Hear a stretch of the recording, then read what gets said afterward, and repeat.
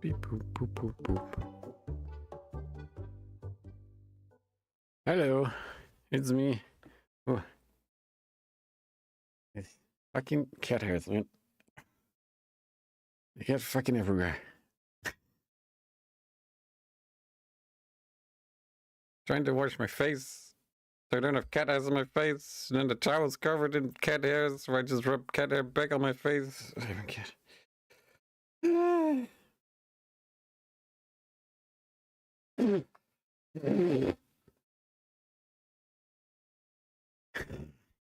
Yeah.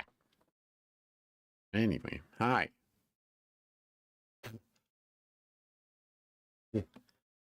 Yeah. How's it going? What am I doing?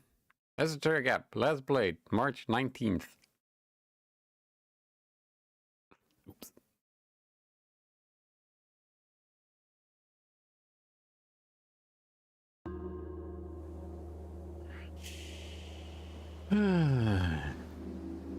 Press any button if it would show. Hello?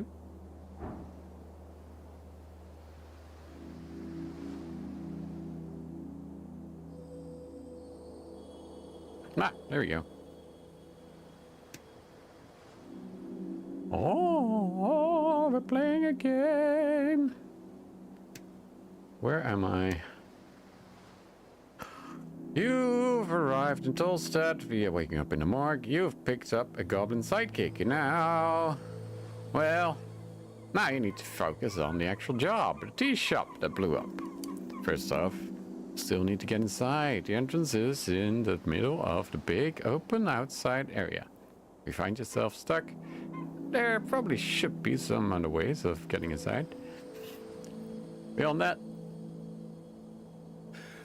I need to sneeze. There. Beyond that, you've also got the owner to track down. From what you've heard about this guy, he could have already left the city. Though, maybe if you're lucky, you can catch him before he hops onto the next ship down on Water Lane. But nothing so far has given you any decisive evidence. Everything about this stinks. Chris. Who the fuck is Chris? Continued. What?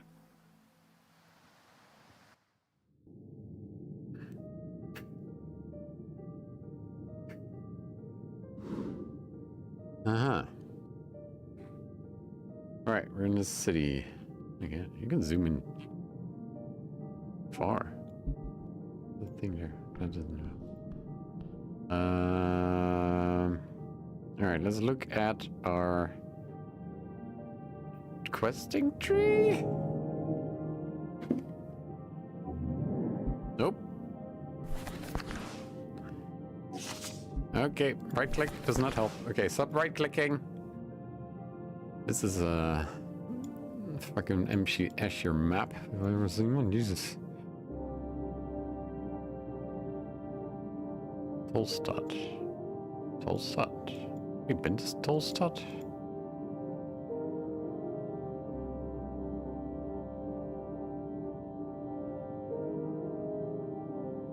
Oh, yes, we've been to Tolstad. Okay, we started here. There's a pillar.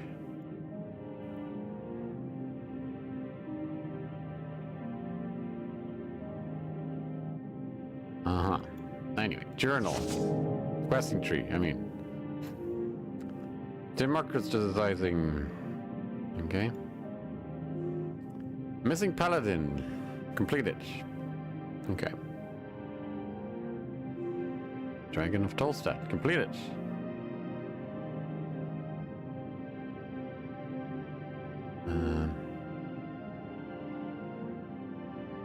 Try checking around Water Lane in the morning. Okay, I don't know what time it is. Oh, it is morning.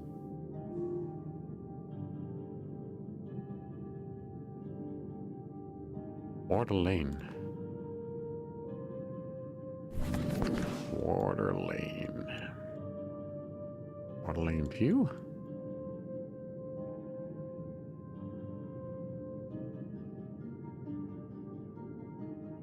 Okay, we go to Pillar Crossing and then to the top.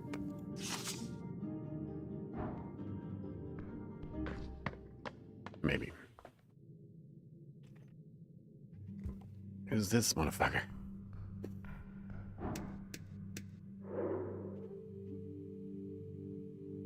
Behold! Ooh, 18. Level 8 rogue. He wants to kill you. This is a massive, unregulated, confident, and highly problematic goblin supremacist. He will not debate you on it. He doesn't even see you as worthy of being alive. A focused killer. His body count must be in the hundreds. The type of man who wishes for nothing but the destruction of humanity. The Earth folk especially. And the downfall of this invading species upon the shores of Ascani. Okay. Huh. Let's talk to him. What can go wrong? Fuck off, human. Oh, well, that didn't do much.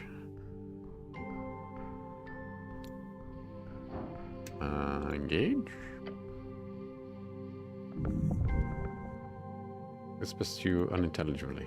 Cool. Okay, we need to... What is that? The depths of Tolstad. Hello? Nope, okay. We have to go to the top of these stairs. Also, I feel like everything else is closed off, so whatever. You gain experience by completing quests. Okay. We're in waterway view now, right? Water lane.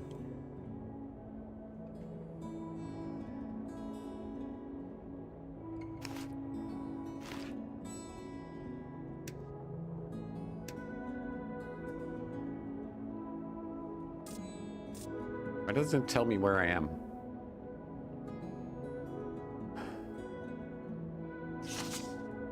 That's fine. Hello? Oh, no, apparently we're not doing anything. Okay. How do I click on stairs down to the bustling docks? Okay.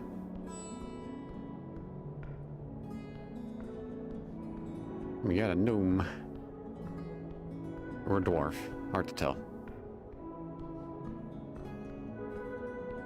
Nope.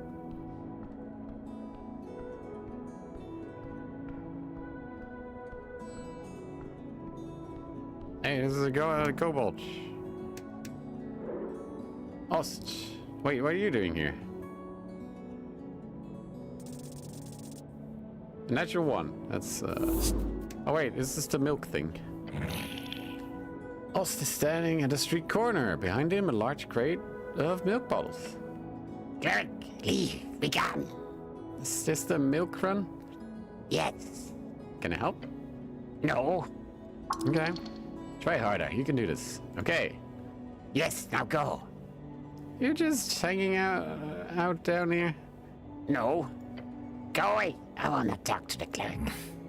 Seems like he's not in the mood to talk. Obvious, yes. Halfway through. That's a big word for a little green guy. Snell glances at you, then shrugs. Who's funding this operation? I am. I get from producer the transport themselves. It is milk run. It is big profit. So you're... No more questions. I am busy. So rude. Eh, hustle's gonna hustle. Okay, bye. Okay. Not much I can do with that. These pipes connect with the vast sewer system of Tolstad.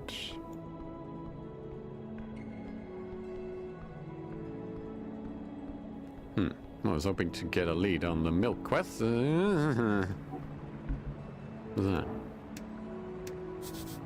Statue of Earth. Approach the shrine. And just this little figurine does still count as a shrine. Okay. Whatever. I'm done. I don't need to... Have I never been here? Where was the smoke coming out? I should go to the docks. Wait, what is this? Where does this go? Along the water. Okay.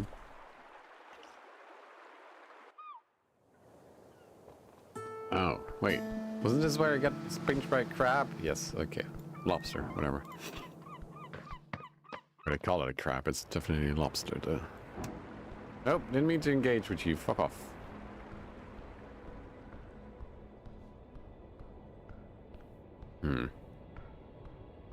Well, that didn't help.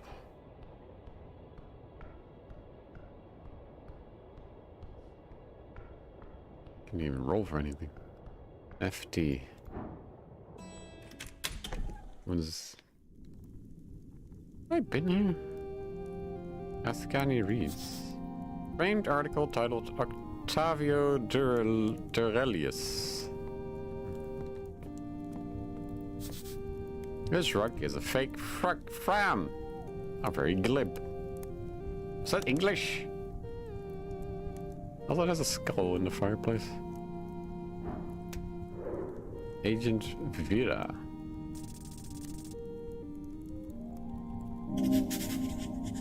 Fighter. Traveler. She's not settled here.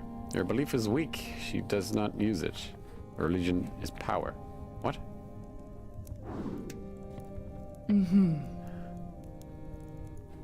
Wait, wasn't she the guard at, was it a... No, I don't... Oh no, she was at the conflict with the dwarves. Agent Vera, the orc stands among fancy furniture. A crackling fireplace lights up her face as you approach. Welcome to Ascani Reed's trading company, cleric. It is the orc lady again. Beware her manipulation. Yes, and also, tell us she looks lovely. You look lovely to meet you again, Agent Vera. Oh, she blinks twice and then just nods, ignoring your flub. Yes, of course. Same to you. Damn it. Not very smooth, dick ass. Dick ass. She walks over to the desk, grabbing a piece of paper. Could be a good idea to search the guild warehouse below. Not only to find some goodies, but also to check what's going in and out of the city. This wonderful free-strider lady is the one who decides who comes and goes, so talk her into letting you enter her warehouse. Seems you were correct in the end. Your diplomatic efforts ended with the dwarves not holding their little rally. So, well done.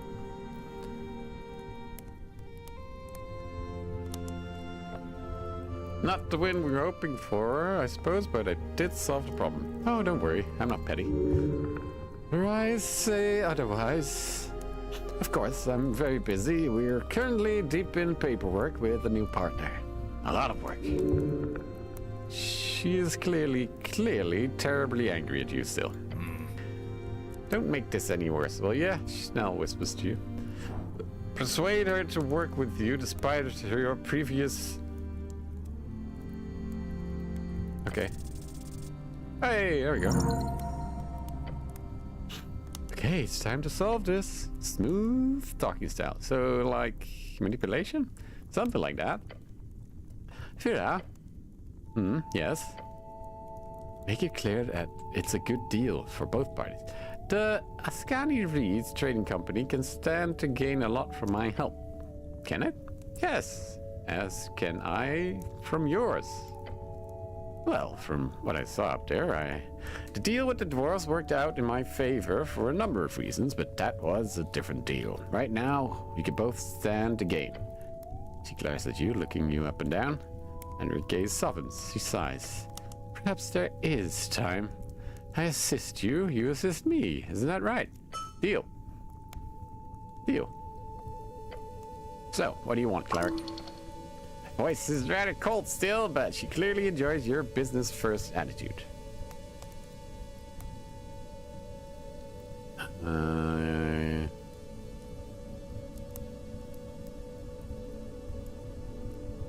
I need access to the guild warehouse. Of course. We could have that arranged. Would take some time, of course, security clearance and such. Unless...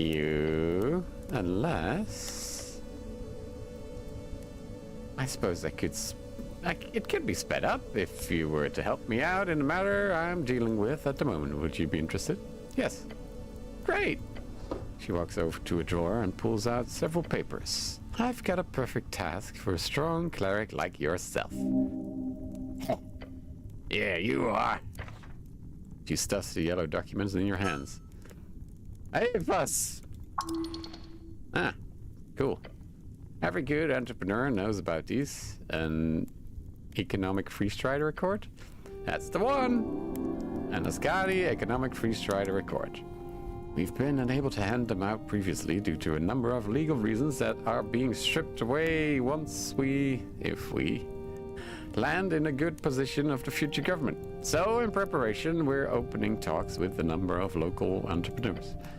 Having these handed out by an official cleric would make the process a lot more official, however, greatly expediting the process. At least our numbers seem to indicate that folks are much more agreeable to city officials than our own staff. You want me to hand out pamphlets? Oh no. She taps the document in your hand. These are legal documents showing every clause in the local EFA. Very generous terms that will greatly assist the local corporations in growth, revenue, and stability. We're not all talk, you know. We do actually support local infrastructure and businesses quite heavily. And the first step is getting those businesses to actually join our accord. You want me to hand out contracts? Yes. Mostly for them to take a look at. Once we get 3 Tolstad businesses on paper, we'll have met our pre-election quota. That'll make my bosses very happy. That would make me very happy. 3 businesses, huh? Yes. Of course, if you want to deliver them to more... just go ahead. The businesses need to be established, but not necessarily registered. If you're not sure, you can hand them out anyway. Off the top of my head, I can recommend visiting Viscon's Lich House and the Drunk Sphinx, of course. But I'm sure you can find more. She winks. Come back once you've handed them out. I'll be sure to return the favor. About the tea shop owner. One greasy bird, but he's good at his job. What about him? What do you know about him? He's, Yobu. Speaks through those mimicry voices. We've worked with him in the past. There was some kind of conflict with the ownership of his property at one point with HWBT. It was resolved. Where can I find him? No clue. Never mind. Well then. Any news about the tea shop? She sighs and grabs an envelope on the table. Darrow put a stop to any official investigation. He even had his guardian angel place an arcane lock on the entryway. You mean at there? Yes, this celestial pet. I like her. Do you? I've had the displeasure to deal with her a few times here in Tolstad. Ever since she was handed the reins of Coin Lord Lapdog, she seems to enjoy mocking us lesser creatures, coming off almost petty. Strange behavior for such a transcendent creature. She adjusts her posture. Now. He opens the envelope and reads for you. Bystanders suffered minor injuries. No real casualties found after a quick search of the premises. The flames were put down within the hour. Eyewitnesses indicate the flames appeared along a loud explosion. Few unnamed people also mentioned the flames were blue for a short moment. Blue flames, huh? The rest goes along with our info. Good to have it corroborated. Where'd you hear all this? He smiles. We have our sources too, my friend.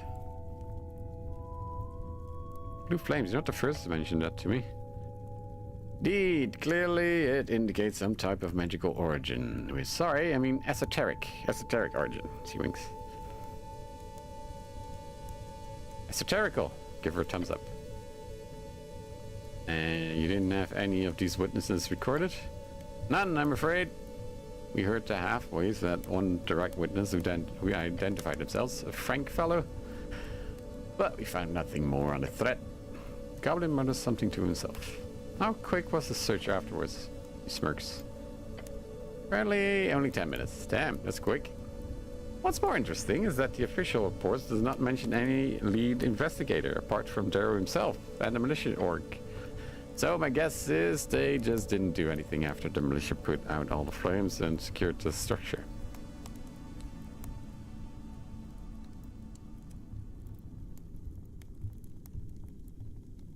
That's insane. They can't just do nothing. Clearly, they can. She does not care, but she's intrigued. Thanks for the info. No problem. What's that thing in the fireplace? I'm not a thing. Genital hired smoke method. Don't mind him. He's harmless. I don't know exactly how he came over the contract, but I believe it was a Kargameshian fellow who handed it over. Smoke method keeps track of unwanted visitors. Method, an elemental spirit formed by primal energies. They are known to be selfish and violent, yet useful when captured by controlling magic or given the right incentive. So don't touch anything, cleric, unless you like getting seared. She smiles, her tusk gleams. I want to know more about you. My favorite topic. That's good, neat.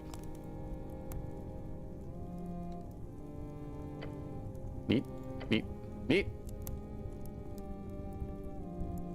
You have any colleagues? Certainly. I'm only second in command here on Tolstad. First is Agent Dorelius. He's currently off securing votes with the Tolstad guilds, leaving me alone here to helm the ship. Her expression changes, hardens. She doesn't like this guy one bit. I get the feeling you don't like this fella. You picked up on that, did you? She gives a light laugh. He's a bit of a dick. Fair.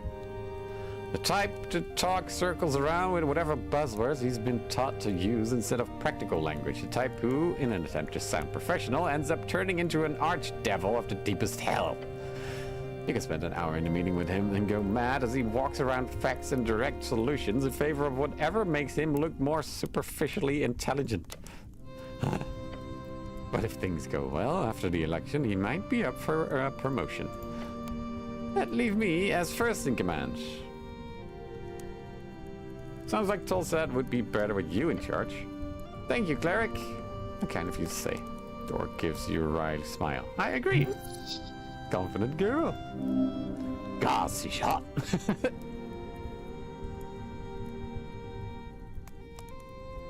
What does securing votes mean in this context? What? Can't say. Industry secrets, you know. She winks. She winks a lot, this one. Who is this Dorelius? Tavio Pompus Dorelius. My wonderful superior. Who wears a drip with acid. Long name. You need to compete with this guy, clearly. This one colleague? Nope. Him and his horde of interns. Well, not a horde per se, more like 3 to 4 in rotation. He likes them young and stupid. I have some other questions. Attempt to flirt. Oh no.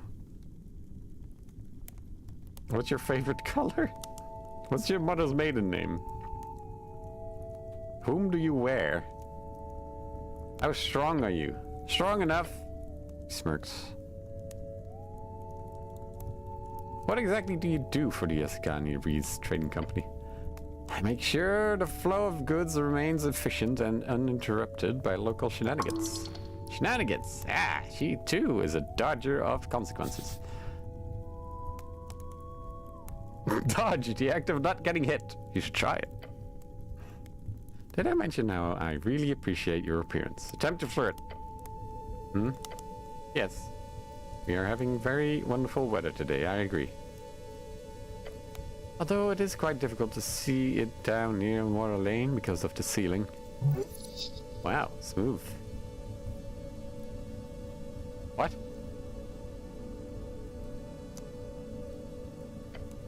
She's avoiding the subject by pretending to not hear what you said. You make her uncomfortable. Tell her. Tell her what you think, what you believe.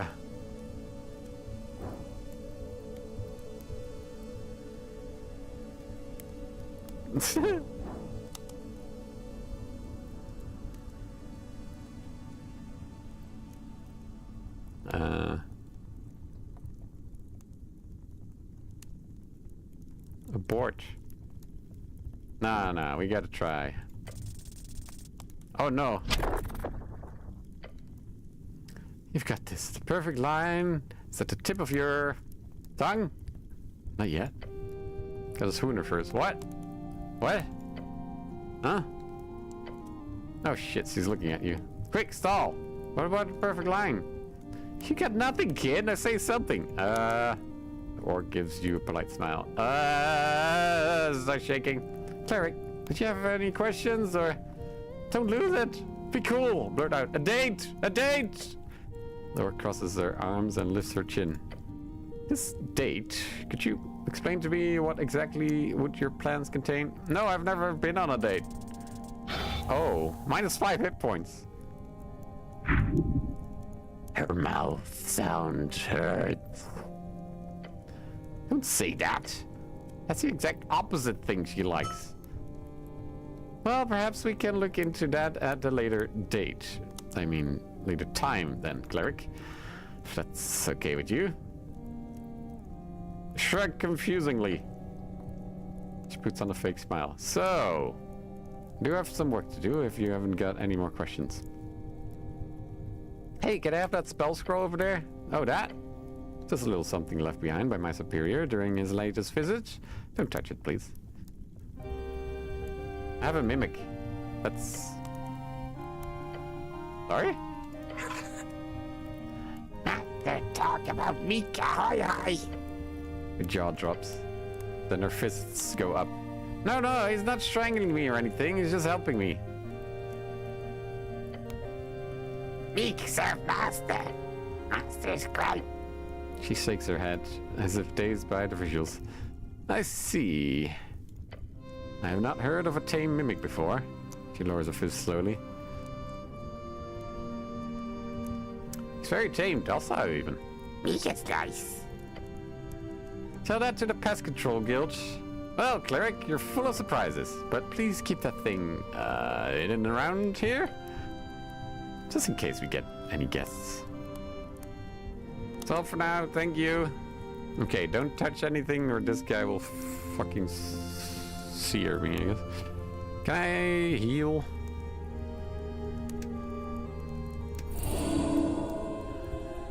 Yeah.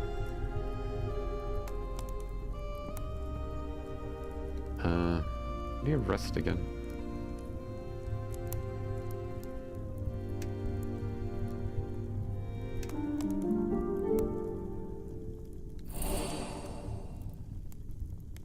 Perfect.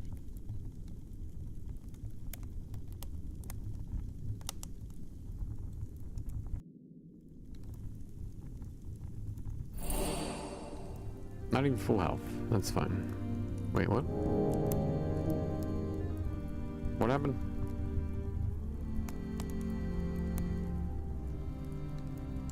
Oh, I need to hand out pamphlets. That's why there's a thing.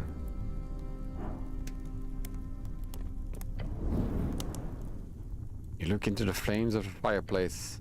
A hissing voice calls out to you. Didn't your mother ever tell you? It's rude to stare. Oh shit, look closer. Squat down and look closer. Your eyes adjust to the brightness of the fire. Fear lies upon the lit timber. Like a puff of smoke materialized into a solid chunk. It's the method, a primal spirit. This one appears to be made out of smoke and heat. Stare as much as I want, foul spirit. No, I apologize. Good. You know your place. I'm Tinethel. Terrible to meet you. Lovely to meet you as well. I am... Don't care. Interrupts you. Looks back and forth between you and Snell. I'm in charge here, so don't do anything nasty, or I'll report you to that Tusk Lady. Tusk Lady. Amazing. Your goblin companion squints into the fire. Then he whispers to you. I hate these things. So you're like a guardian of this place, or what? Something like that. Only obliged to attack you if you actually steal something. Oh, really? That's the little guy. You should push. Grab a piece of wood splinter off the ground, like this. Little guy gives you a smoky expression. No. And don't test me. Keep pushing. You have a feeling the method could give something away. Can you give me some examples? I guess an example? It leans back in the flames and mutters in a language you don't understand.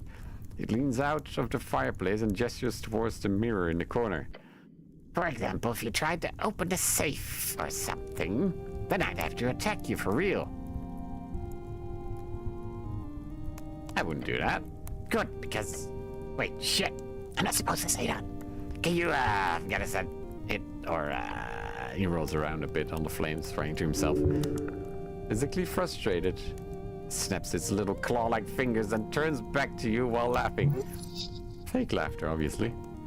You fell for it. You see, I was merely kidding. Of course, there's no safe in the wall behind that mirror. That would be ridiculous if I just blurted that out. Okay. Creature looks around. Okay. Is there something I can do to get you to look the other way? Look, I'm bound here, you know? Only higher orders would allow me to look the other way. Well, I'm taller than you, though. It sighs, a puff of smoke wisps in the air. You were an elemental lord or something, that changed things. But you're not, so. Danger, fear, pain. Prove that you're a worthy elemental lord by sticking your hand in the fire. Yeah, that's a smart thing to do, right? Uh-oh. Shield. Your skin is a shield. A thin shield. Take off your right glove. Huh? With shaky hand, you reach forth into the flames. Scream and reach back. The intense pain of searing flames makes it impossible to hold it in the fire. You see the smoke creature cackling wildly, rolling around on the timber. Holy hells, aren't you just absolutely insane? What do you think was gonna happen, idiot? I just thought it wouldn't be so painful. You're hilarious. Sir, I don't know other way. I mean, I do have a sweet spot for crowns, too. Money can warp all laws of reality and esoteric forces. How big of a sweet spot? How about 500 crowns? Sure, something like that. I could look the other way for that. What would he need the money for? That's a crazy high amount. What can I say? I like the minerals on those coins of yours. Okay, I give up. Pick it. Keep staring closer. Stares back for a moment. Then it blows a puff of ashy smoke in your face. Oh, what the hell? Don't stare. Okay, that's it for now. Bye, spirit. Wow, you freaking damaged me a lot. Great job. What's that? Incredible sword hangs upon the wall. Should probably not take that. Spices and extracted juices of the most exotic variety. Free cities, democracy, prosperity.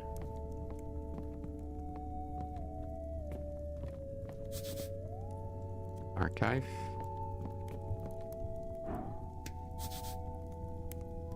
For emergencies. How many crowns do I even have?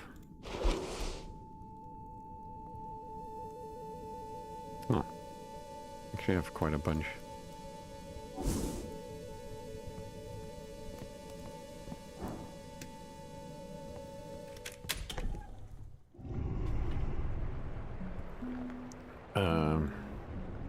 What the heck? Griffin?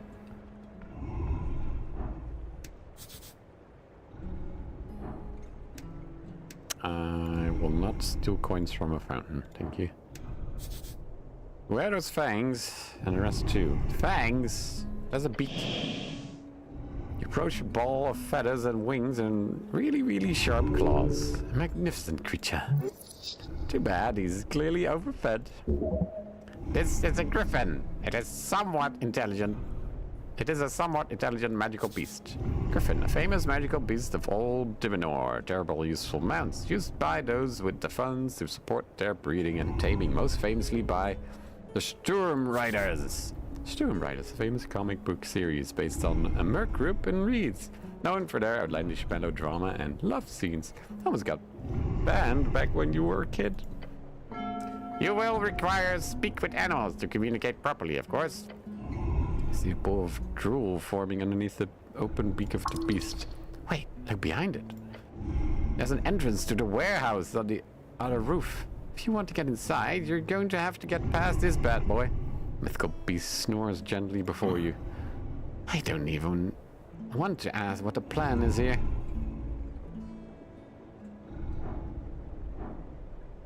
Oh, I should pet it.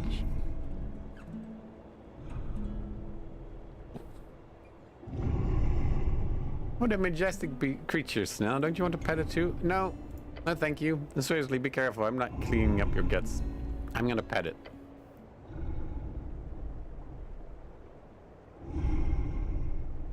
You go in and pet. Oh my god! What the fuck?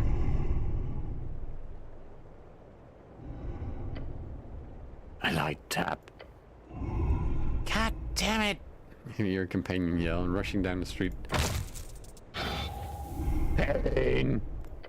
The bones of your body cracking. Hard ground merging with your flesh. But you live! Ugh. Almost got it. Gods be damned, what were you thinking? You Snell yell at you as he comes running down the street. The goblin eventually makes it down to you, gasping for air. It's good you're alive, but seriously, is there a saying about not waking up a sleeping griffin? Don't do that again. Ouch. I think it went well.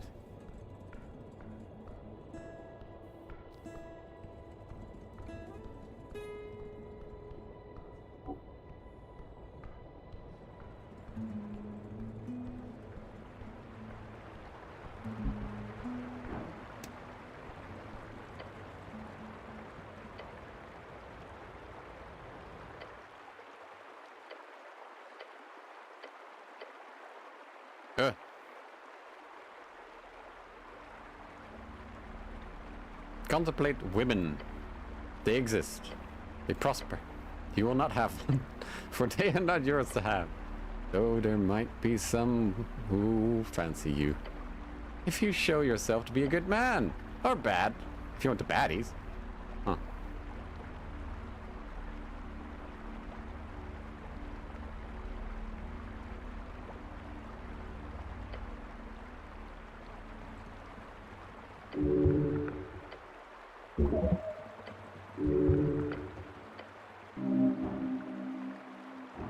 Attempt a prayer of healing. Ow. Focus your mind on Earth's symbol, his red eye.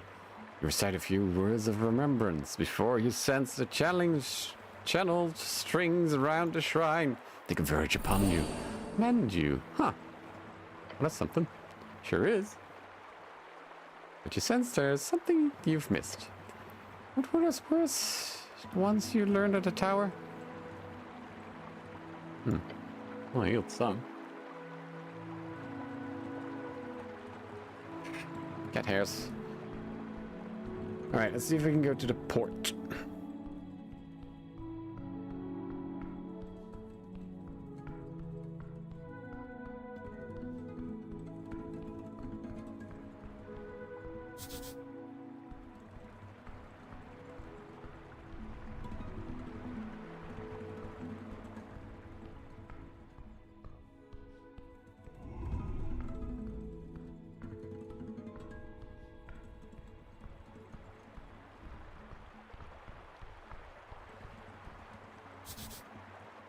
Excluding the anti-magic measures, during freeze striderism comes... Oh, I don't know what to say.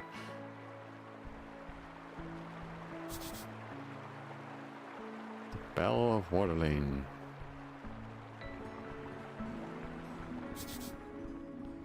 Lovely weather today. It is lovely weather. Snur. I don't know what this is. Let's go. Children's drawings. Oh, whatever, squeak. Scholarly recommendation of the can't read this quick. Somebody's at the bottom. Coins? Yoink. Collection of books. Political, mostly. See a collection of books from the philosophy canon, none of which you are really able to understand. Next to them, a line of famous political books, as Calisteri, Hedonists, The Dark Book of Shadow, Alexandro, many more. Alexandro, someone your patriarch quotes a lot. His ideas modernized theocracies and reads, reviving them towards the end of the arcane era. No freestyle to work. Disappointing.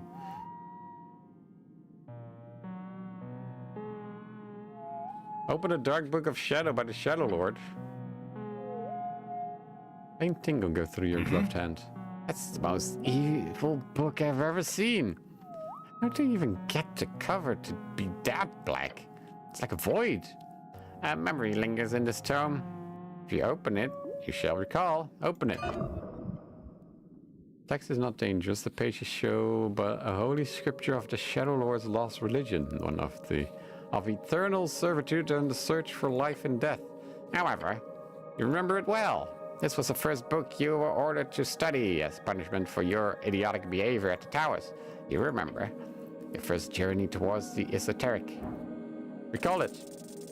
Oh, barely. Jesus.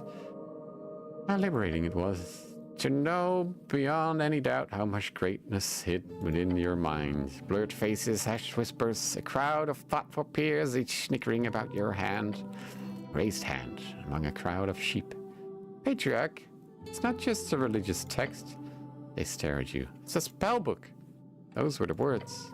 Oh, how they laughed. He asked you to prove yourself. So you did. Went up to the patriarch and took the Book of Shadow. Yes, then I. Yes, memorize. Detect alignment. You memorize it on the spot, and you cast that ancient spell once used by the Death Knights of the Shadow Lord to subjugate and control the minds of his people. Spell that is, despite its first level, not learned by most clerics until they grasp the intricacies of higher tier casting. Everyone was left stunned by your excellence. To not only master such a spell, but to do it in seconds instead of days. That moment, it was yours. From that moment, you marked your place at the towers as the greatest spellcaster, greatest talent among them all. However, as always, the weak fear the strong. That moment also began your ostracization. You would never be among them, never have peers. None would see you in any way as a brother or comrade.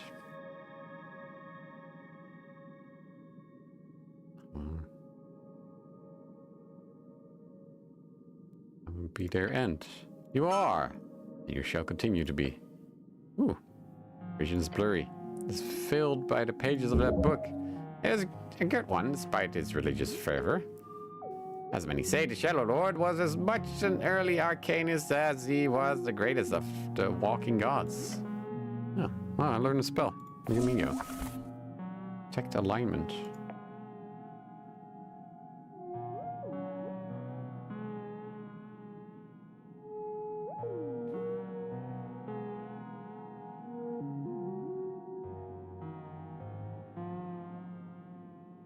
Okay. Don't know what to do with that. Magical quill and paper. Tiny dictator. Advantages against bureaucrats. I just stole something from Black Rat. Still need to find a rat somewhere. Wait, didn't I hear a rat here? Was that because I opened my inventory?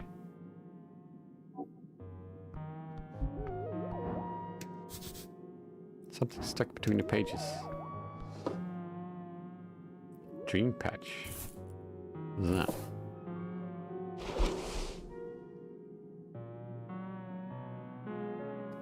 small amount of pixie essence incorporated into a sticky patch can be used to recover third level spell slots. Oh, okay.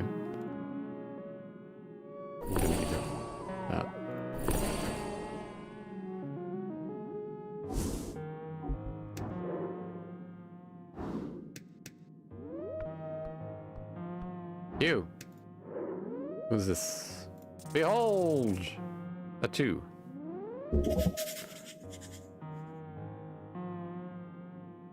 Well.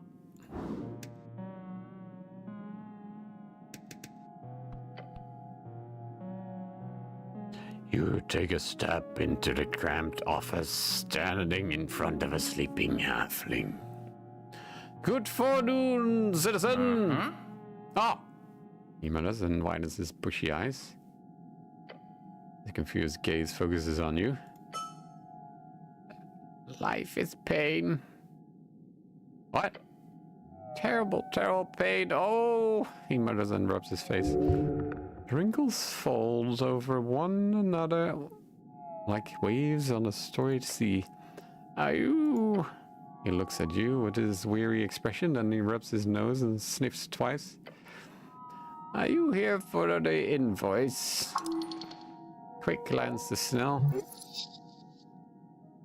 His words come out in a typical Fortnip accent.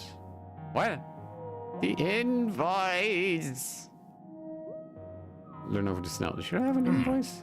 No. No? No? Oh. Oh. Hold on. I've already paid that invoice. You're here for something different. He leans in facing Snell. I hope Queen Goblin has no quarrel with this old scholar. He holds up a palm. Nah, we're on city business. Yes, I forgot some questions about the tea shop mostly. The tea shop? Then you're dealing with interesting events. The city has seen its fair share of great calamities over the years, and the tea shop explosion appears tiny in comparison. Tiny? No, it's a huge conspiracy. Sperm. Ah, Rugal. Queen Goblin these nuts. Oh, huge one. Better take care of it then. Curiosity is absolutely vital for keeping the old brain in motion. So I commend you, cleric. And you as well, my goblin friends. He looks around, grunting. Can I get either of you some fucking water, or... He wields swear words like coastal winds. You like this guy. He's like a rabid dog, without the biting so far. This halfling is wild, in a fun way. No, thank you. Your companion replies very quickly. Yours, Carla Appledent, right? Me? Yes. I am Snur Appledent, he says, and bows his head in the chair. Scholar of Fortnip University in dedicated service to the progress of AIDs. I mean, AIs. AIS. There we go. AIS. Alignment Intent Studies. Primarily, my expertise lands on the topic of alignment and its many historical and contemporary applications. Some bullshit, I will tell you. These days, I mostly deal with other forms of study. Specifically, I run this office here on the experimental technique of psychoanalysis. What kind of magic is that? No magic at all, although there has been some detect thoughts involved at some points in the development. It is a form of mind healing, as they call it. I'll be one to call it support instead. It is essential to the idea that the mental presence is shaped by the mental past, and that through dialogue, our unreleased unconscious ghosts can be vanquished. So it's talking about feelings? I know, truly horrifying. A Retian friend of mine once told me this joke, and I apologize if it's too vulgar for your taste, but he sputters out the words through little chortles. Listen to the vulgar joke. Right. A cleric, an arcanist, and a rogue delve into the lair of a succubus. The friend defeats all three men, throwing them into her dungeon. Oh, the fiend, sorry. Throwing them into her dungeon. But she grows to fancy them. She offers them a choice. For each man who can successfully satisfy her, she will let that man go. Otherwise, he speaks with a little fits of laughter in between. She ends them, so to say. You actually haven't heard this one. If it is sacrilegious, you'll have to beat the gnome.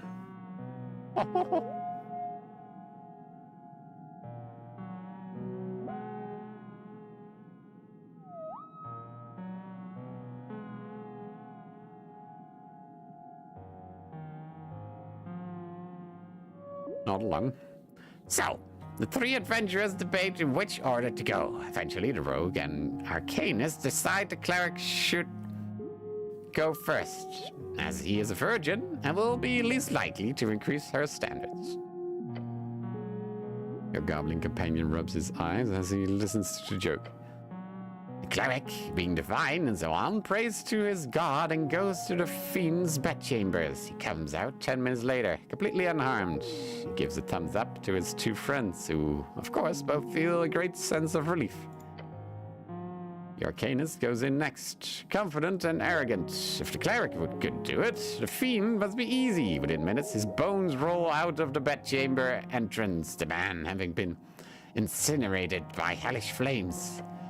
The rogue is horrified, but realizes, obviously, the arcanist overestimated his abilities, so he carefully enters the bedchamber, ready to put every ounce of effort into it. Less than a minute later, screams erupt from the bedchamber, and the rogue's lifeless corpse falls out of the entrance.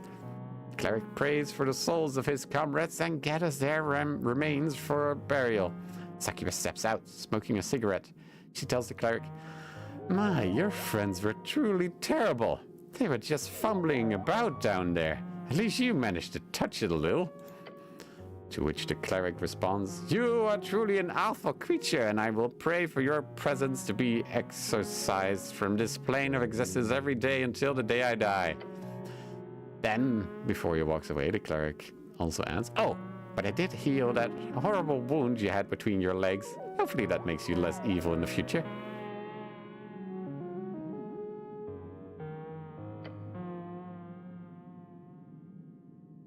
I don't get it. Oh. Laughing chortles loudly. A kind of humor, you might say. In short, you can view the succubus as an evil in the world which religious fervor would pray to repair. However, such reparations could often lead to a not so optimal path. Keeps on laughing. Or, most simply, you could say it's a basic allegory for alignment itself. The cleric meant well for all intents, but his actions cost the lives of both his comrades. Is that evil? Is it good? And so on. Anyway, psychoanalysis. Yes, that's what we were talking about. It's about your feelings, thoughts, memories, choices you've made, things that happened to you.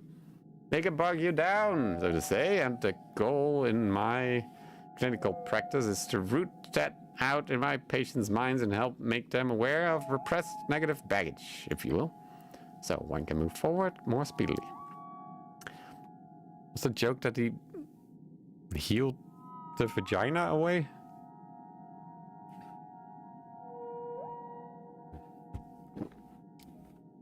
That's not how that works. Okay. I don't have any repressed negative feelings. Sounds like removing a curse of the mind. In a metaphorical sense, yes, but it's not the only thing I work on. Here I am currently exploring the dream of animus. A dream of man and woman. What a pervert. You like this guy. You dream about men and women? Sometimes. But the dream is just a concept of understanding gender ideologies. Beyond that, I also focus on a lot on my own unverified theories. He slaps his knee and grins. The folk spirit. Have you heard of it? No, I have not. Understandable, it's not yet published. The folk spirit is the working title for my new thesis. Most of it, excuse my anoran, fucking bullshit. But in short, it is about how each folk share a number of core communal archetypes or myths. I have traveled around the coast to collect as many tales, writing down thousands of stories previously only passed down orally, all to see how well my theory holds up. In the minds of so many folks. He clears his throat and leans back into his chair.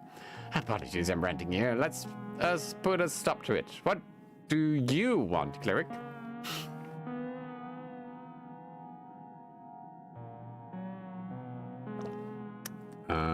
What is love? Love! He lets out a frustrated groan. Pure calamity. Deadly and destructive. Its nature is just perverted and foul, because it's a complete surrender without idealization. To love is to accept without proof or demands or conditions this complete surrender to another. Ridiculously risky. This guy's more fucked up than you are. Yeah, fuck love. Give him a fist bump. Yes! He bumps your fist. Fucking right away. Then he takes a breath. Calming himself down for the punchline. Love is a completely unpredictable and dangerous encounter, and I have yet to meet a sentient folk which is not afflicted by it. And interestingly enough, I see no difference as universal. Elf love, halfling love, devil love. True love is always irrational. It is finding the perfect inside of the imperfect and falling entirely into it, swallowed by it. Some folk might act it out in different ways depending on their communal nature or biological urges. But if you are one of the few who do not need it, good, be happy. If you are not, then good luck, and may the gods bless your soul. Can you give me some mind healing? Of course, I am, however, a bit swamped in work right now. I will get you a booked slot. I have time after the election. You should come visit then. Can't you make time now? No, afraid I cannot. Truth be told, I'm very overworked. I'm struggling with a certain topic.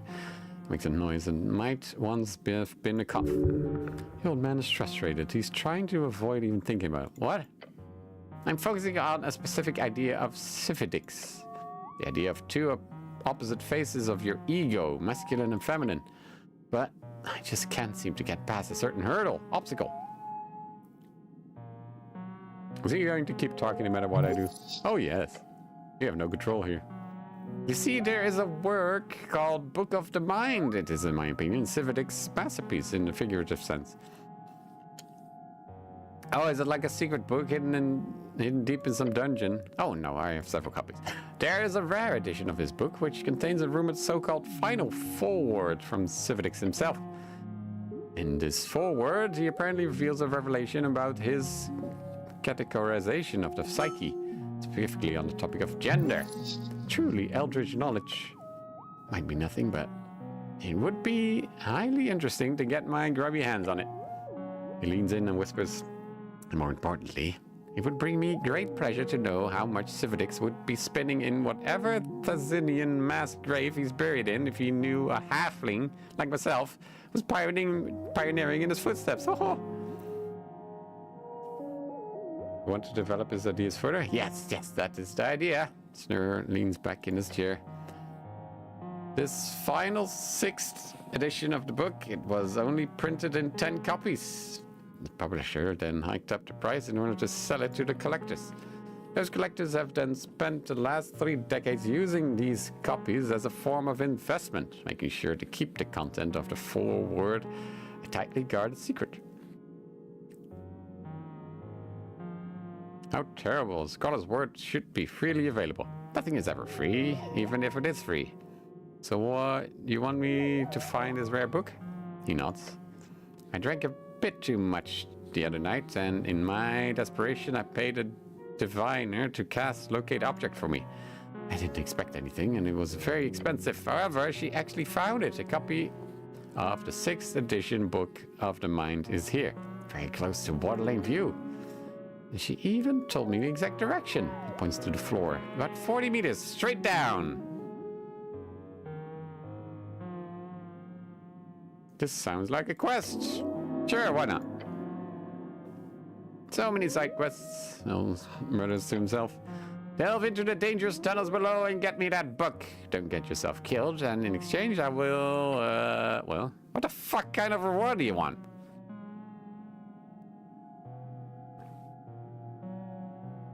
I want you to heal my broken mind. Impossible. No one can fix another's mind. I can promise support, but no guarantee. Choose something else. I don't know. Do you have a magic item or something? Books in droves. You know what? He says and snaps his fingers. The book itself is expensive and probably magical in some sense. Get me the book. Let me take a look at that foreword, and you keep the book afterwards. That's still a quest, right?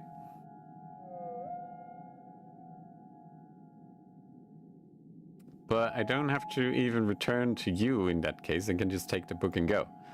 Shoo. I suppose I can offer some guidance in understanding the book as well, if you let me make a copy of that forward real quick. Cheer! Huzzah! He sniffs. I am not an expert in what kind of weird shit is down there, but city below is dangerous, so don't wander blindly. Meek, no underground good. Meek will warn master in time for traps. Good luck, cleric. Okay. That's all. Not a quest. Goddamn, so many quests. Door. Oh.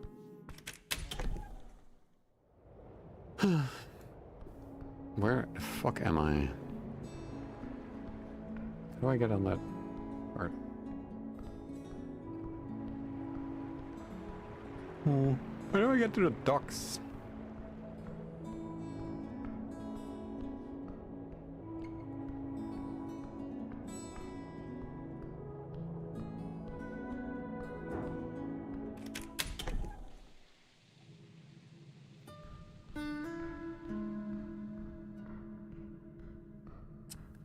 Well, we had a thing to locate books, right?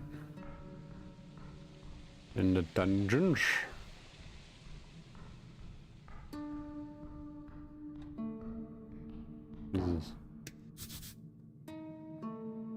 Out of commission.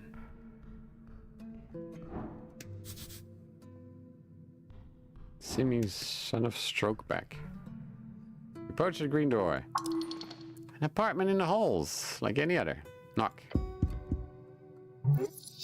That was very low. They probably didn't hear you. Oh, bang on the door. Within seconds, a slit in the door slides open. From within, you see the glance of a hairy face. No milk! Why not? Why not? You heard a grumble on the other side of the door. Ah! Guess who it is, lads?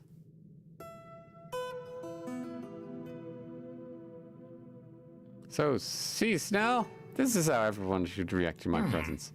Careful, keep going, and that big ego might not fit in the helmet anymore.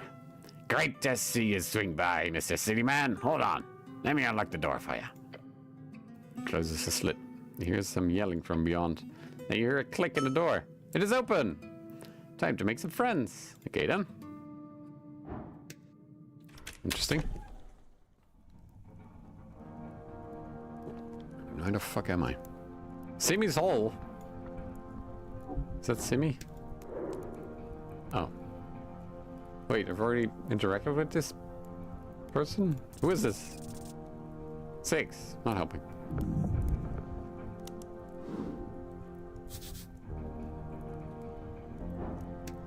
Oh. The human woman frantically checks the pipes and rolling cogs on a thick copper press. She just gives you a quick glance. Mr. Cleric, is it? Everyone keeps talking about you for some reason. I don't get the hype. Cool machine. Thanks. He sighs and looks up at you. Did you have anything interesting to say, or are you just wasting my time? Moody, are we? Moody? Moody? That move, hombre. Look around, meeting the gaze of one of the dwarves. He's slowly shaking his head to you. I'm incredibly busy. I've got a ton of...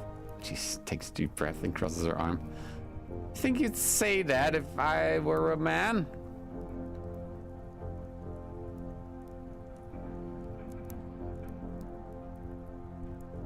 If I were a man, I'd never disrespect you like that.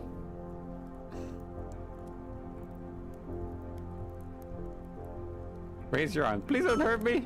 She scuffs and frowns. See, I think you're just another asshole who thinks the world owes him a smile and a hand job. That's funny. Utopia!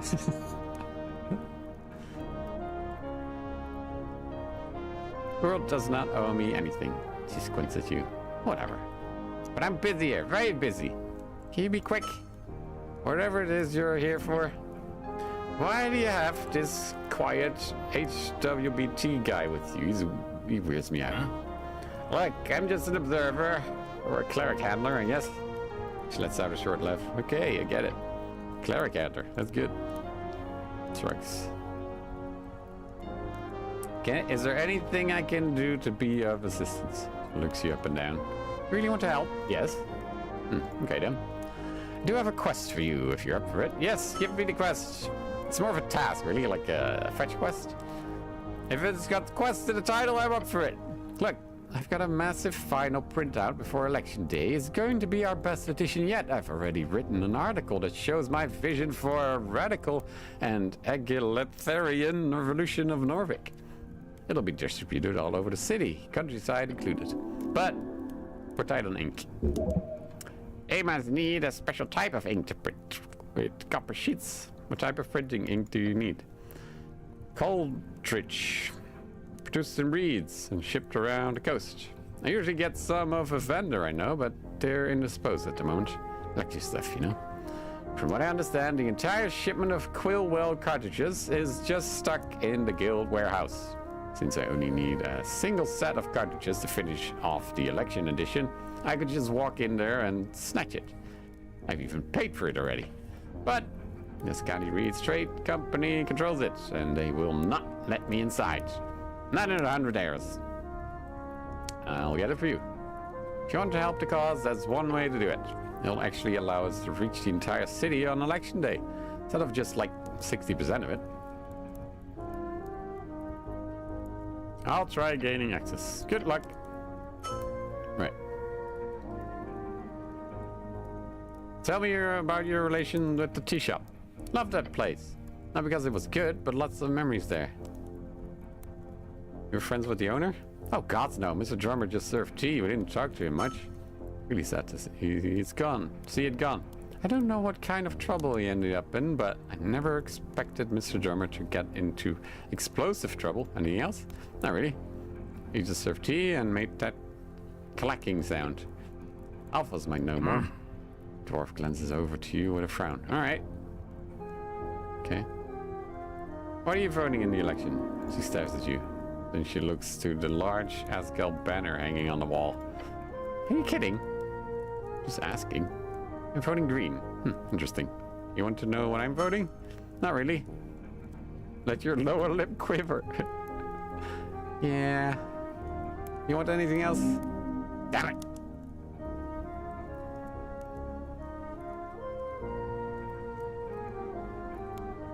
But you can ask me what I'm voting for, just for fun.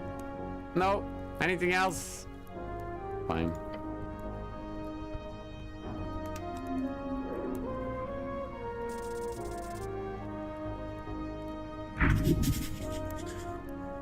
He stands by his ideals with gut and little else. Mr. Cityman, you see a throng of dwarfs shuffling around inside a tiny apartment. The smell of confined sweat reminds you of that summer you spent as a farmhand on the plantation. Terrible memories. Welcome to the Asgalian Sanctuary on Tulsat for short. Ast. Hell's bells, it's like they're stacked on top of one another. An apartment full of nothing but dwarven willpower. How can they even breathe in here? I don't see any dwarves. What are you talking about? What a wonderful sanctuary you've built here. It's central and it's small. Draws in air through his teeth and looks around. But we use what we've got to full efficiency. But now the question is, what can you do for Asgalian Workers' Party? Alright, I didn't think of that. Yes, give me a quest. The dwarf sucks in a deep breath through his teeth and glances to his men before nodding slowly. We don't really need anything right now. Nothing at all? I've got 5 men out on Waterlane docks. I'm preparing speeches and overseeing poster distribution, all in preparation for the Great March, day before election. He's trying to make you think he's busy. He might also be busy, but still. So, no real need for a spell-slinging cleric here, I'm afraid. Fair enough. It is what it is. Elections are won through organization and press, not magic. Those days are long gone. If you wish to help them, do not offer a cleric. Instead, Offer assistance in their printing. Speak with Modissa. Okay. You know the tea shop that blew up? Tell me what you know. What I know? I know damn well how happy I am that none of my boys were inside at the time. Especially happy that none of the youths got hurt either. They spent a lot of time there, from what I understand. The youths. The Ascal youth. It's the Youngling Corps. You mostly deal with teenagers and get them into the Ascal groove, as they say. He looks proud. This dwarf does not keep up with modern vernacular. Did you know the owners? The Birdman? No, never spoke much with him. Something about him never struck quite right with me, and not because of the voice thing, just seems like he was happy about hosting the youth meetings and letting us have official drinking nights with local workers. But he seemed to be, to me, an opportunist, if anything. Something about the way he acted. Not sure what. Just a gut feeling, you know? A man of intuition and little else. Where were you and your men on the day of the explosion? Busy as always. Now, I can't keep track of every lad in here, but myself, I was in the palace at the time, Playing for 5 or so PPGs along another foreman. You heard the boom, though. Most of the city probably did. Right at noon. No one really seemed to care that much, even with the ball of smoke rising from Tolstad. I rushed over, of course. The fact that no one died was a miracle, and I'm not one to assign to divine intervention for nothing. What are your thoughts on the explosion? Free Striders. For sure one of their ploys, or plans, or schemes that blew up in their face. Maybe one of their hired hags, or a elemental mercenary gone rogue. I just know it. They're involved in this. And probably the owner. That drummer fellow as well. Okay.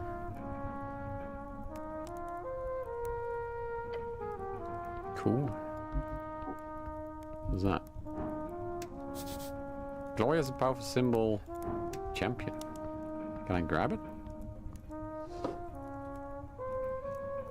DC 18. Advantages against dwarfs. Visual propaganda. Oh. Alright. He's afraid of you. Dominate him. You get the vibe here, you know? The vibe.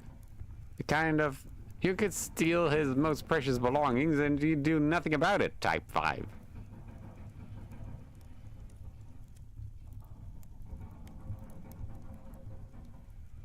What are you voting in this election? Election?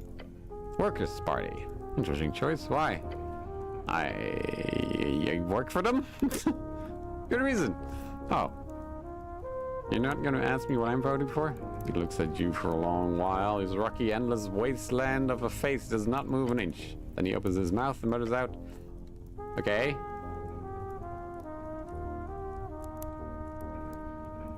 Ah, can someone roll a 4?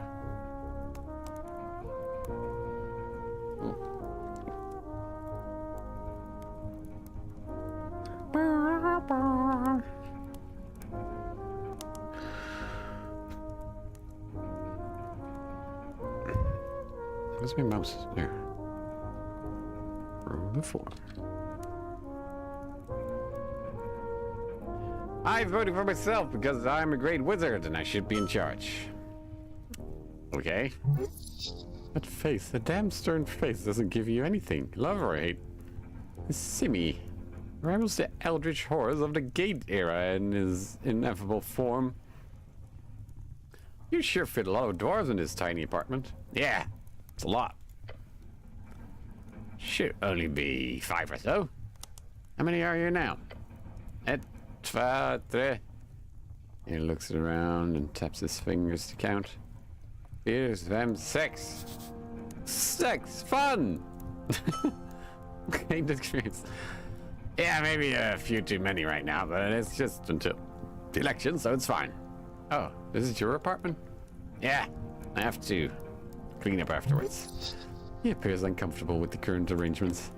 Alpha's probably convinced him. You and me should be friends. Okay. That was easy. For one was disagreeable. Did I say friends meant more like a master-slave type dynamic? Give him a fist bump. He slowly joins your fist with his own. Thanks, brother. Yeah. Okay. Looks around and nods. You're running goddamn circles around him. What do you know about the tea shop? Nothing, really? He grunts and gestures towards Alphas. Ask the foreman. Hey, Alpha, Simi says you know something incriminating about the tea shop. No, I did not, foreman. Yeah, I did. Simi's a snitch. What are you yelling about? Stop messing about.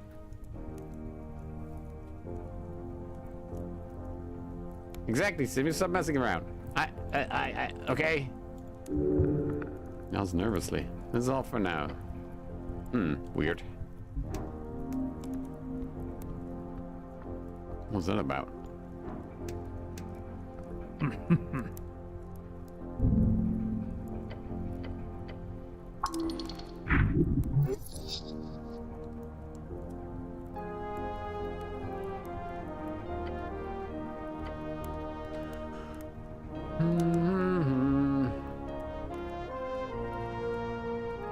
Want to know more about you?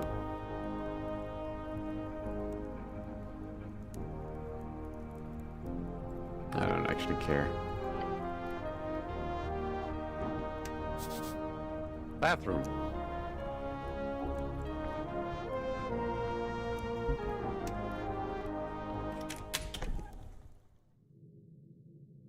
Okay.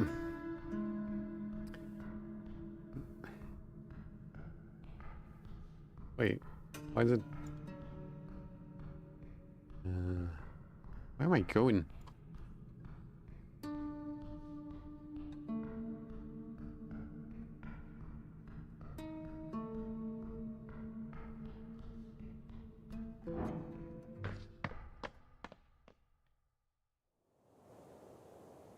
Oh, we're back here.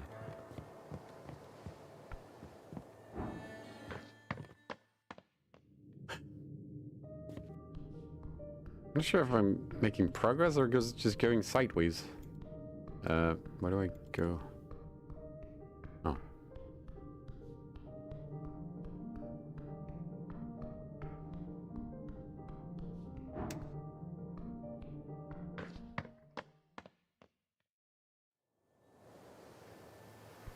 Okay.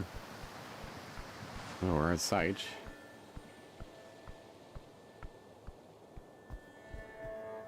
What a pirate. Heck.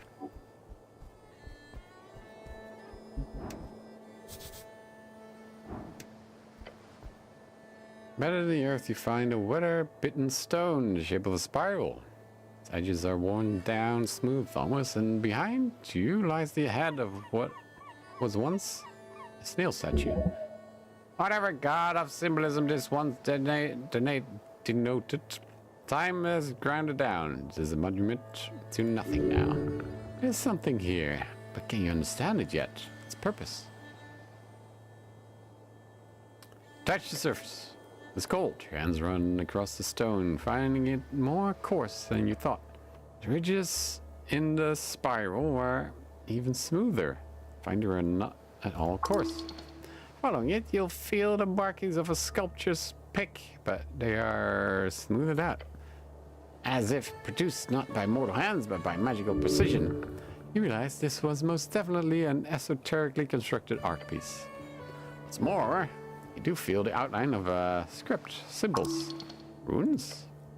Fingers trace them faintly along the spiral shell of the snail. Symbols do not mean anything to you. If you had comprehend languages, you could understand the script just by touching it.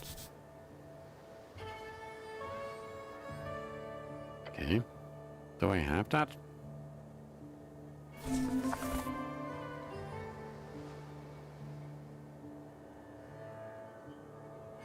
No.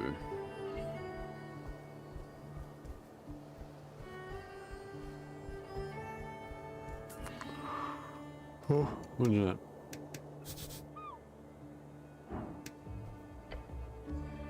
You look up at the branches of a bracken tree. It stands tall in the garden, towering over you. It is majestic. Nature is reaching tall and deep. These roots go below the city. Nay, even below the river. Touch the tree. Your hands lands firmly on the bark.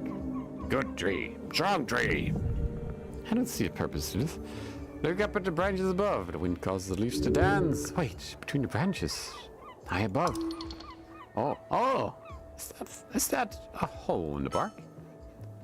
A hollow. Just wide enough for you to stick your hand inside. Something glimmers up there. A treasure.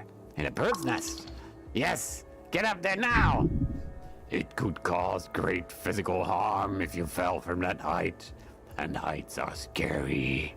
The branches shudder in a sudden gust. I'm not going to tell you what to do, and I suggest not doing that. Climb that tree. You grab onto the trunk. Pressing your entire body against the rough bark, you slowly make your way upwards. Go, go, go! Just a bit more!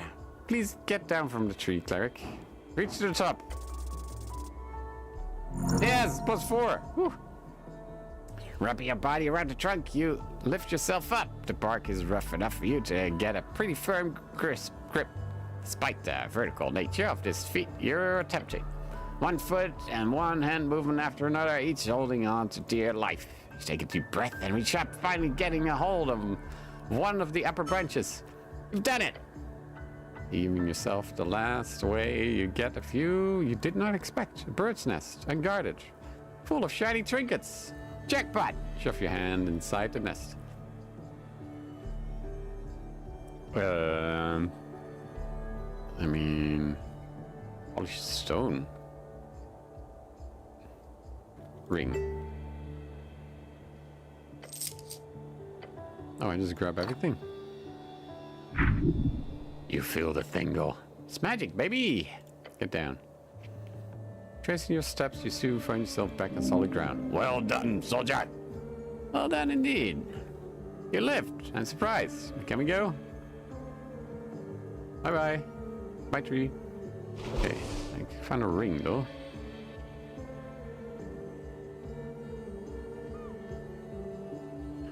Iron band covered in strange symbols. Touching it sends tingle down your spine. It protects you somehow. Dampens high damage. Okay, can I wear it?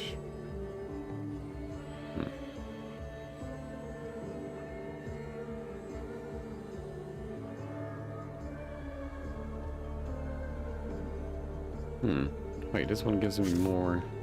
Can I put it there? No. What is this for then? So this one... It reduces damage.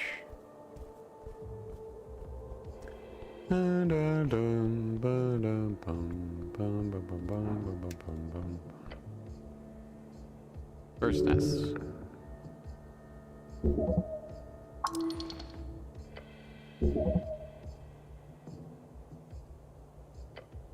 Let's not do that. Oh, the thing's actually floating behind me. Funny.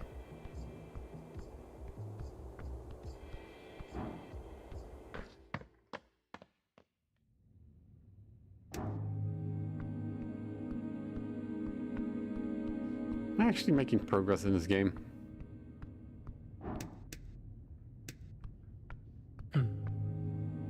And him, IEFA. Here's the thing from the Freeze Striders. Oh. This is slightly reading the text. An economic accord. How quaint. I have to hand them out to help Agent Vera. I know very well about the free way of business in the East.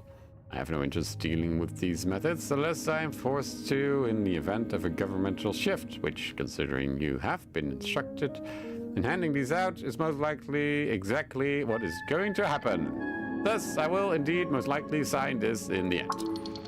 He's being a bitch about it, who cares? Future's coming, old man! He don't sound too happy about that. Does he ever sound happy? It's the way of things. I much prefer the rule of Earth. This so-called meritocratic capitalistic society of reeds is based on foul bureaucracy, nothing else. I will manage it well, but in principle, I will stew in resentment. Give him a fist bump. And he places the paper on his desk among many other documents. Is that all? Figure out what's weird about this guy. Nope. Not happening. You glare at the pale man who keeps working on his documents for approximately 2 minutes. Eventually, you feel stuck in your thoughts. I don't mean to imply I know more than an honorable Uthgard member, my good cleric, but however, you must certainly have more important things to do on a day like this. He's correct. Maybe you can get back to this later. Found his mimic in the city below. A mimic? Oh! The creature peeks out of his folds. Scary thing, Master, beware around this one. How very, very quaint. You pick up familiars at an alarming rate, cleric. I'm certain you will handle that monstrosity well. I hope you're not implying I'm also a familiar. Pale man does not respond to the goblin's comments. Thank you. Well, still don't know what to do with this guy.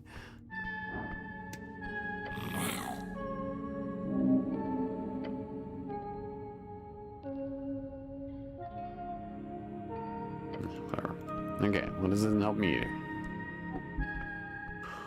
I need to progress. Can I get out, please? Oh, here.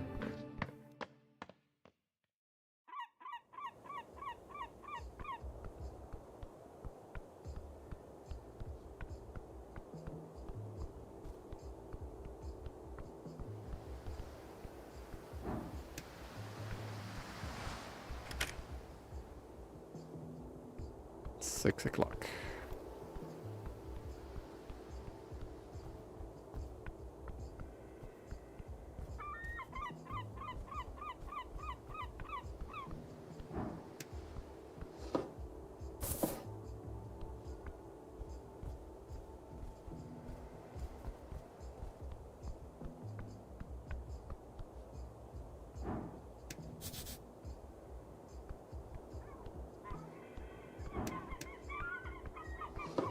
Oh.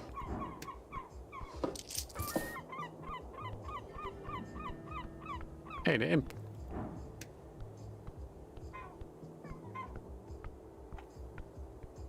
Hello again, cleric. Can I help you? What about alignment? Ah, yes, over rules of mortality. Narvik does not moralize over alignment officially. Nor do most of the city-states across the coast. Why would you lock up all the evil folk? There have been states through history who have tried to. They ended up not doing too well. I'm no expert, but I would say it's mainly to do with the origin of this evil. It's selfishness. At the core, it's got nothing to do with how people actually act. If you only allow the most good-hearted of folk to roam free, you'll end up with a country of nothing but good intentions. Ironically, I've heard the road to hell is paved with those. And you, being a devil, are you know, yes, you're evil. Oh, yes indeed. It is pretty easy to spot. Flaps his wings. It can be pretty discriminatory at times. People assume I have their worst interests in mind just because I'm ontologically evil. You don't have their worst interests in mind. Look, evil is not some objective thing, it's entirely internal, and alignment with your subjective opinion. There are good people who ruin the world, and evil folk who do their best to maintain it. That's the deal. I have a question about a PPG. A permission of public gathering? Yeah, I think I know what you're getting at. He throws a look over his shoulder. He's aware of the dwarves' plight. He finds the dwarves as annoying as you do. Wait, isn't that a quest already completed? Whatever. Why am I here again? This is a dead end.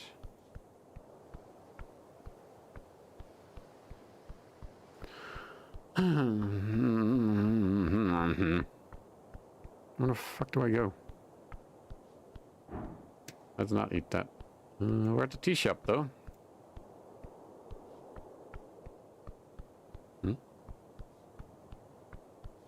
What the fuck is this? Wait, weren't we at the tea shop?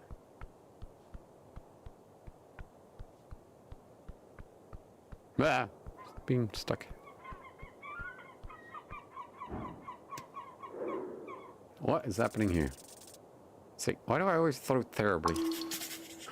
Halfling, Stormblood, entrepreneur, skilled merchant, businesswoman, halfling entrepreneur. Man, you could learn a shit ton from someone like her. The goods are procured from all over the coast. The goal, the journey itself, and of course, to herald the power of capital. She's damn good at it. All right. Oh. Engage. Oyugui. Beneath the shadow of a gnarly statue sits a girl wrapped in colorful garments. She's wearing some sort of hat with an attached veil covering her face. On the ground around her, upon a fancy rug, you see an assortment of strange trinkets. Some of them have quite potent esoteric auras. You hear her mumble something. Sorry? She lifts up small arm from underneath the layers, ripping the hat mask from her face. Said gods, so cold here. You see how her skin has a faint blue tint. That, along with a small figure, makes it obvious to you. She's a halfling. You carry that thing around? Would that impress you? She taps the statue behind her with an evil grin. Let me introduce us formally. This here behind me is my guardian, Cruel Wing. Winged cruelty? Flying evil? Something like that. I call him Filure, a gargoyle. Earth elemental. Terribly powerful. You got a gargoyle bodyguard? Yes, fancy, isn't it? As for me, I am Oyugui, the traveling wind. She who brings that which tingles around the coast from band to band. My services are available to you if you have the coin. If you're selling something useful. Always, warrior, always. Though, I'm still getting used to this. What do you call it here? Crown, yes? Give me your crown, and you shall have great treasures. No dungeoneering required.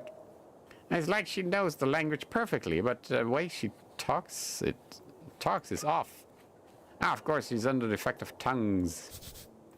Third level divination spell. It grants the target the ability to understand all languages and for the largest speech to be understandable by any sentient listener. The goblin clears his throat and gives the halfling a bow. So, you're that Kargameshian vendor that came by the other day? Oh, I'm popular then, she gives the goblin a glare. You're affiliated with this dragon I hear about. Yeah, everything work out with the application? It did. Send my regards to the queen. She's not a... Sure, I'll do that. He gives you a nod and steps back. What do you say, warrior? Make my time worth it? Here in the cold? You're a local entrepreneur, right? I suppose, she says and grabs the paper. Ah, one of these, I see. Not entirely sure I reached the requirements of being a local, but I suppose it can't hurt to look over the legals here. Thank you.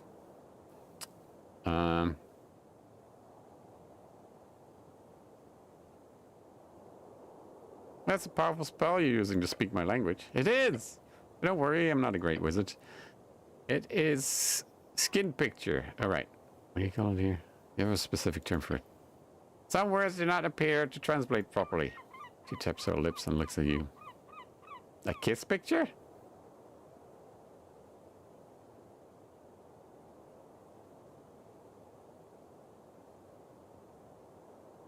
An esoteric tattoo?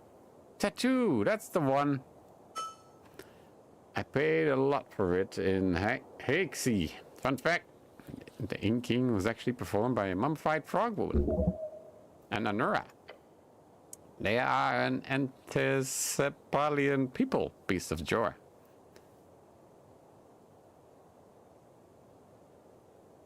That sounds interesting. Sure does. Took 2 weeks before anything I ate didn't taste like corpse dust. But it was worth it. I like to browse your wares. Great. What can I interest you in? For example, she pulls out a yellow scroll from her chest. This here is a scroll of comprehend languages. Handy if you need to decipher some ancient text or speak with the foreigner.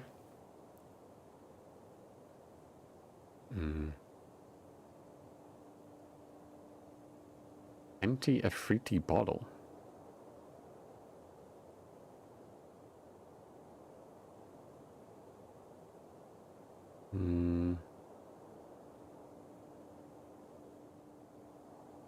This is all just consumables.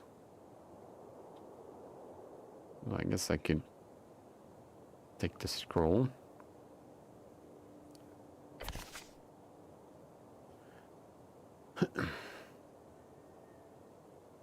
Great price. I apologize if handwriting is a bit rough. I got it from a gnomish gentleman in 4 Guinea. Pixie dusting fiend of man. Helmet! I'm now broke. That's all for now. What do you know about a tea shop? She looks to her right. It is not in a great condition. True. Anyway, I do not know much as to why it became this way. I arrived in the afternoon on the day it happened, you see.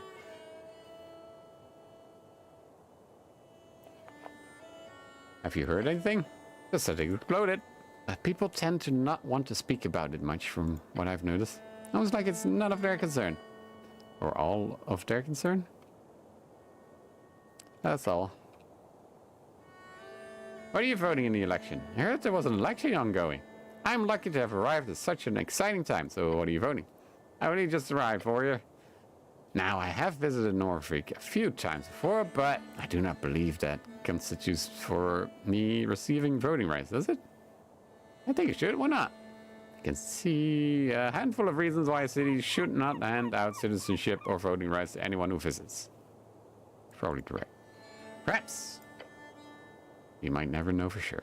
Now, if I did have voting rights, I'd vote for the Asgalists, I think. I admire the spirit of cooperation I've seen between human and dwarf. Sometimes I wish more people in my homeland shared the same values.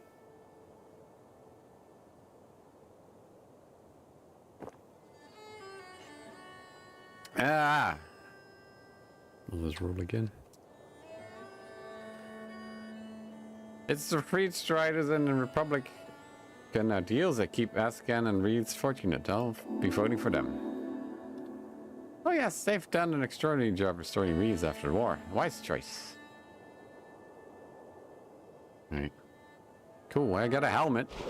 That was worth it.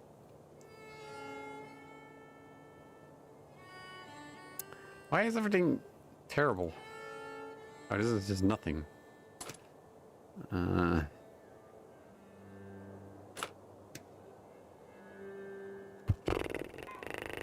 I'll be dumber. Guess.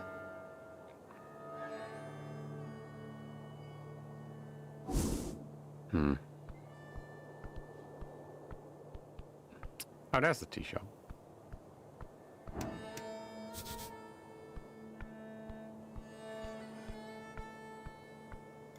I also have comprehend languages. Where did I go? Do I just have it now?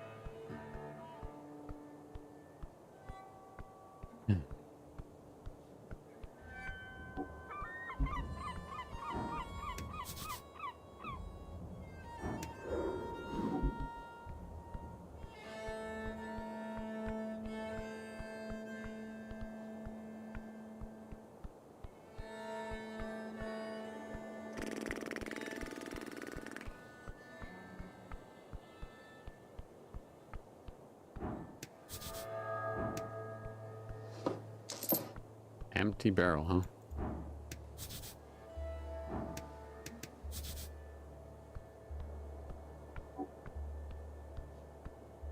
Oh, we're back here. I was walking in fucking circles, mate.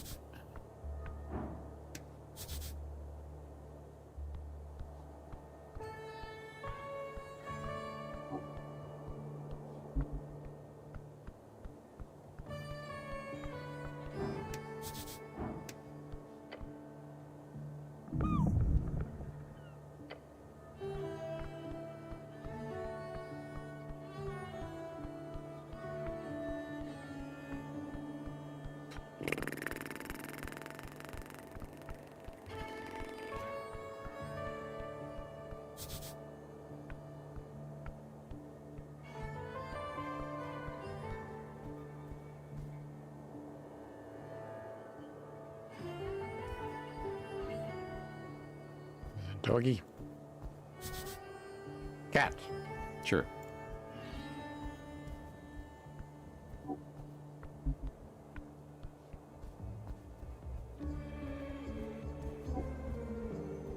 Ah, big seagull.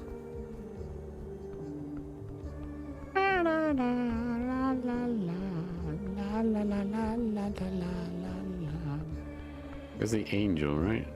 You have anything new to say?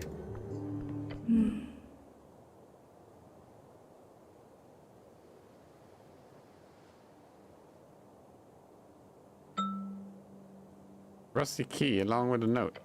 The Coin Lord did wish to speak with you last night. Since you were unavailable, he instead sent a message. He says, remember your duty, follow the official line of the city, and serve the goblins well without compromising our position. Can you elaborate? The angel only stares at you with many eyes, and she turns and floats away, leaving you behind on the top of Tolstad. What a conversationalist. Look at the key in your hand. It is a key to the guard tower, the one in front of you. Your goblin companion glances over and then towards the building. All right. Why don't you sleep in there then? Enjoy that.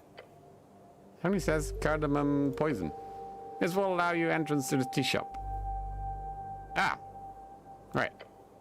Okay. He just lets me in. Well, that solves a lot of problems. Jesus.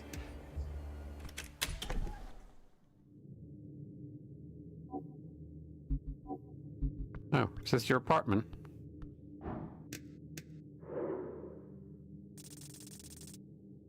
Goddamn. Cold, stern, glorious! Celestial appears to focus on her work, a stack of many, many documents with her many eyes. There's no acknowledgement of your presence in there. There are many, many eyes. None of them are looking at you. What are the odds? I am busy. Busy with what? Notes. Can you help with that? I do not require assistance, cleric. Hi, Simon. He has nuclear nipples, quote from Vistex. He has nuclear nipples.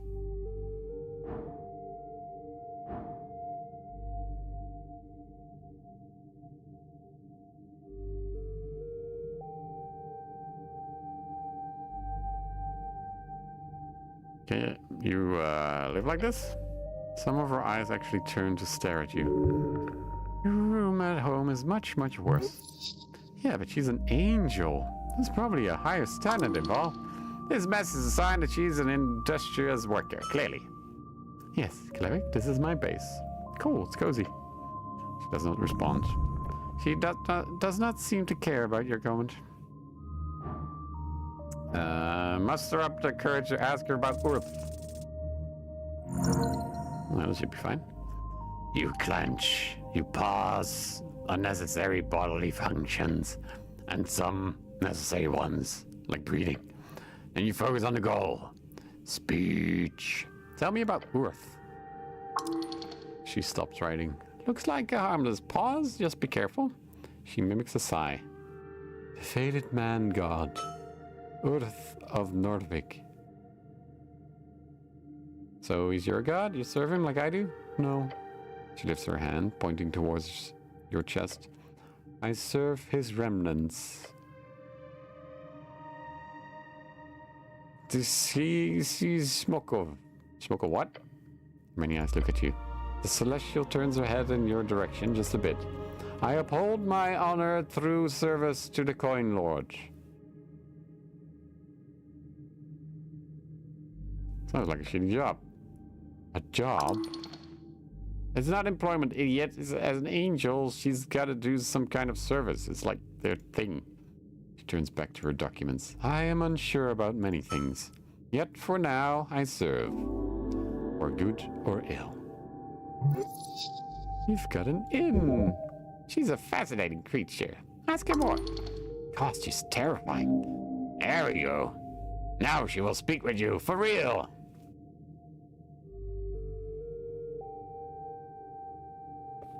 Will you join my party? You seem like a strong companion. No, I am busy, cleric. Goblin exhales. She'll get on board. They always come around. If you play your cards right, anything's possible.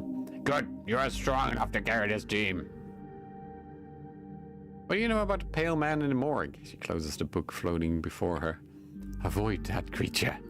There's darkness there. Her halo spins erratically for a moment. I've been told to not interfere, both with the mortician and his helpers. The pale man's reputation is insane. What the hell is he? Something is certainly off about him.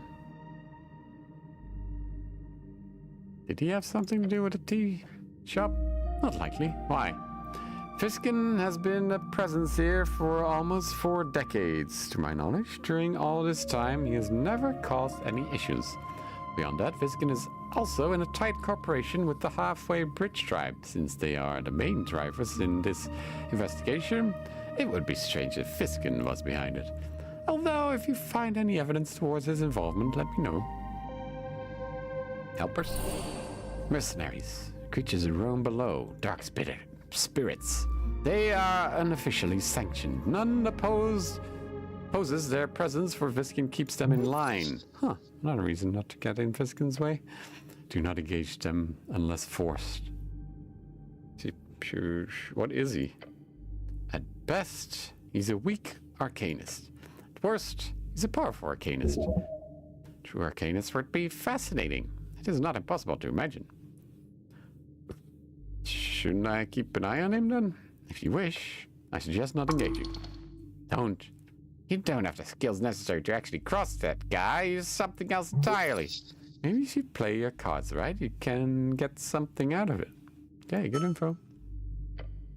Do not engage, this is my advice. What do I know about Celestials like her? Celestials, a gathering term for creatures born out of and from the Good Plains. There are many such creatures scattered across the coast. The only major civilization of Celestials is located in Divini Torum, the Golden Horde. She is lonely, but her demeanor does not scream, please socialize with me. What do you think about goblins? What information do you require? Pretend I'm not here. He steps even further into the corner of the guard tower.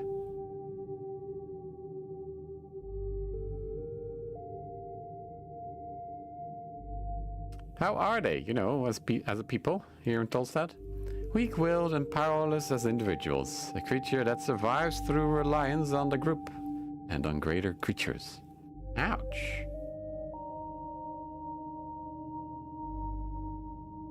That's not fair. They're clearly stronger than they look. Turn around and give Snell a thumbs up. He gives you a nod, along with an expression that says, kiss more ass while you're at it. Your eyes glance at you. I would describe humans the same way. Hear a chuckle in the back. She's calling you weak. Not okay.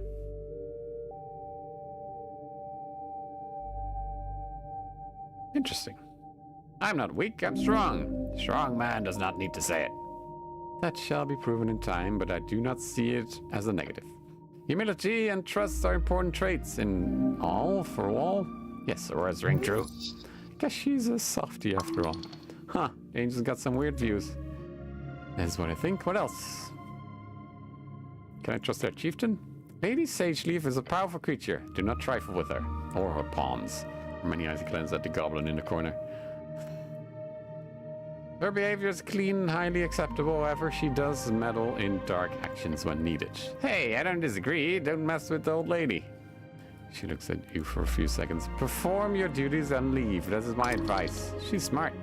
Avoiding gangs like that is the only decent way of preservation. They'll chew you up, spit you out.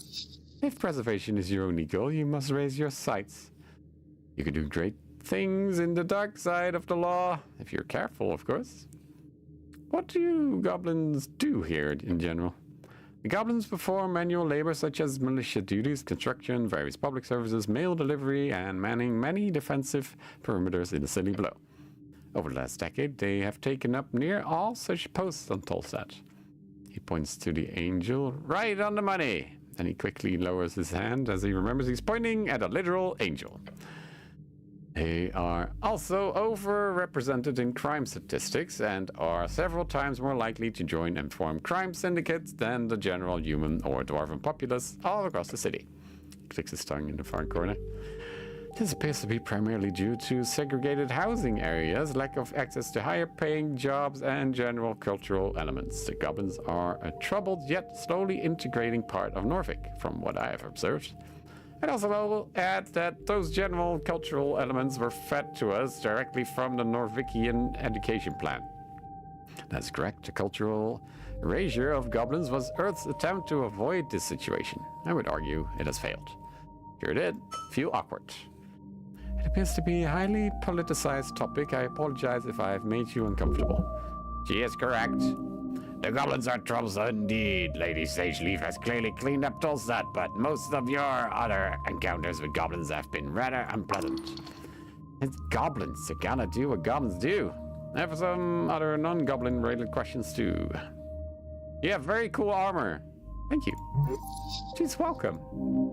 She appreciates your appreciation. Thank you.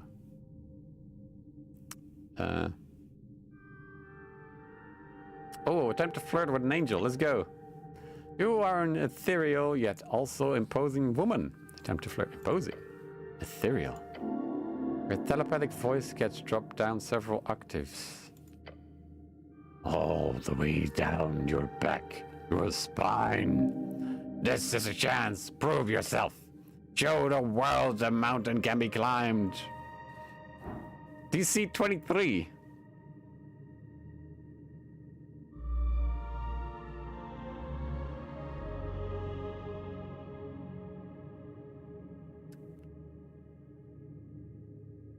I don't think I can succeed at, unless I roll a disadvantage as well. Never mind. Okay. Have a good day.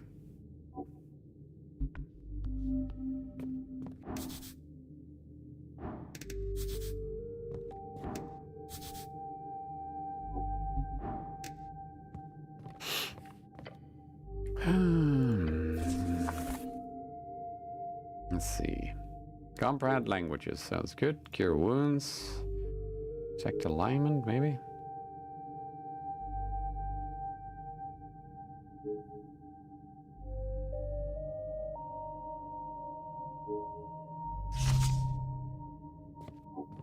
What's that?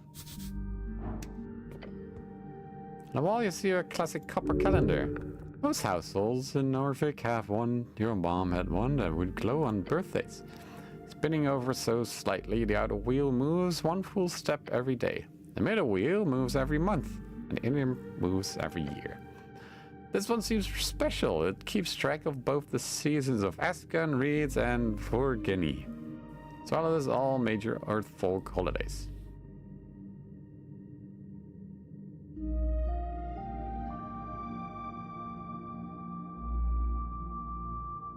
Look closer to seasons.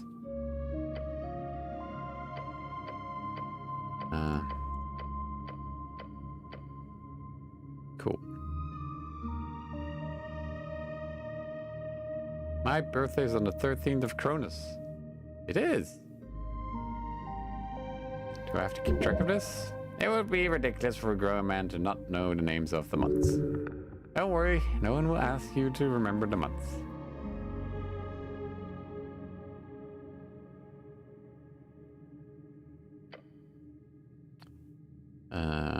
Look at the marking that says Founding of Norfolk.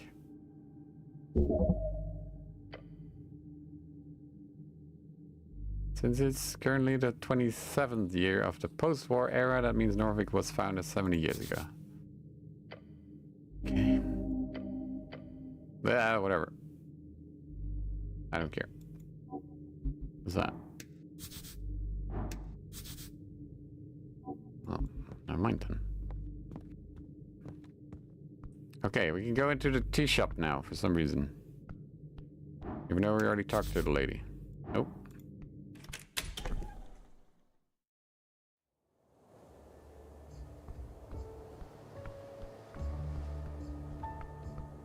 Another snail.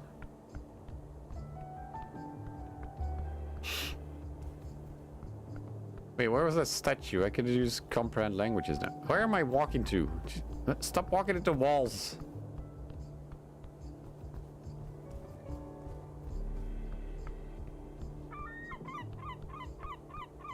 Actor says this will be the one.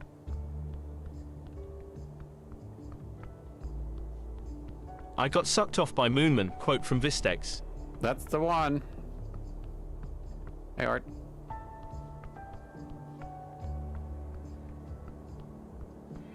I want to see what the snail is about before I interact with that thing.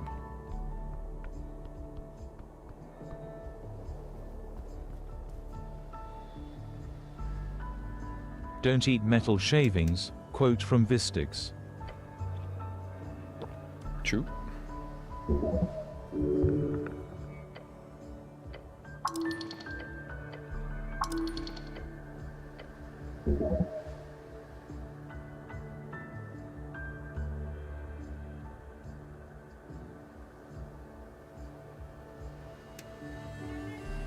Now I can cast it.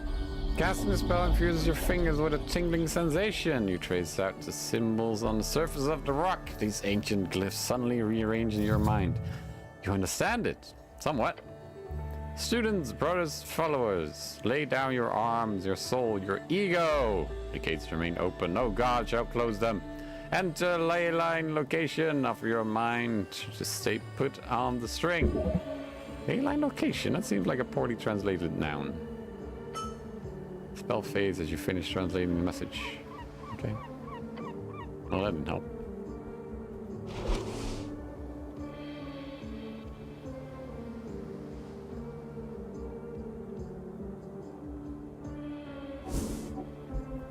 You do need iron, that's true.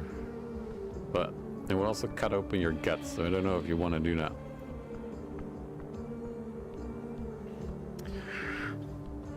I guess it has positives and negatives, huh?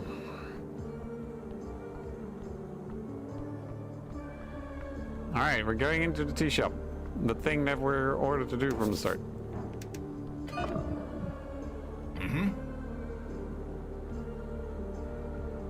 Cardamom poison. Saying the words immediately causes the nails to jump out of the planks. The blue aura of the arcane lock spell just fades away. They fall to the ground, one after the other. You actually made it in. Well done. Now you can complete your quest. Goblin shakes his head. Cardamom? Goblins generally do not enjoy cardamom cake for some strange alien reason. You don't like cardamom cake, Snell? He makes a disgruntled noise. I don't partake, cleric. Beyond lies the ruined tea shop. The goblin gives you a serious look. It's time, cleric.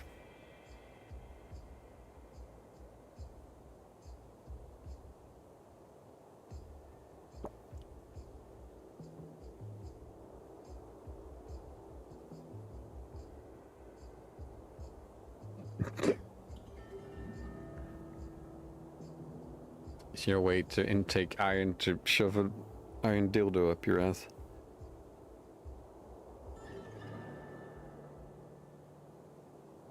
You need copper in your diet as well. You get ready to step inside. Your body begins shivering. Keep your guard up. You're ready to run. This is that. Stop muttering about death. It's making you really nervous. Meek smell old fire. Black magic leaf. Stain here. Has to be careful inside. The tea shop awaits. Uh-oh. Uh-huh. The tea shop that blew up. We're here. We made it.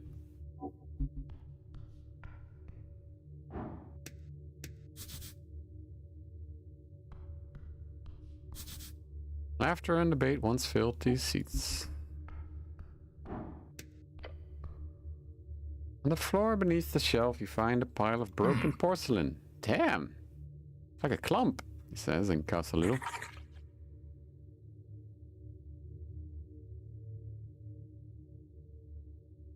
What if the ones rearranging the guts are in cop costumes, would that be copper? Yes.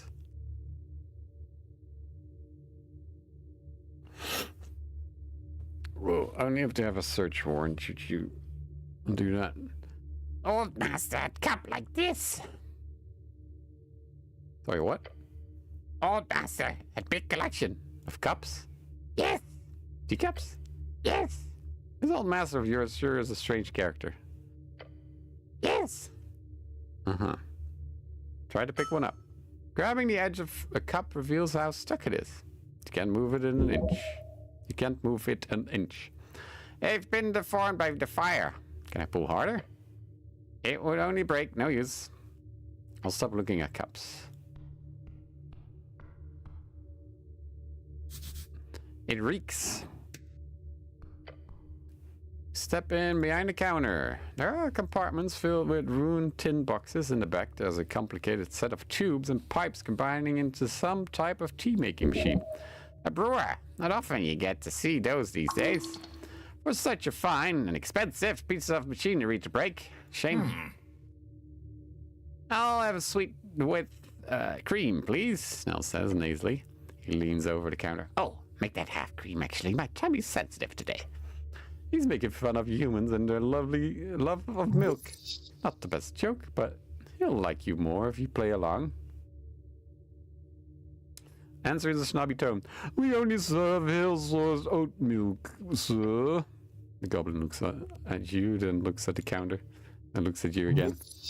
That's called a double take. Good job. Look at his face. Pure shock. Good one, cleric. He waves his claw. Check the counter. For a short instant, he actually thought we were funny. Damn. Look at the surface. Look at the surface. There's a slab of wood covering the stone base of the countertop. More like charcoal at this point. But the stone still stands strong, steadfast. Look at the machine. Pipes and levers melted. Glass shattered. This was once a fine work of engineering. Check the pipes. Copper pipes, expensive. Once shiny, now charred and bent. Check the copper chamber on the top. This is where you put the tea leaves. As you lean in, you don't see much beyond some burned muck through the cracks. But you do smell something. It smells awful. Your stomach turns. Why does it smell like that? It contains something foul. You do not know what. Move away. Leaning closer. Come on, don't. Inhale the horrible smell. You smell the disgusting burnt muck through the gaps of your helm. It smells like disgusting burnt muck. Bad. This is not good. You know this is bad. What smells foul makes your nose stronger. That's not true. Holy hell, stop shoving your face into whatever this shit is. Move back. Your knees shake, but you stand. As you turn around, you find the goblin glaring at you with a worried expression. I'm going to pretend I didn't see that. Check the output valve. There's a metal valve at the end. It's shut. It's only shut when it's brewing. That means it was working during the explosion. Open the valve. Try to turn the valve, but it bends at an odd angle. Wait, that's not how a valve is supposed to feel. It's stuck. You are the hammer. This valve is the nail. Force it. If the machine does not work, you make it work. Oh no. You put pressure on the valve as you turn the little lever. Suddenly you hear a snap. Tiny piece of copper comes flying towards you, hitting your helmet with a dink. You totally let it do that. Oh, there's more. Shit, step back. The valve bursts open, releasing an oozing pile of tea, ash, and gods only know what else onto the floor. Gods be damned, Snow mutters and holds his nose. The scent is particularly awful. Avoid.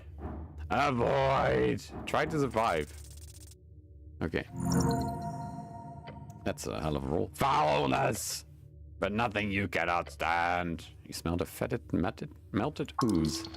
This is disgusting. Goblin is dry heaving next to you. Not so bad. Now don't be dramatic. Alas, you persevere. Yeah, great job, man. Now stop smelling weird shit. You are not enjoying it. The floor behind the counter is now covered in a layer of ashy mulch. Ugh. What did I gain from this? A loud ding comes out of the machine as the last dribble of ooze exits the canister. Still operational? What the hell? Operational? More like leaking innards. A death knell. Knell? Knell? What the hell is a knell? Knell? After the bell, a box opens up at the top of the machine. The tea shop that blew up updated. Inside you see dry tea leaves. Wait. This thing was ready to go. Doesn't that mean it was being used during the explosion? Possibly, truly, possibly. Alright, well, that means those tea leaves are evidence. Goblin is correct for once. Evidence, huh? Snell stares at you. Yeah, pick up the leaves, Cleric. What? He does not speak to you that way. Alright, of course. Yeah, of course.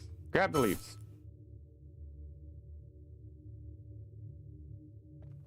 You carefully place the dry leaves in your pouch. Goblin gives you a nod. Now, can we please not hang around this goop? Look into the charred boxes. Tin boxes full of tea leaves. Or they're supposed to be. The heat from the explosions melted both the tin and its contents. It's just ash now. Damn, I was hoping at least one of these would be intact. Selling tea is a legit side hustle. The margins are bonkers. Stop looking around. Okay. Well, we got some tea leaves.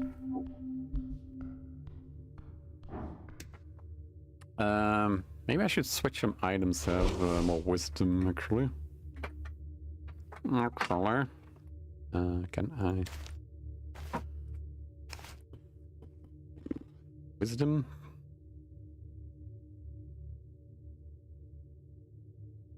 Intelligence. Dexterity.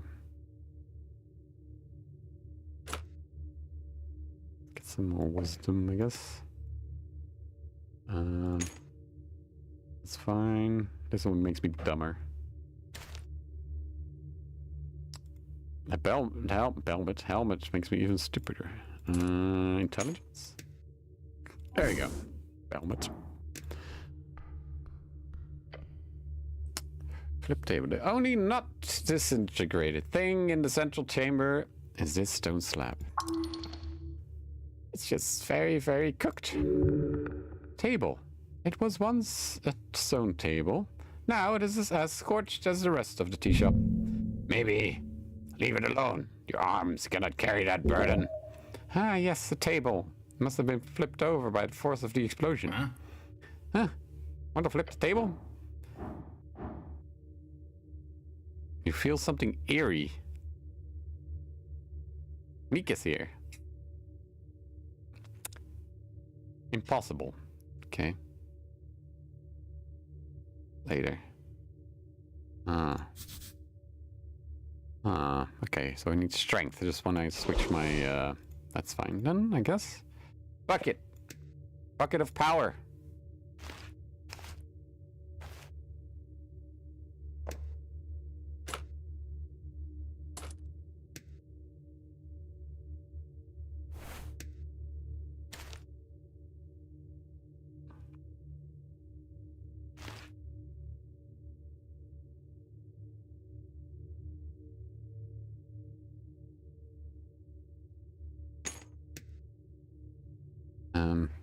I have +3 strength now.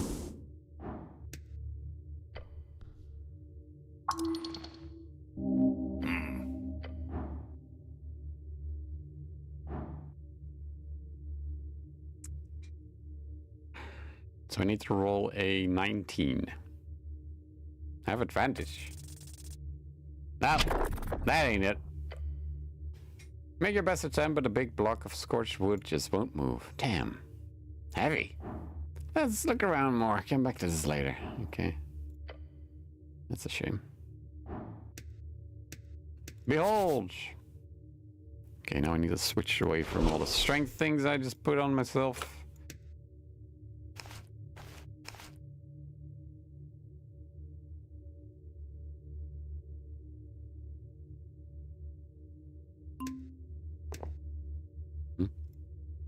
Why did it ting?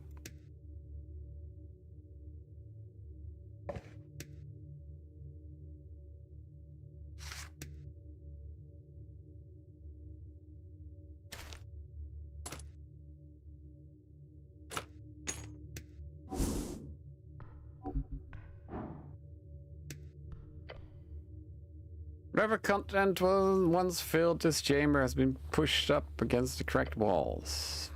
The dwarven masonry is damaged in various locations, and every single thing in the chamber is burned.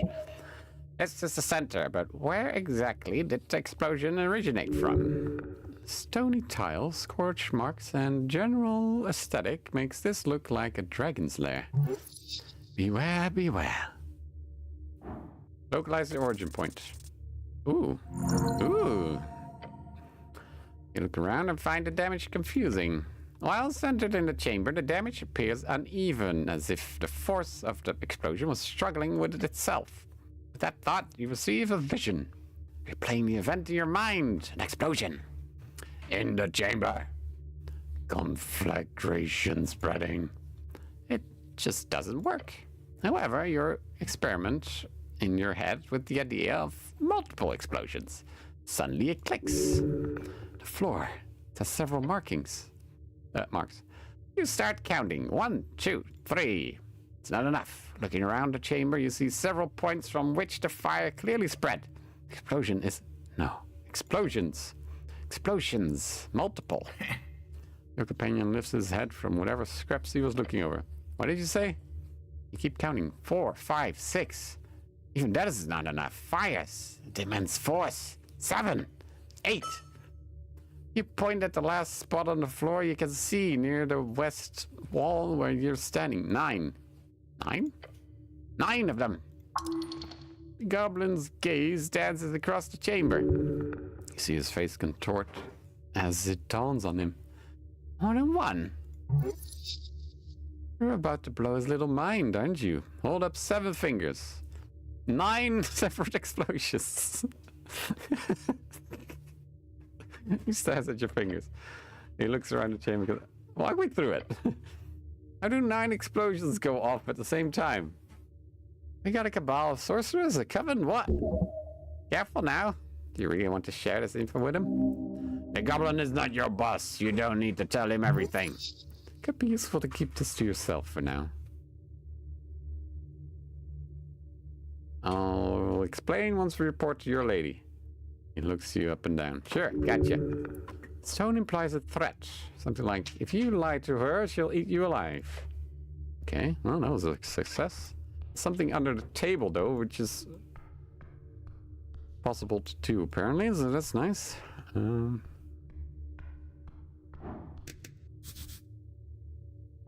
Paper is apparently weak to fire. Huh. Nice.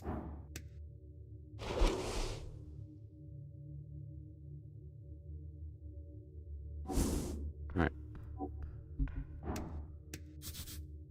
Broken table, shelf. Oh! Money! What is this? Frame for painting. The actual picture was obviously burned away in the blast. It is iron. It remains. Quick, shove it up your ass.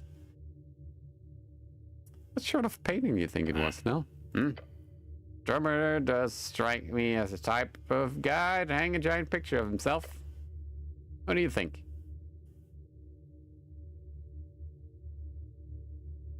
Bet it was a painting of a door. What? Door. Like, to trick people. Trick people? A very realistic door. A door. Sure. Maybe we should keep looking for actual clues. Are you saying this burnt painting is not a clue? Fuck it, sure, it's a clue. Why not? Look closer at the frame. Iron. Melted to hell. Still somewhat intact. Not as affected by the fire as some pipes you saw in the central tea shop chamber. Right. Anything else? Frame holds nothing else. Weird.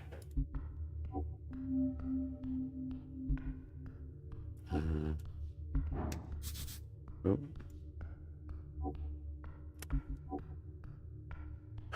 Can I just try this again?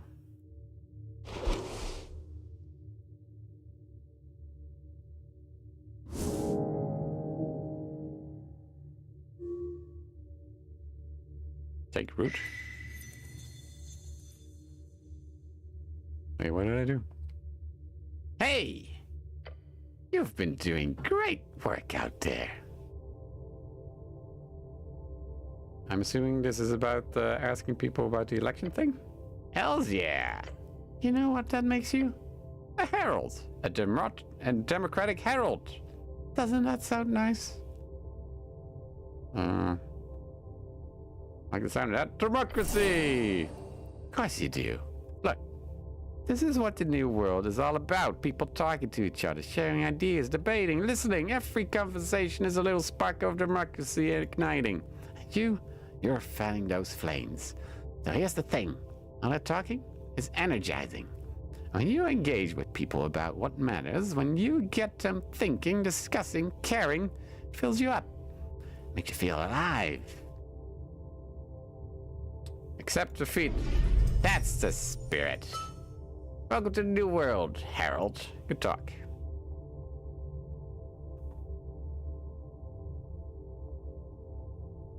Huh? Why am I zoomed in all the way? So what did I unlock?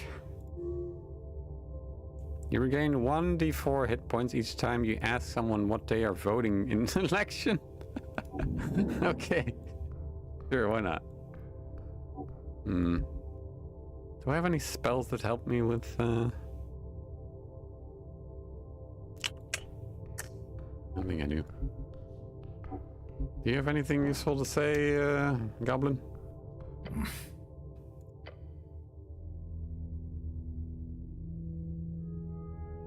So, tea shop. Yep, tea shop. Creepy. Real creepy. Huh? Only thing you can hear among the destroyed furnishing and cracked stone is your own heartbeat. It beats fast. Hey, Kira.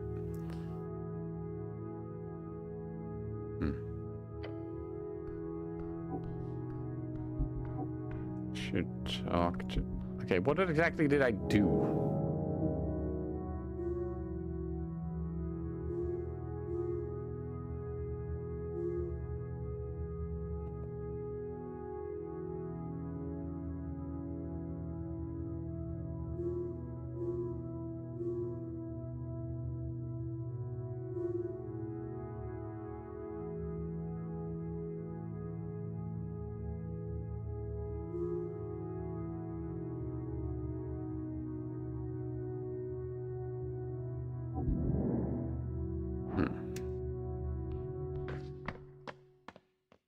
Maybe talk to the Goblin Queen. How do I get there?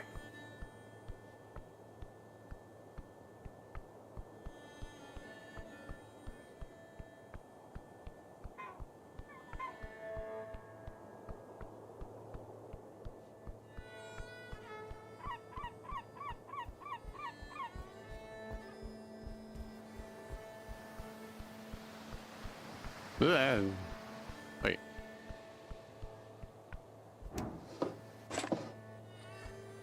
Wink.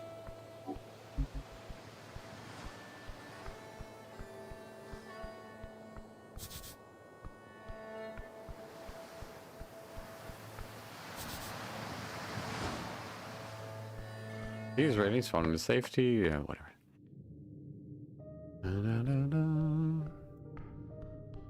I didn't get much done so far, but... Ah, there you are. Behold! Ooh. 19.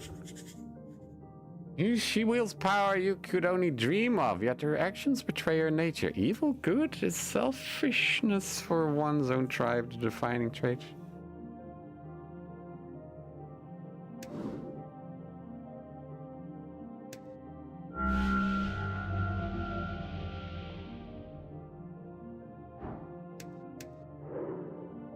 Chaotic good. I don't know what that did. Oh, we did it. Cleric. He leans back in her throne. You've returned. What are you voting for? You dare tread onto such volatile grounds here in my chambers? Yes. Really? Her eyes pierce your stout figure. It shakes. You dare Ask my political opinion? Yes. Okay. Well, I haven't decided. Oh. Your eyes dart around the chamber to her subjects. Then her gaze lands on you once more. Yet. That's the best answer you'll get. She knows what's up. So you're not leaning in any particular direction, or... Nope. And I encourage every one of my subjects to think for themselves on what they wish to vote. She's incredible. An apolitical tour de force. Uh-huh. Tea shop. Huh? Tea shop first. Tea shop first. Jeez, fine. What? I literally went to the tea shop.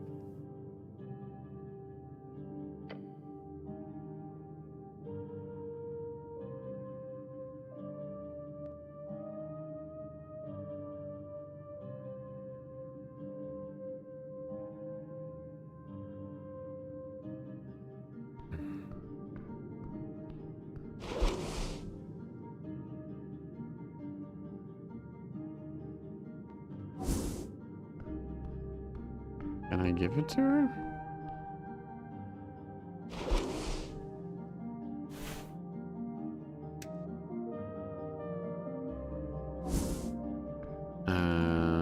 Okay.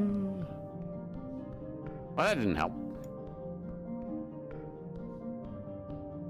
Nope.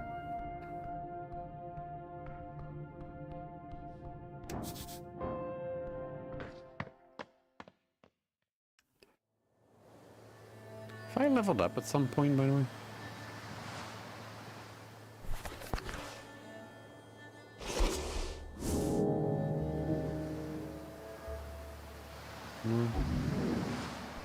Okay, now I'm confused.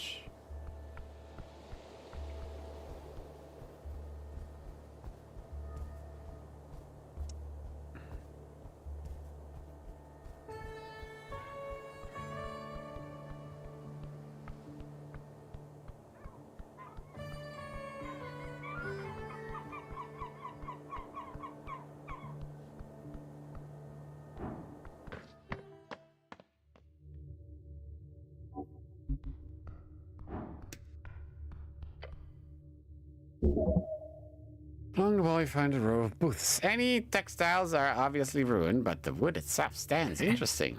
Your companion squats down and checks under the tables. Yep, it's fucked up down here, too. Insightful. Happy to help. Come and glances to the other booths. I'll look around, I guess. The militia hose the whole place down, Snell says while lifting a coal-like wood piece. Especially here in the front. It's all sludge. It's going to be hard finding any signs of anything. Bad guys always leave big signs. We'll find something. Wouldn't that be neat? He says and drops a piece. Yeah, well, if you find something, you focus on this particular booth. Or what used to be one. The textiles once draped over the ceiling have been turned into ash and charred along with the expensive wood.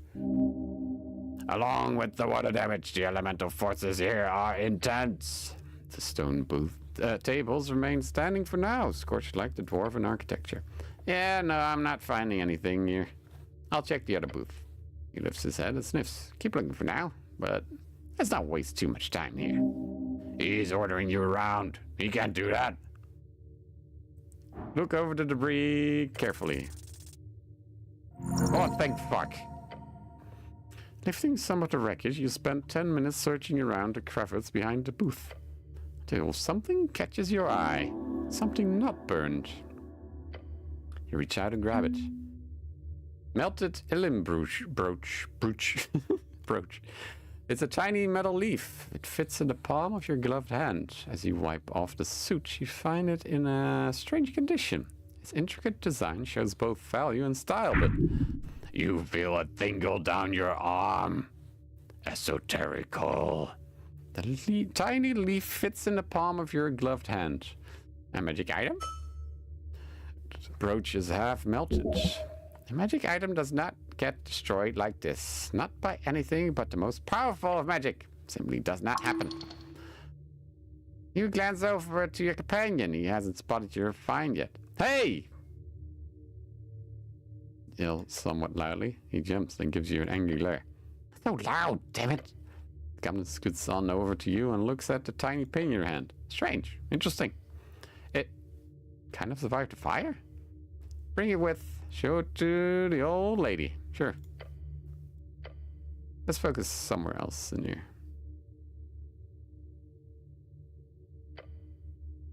Focus on the charred remains of the table. Glancing over the scorched wood, you find it's simply burned like everything else, barely existing. But it is wood, intact wood, relatively speaking. The malicious attempt to stop the fire splashed everything with water as well, so all the soot is just sludge. It is still quite strong, wedged along the stone bench. Put pressure on the broken piece. You lean on it, you strain. It takes some effort, but soon you can hear the wood fibers switching. It snaps. You hold a piece of wood in your hand.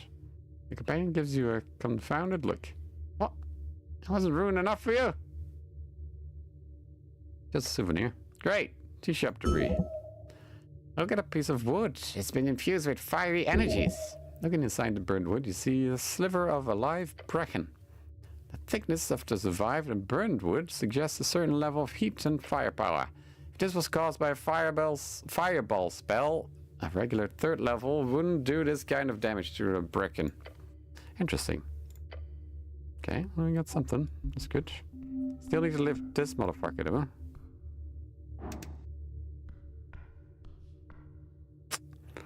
Can I try again?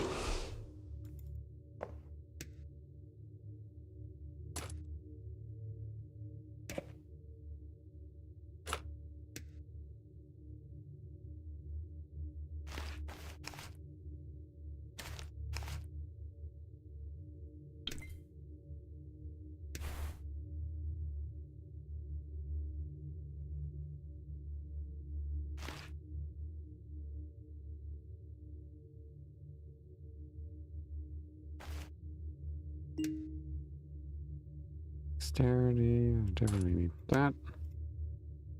Or that.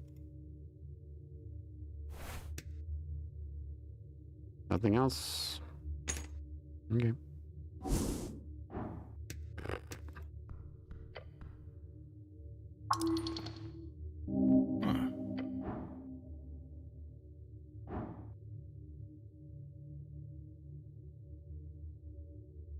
Why does it say DC 13 now? Oh, you've checked out the rest of the chamber. Right. Weird. Natural 20! Could have used that earlier. You grab the thick table with your gloved hands, gripping it firmly, strongly. This now copies your movements. On 3. 1, 2, 3. Flip the table. Flippity floppity. Oh shit! There's a corpse. You stare into the dark corner of the tea shop.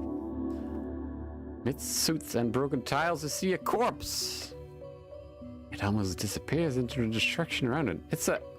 Snell stares at it. He's silent. Give him a second. He'll appreciate it. 1 casualty. Report it. Huh. 1 casualty. He flinches and looks at you. Yeah, confirmed. Corpse appears to completely charred to you. Its size is average, in human terms, somewhat slender. Hard to make out anything other than a silhouette. She did not deserve this end. Goblin steels himself. How much experience do you have with the corpses, cleric? Can I switch my outfit? Because I don't need strength right now. Nope. You're an expert. The goblin breaks his intense stare down at the corpse and turns to you. Cleric?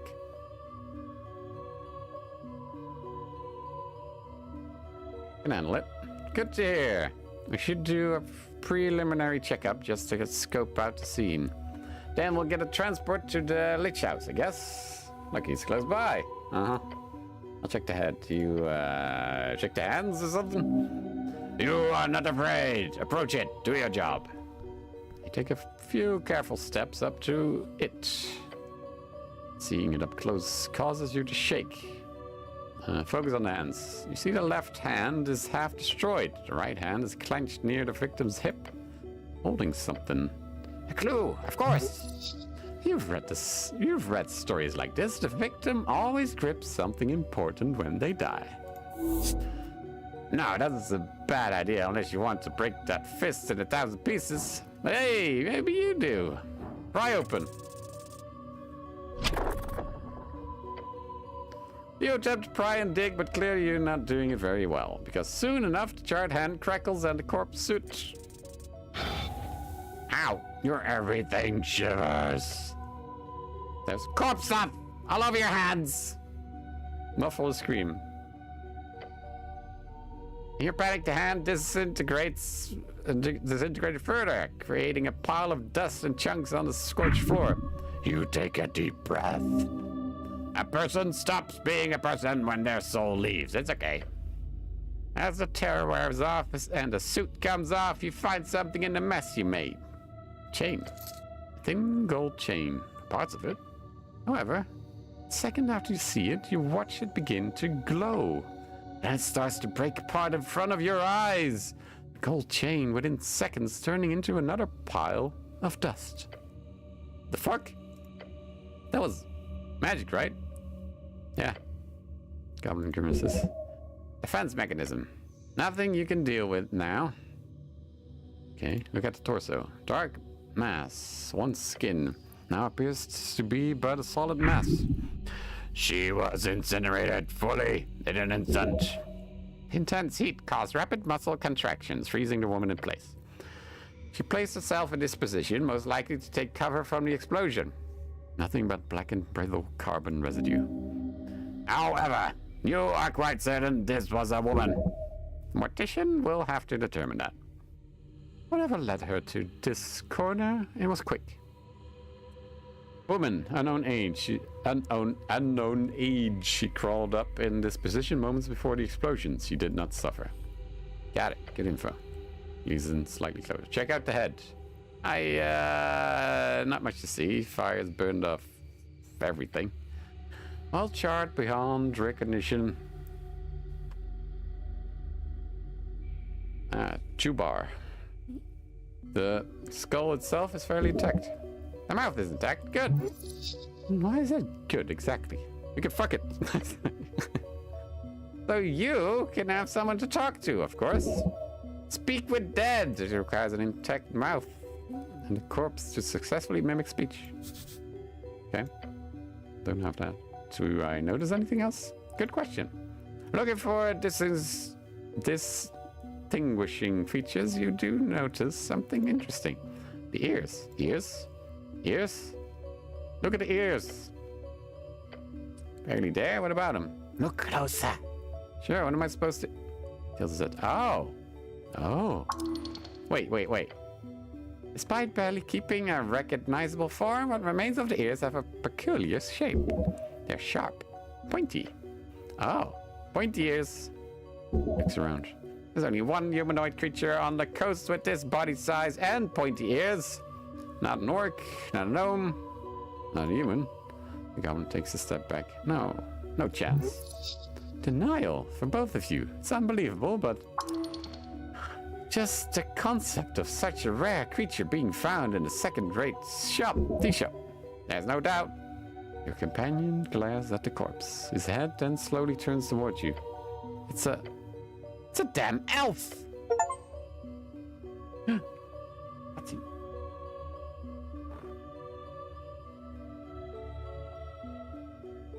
Scent of Ukul. This is the death you fear, the dramatic end to your career. Did they know? No, they couldn't have. Yet you have, through no means of your own, landed in this trapped hallway of a mission. You only have one choice now. Find out exactly why this happened. Who killed the elf? Who blew up the tea shop? You feel the answer must lie below, far, far below.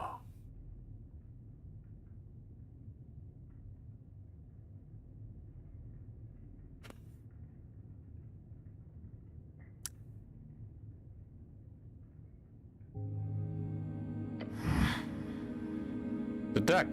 Your eyes follow the towering dark knight as he walks past, heading down the stairs. Oh, what was his voice for him? The body is secured. Good, good. The pale man answers behind his desk. Snell leans against the iron slab, his eyes fastened entirely upon the elfish corpse across the chamber. I think I expected a dwarf. Huh? Dwarf. Make a manly grunt to acknowledge him. Tea shop used to be a gathering place for the Askells. My first thought was of infighting or political assassination, but an elf? What should I say? Discuss the quest, of course. Ask him about it, like how fucked you both are. Just speak. How bad is this? The Illim are powerful, even in Norfolk. One of their own got offed. Yeah, it could spell trouble for sure. I don't like Viskin. We shouldn't have brought the elf here, whispered so the pale man doesn't overhear. Look, I'll say it again. He's a weirdo, but the old lady has to deal with him. So, for better or worse, he's our guy. The connection here is interesting. They're both strange entities here in this strange city.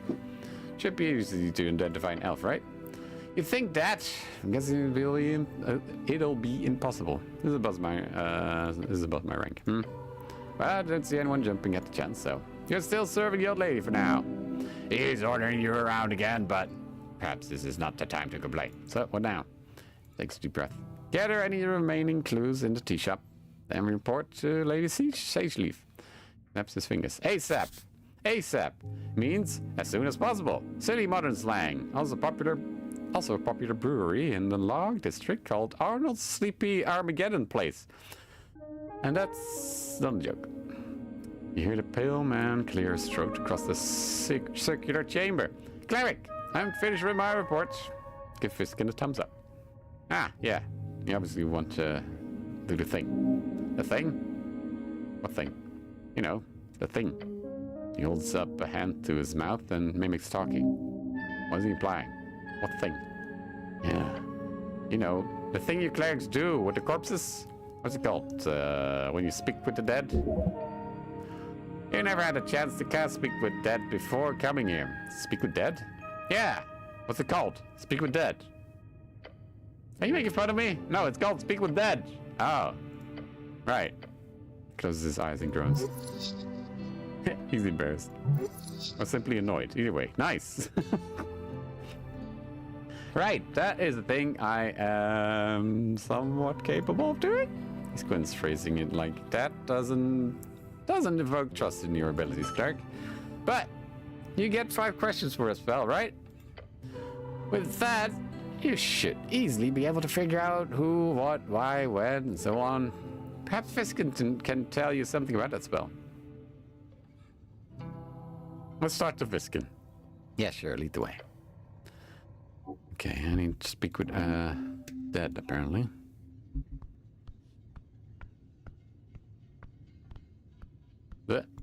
That.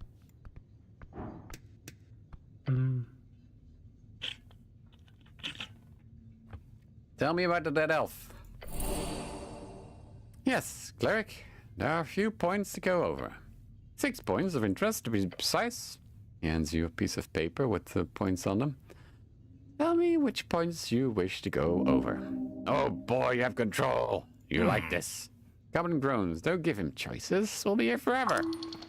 Should pick the last point first and go random. Keep him on our toes. Who cares? Just get through this boring list as quickly as possible.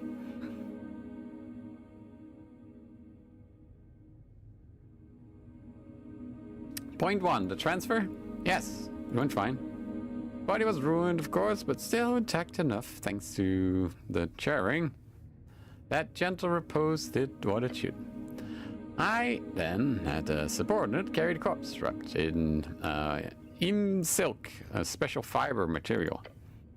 With minor damage, the transfer was complete. Okay, point 8, it says clerical compensation. No such point. Cleric, what else? He's quick. Point 7, the cause of death? Fire! Easy answer is usually the correct one. She was incinerated instantaneously. The final shape of the body informs this judgment. I cannot determine if she sustained any minor damage before, but the way she ended up makes it clear she was moving until the fire erupted. That is all. Hands. Yes, they were quite broken when the corpse arrived here. I'm assuming she held on to something at the time of death. Did she take something out of her grasp, cleric? Yeah, a gold chain. What about it? Interesting. I was just keeping it in mind as a clue. It was destroyed, sadly. Interesting. And it held up until that point.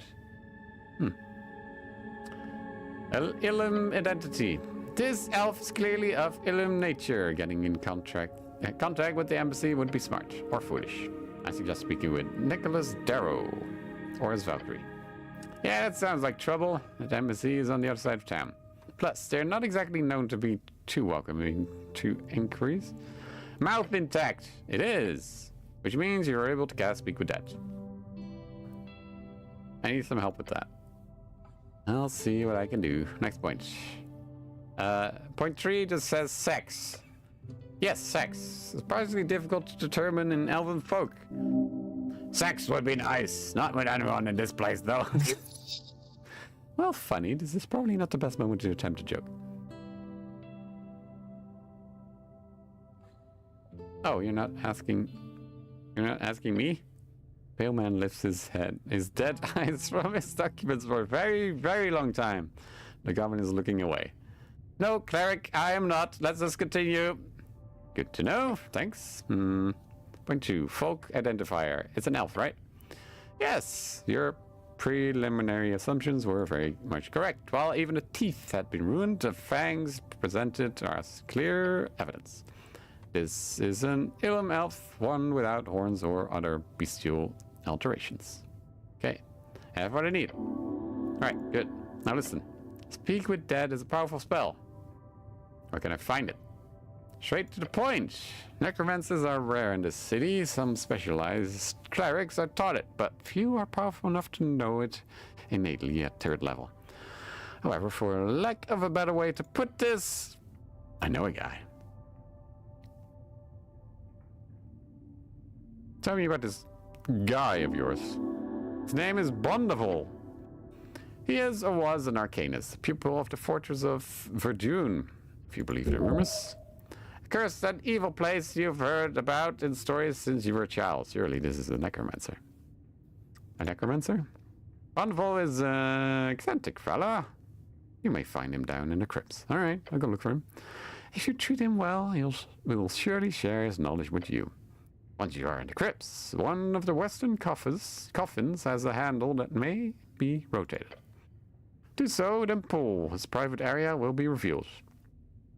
Sounds cryptic. He enjoys his privacy, generally speaking. Once you've learned Speak with Dead, return and cast it on the corpse. He's back and not. That's all. Anything else? Thank you, bye. Okay, I need to change my outfit because I have stupid stuff on. See, strong strength. Everything gives minus. This one doesn't. This one gives +2. Okay, +4. Let's go. Advantage in esoteric events. Oh, that's actually pretty good. Advantage against bureaucrats. Okay, this also gives me. Oh, my helmet.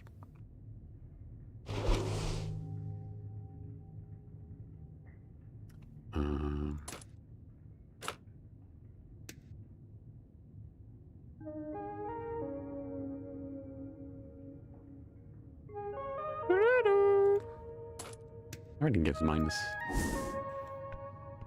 I know.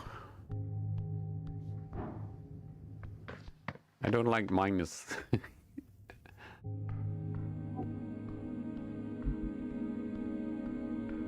Guess we're back. Back again.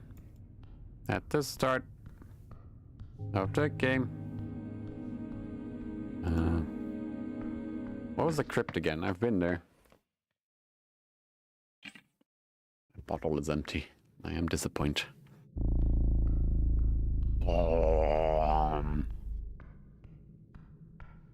I have this inflict wounds thing, but I've never... There's no really combat things in this game. I don't know why. Something update? Or is it a tea shop thing?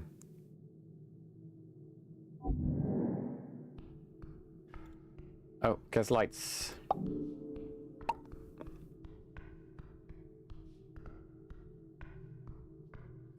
I think I can go down there.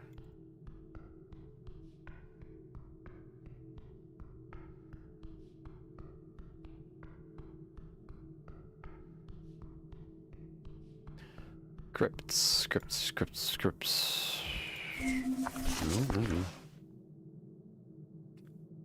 Go down to the roots. Southern cave. Sewers. No. What? I feel like there should be more. Is it down here?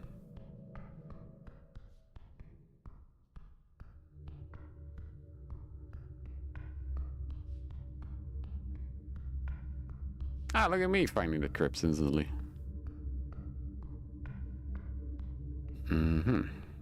Something handle. Oh. What are you doing here? Wait, I hear a rat.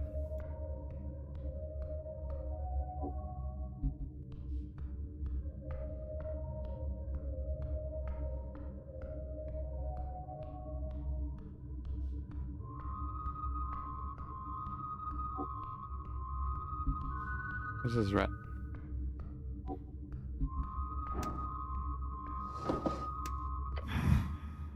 The Dark Knight stands in the crypt.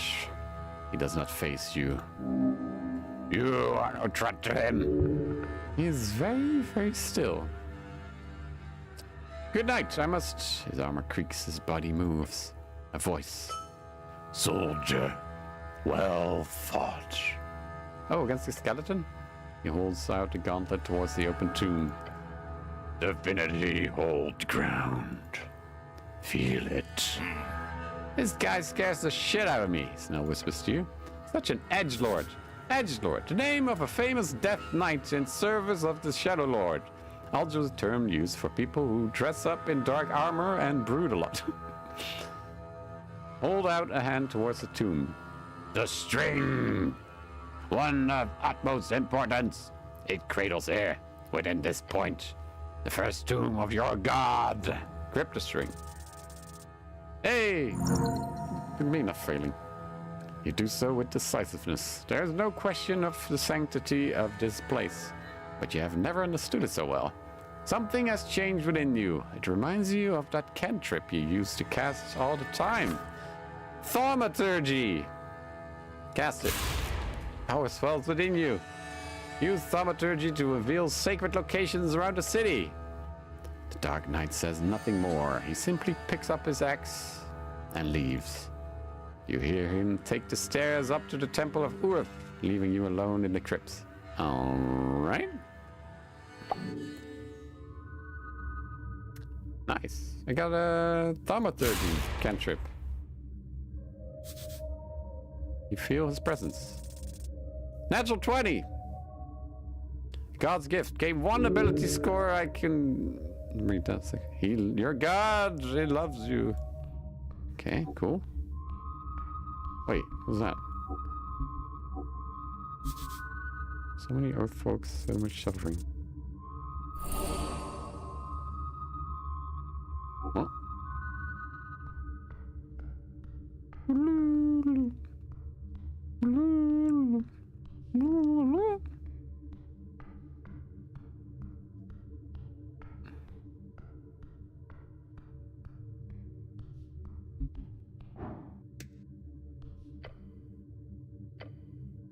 Of classical dwarven design used for early earthwork tombs. The lid is sealed tight, almost built into the wall itself.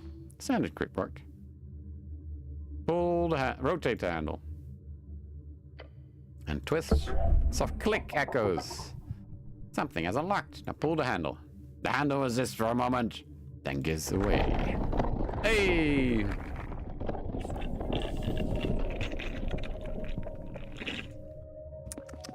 Sorry. Revealing a narrow staircase descending into the darkness. Cold air rushes up. Ancient, stale. Smell of old magic. Oh boy. Even deeper, huh? I've got an idea, why don't you go fuck yourself, Charlie? Hi, Charlie. Into the dark.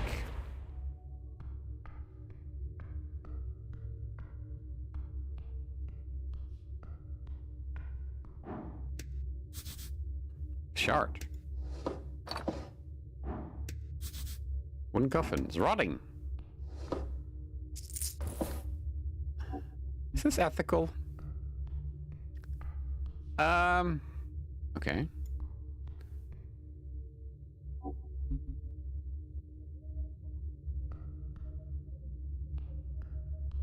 Can I not? Okay, fine. We'll talk to the skull, I guess.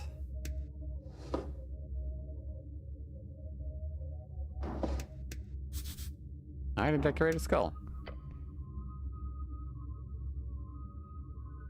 He doesn't need it. Stepping into the hidden tomb, you see a colorful display of twinkling light through the gloomy and dusty air. An eerie altar placed on top, a skull and several colorful gems. Valuable too. Like, extremely valuable, but probably horrendously cursed, sadly. Don't touch anything. Just look around. The shrine is quiet. The colorful gems cover its altar, as well as the eye sockets of the central skull. To think this sacrilegious and, quite frankly, ominous corner would be stashed away in such a holy place. This is Earth's original crypt, for God's sake. Is there no depth of depravity this cultist and undeath enthusiast can stoop to? What if I take the gems that are in the eye sockets of the skull? Yell, hello! Fisk can send me here. Is there anyone here? The fuck are you shouting for? Helon Bondeval. As if lifted by some invisible force, the bejeweled skull rises from the altar. Its gleaming eyes twinkling in the light, its jaw chattering. The noise causes you to recoil. No. No way! An unending wave of dread falls upon your essence. And Earth, protect me. Protect you? Goblin tries to grab you, but he freezes and groans. What the hell? He falls to his knees. You barely stand. I can't move. Oh god, 8. The dread is overbearing. The skull's jaw stops chattering. As the noise disappears, you feel in control once more. Slightly. You wake me up for some trifling bullshit? You a trifler, huh? He clicks his teeth together. Oh, sir, please stop making that noise. I'm the cleric. Try not to puke.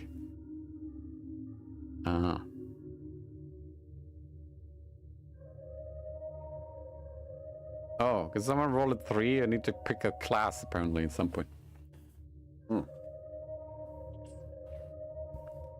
I'm a great wizard, nothing else. Wobble a bit. The skull floats closer to you, causing you to convulse on the spot. A wizard? That looks you up and down. You would have pup tangled in strings. A cleric must endure tangles. A cleric, a dead god. Holy hell, this thing is terrible. Just being close to it ruins your posture. The body cannot sustain this undeath. The skull lets out a howling laughter as it shudders about in the air. I am Necrolord Bondaval. Necrolord? That is the title of Old Dimonor.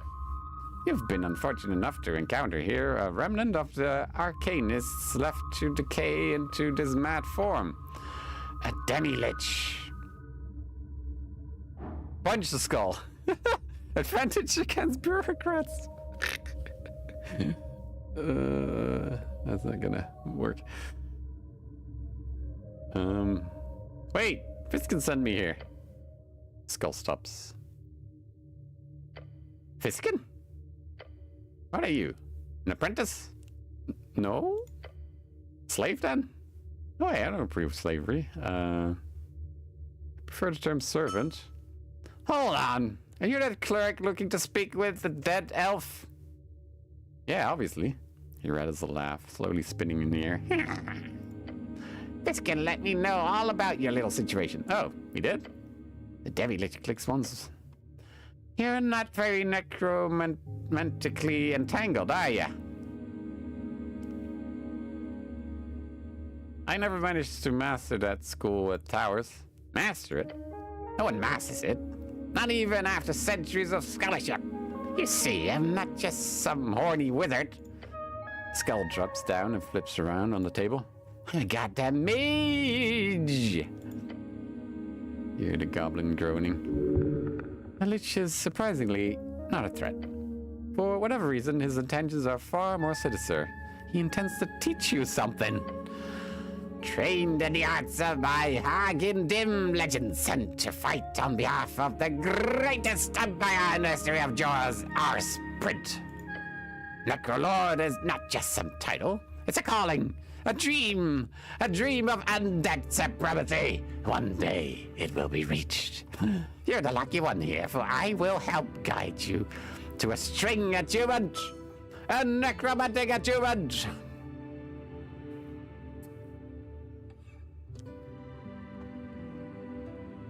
You'll do that for me? Of course, I owe it to Viskin for one. And for second, I just love spreading the joy of death magic. As any sane man would. The skull is not going to kill you. But you do not have the strength to vanquish a demi-lich like this, so... Later. Do it later. Oh, that's not gonna do much.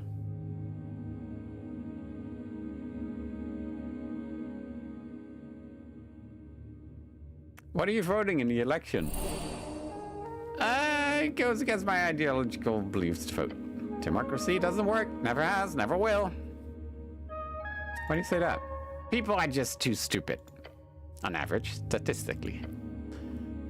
Majocracy or technocracy might work. Hell's even oligarchy has its uses. Just look at the freeze riders. But real democracy is foolish. Might help launch some these other more powerful forms of governments into speed. But real permanent democracy? A shit show. Just you wait. What form of governance do you prefer then? Mediocracy, of course. Dominance by those with godly arcane powers brings intense fortune to the world. Agreed, I like mediocrity since I am a wizard. One day, perhaps you too shall sling 10th level spells and run the world. If Jor stops this inebriated ebbing.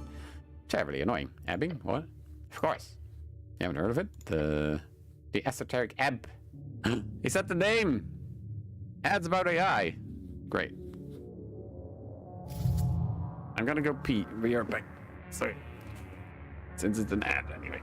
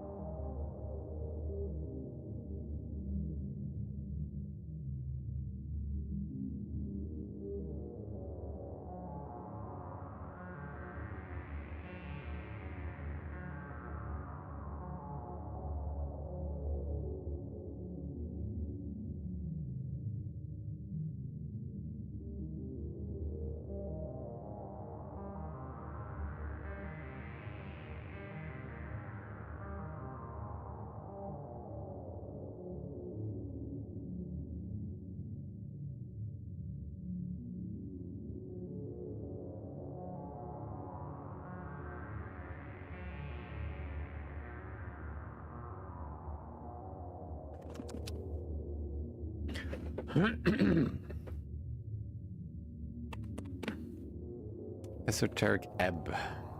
Ah. He's speaking of the lack of powerful magic in our world. 5 seconds. Ad break ended. Your community is back. A lack of magic. We could talk about political theory all day, but if the ebbing had not occurred, the arcanists would still rule the coast. There is no argument to be had about that.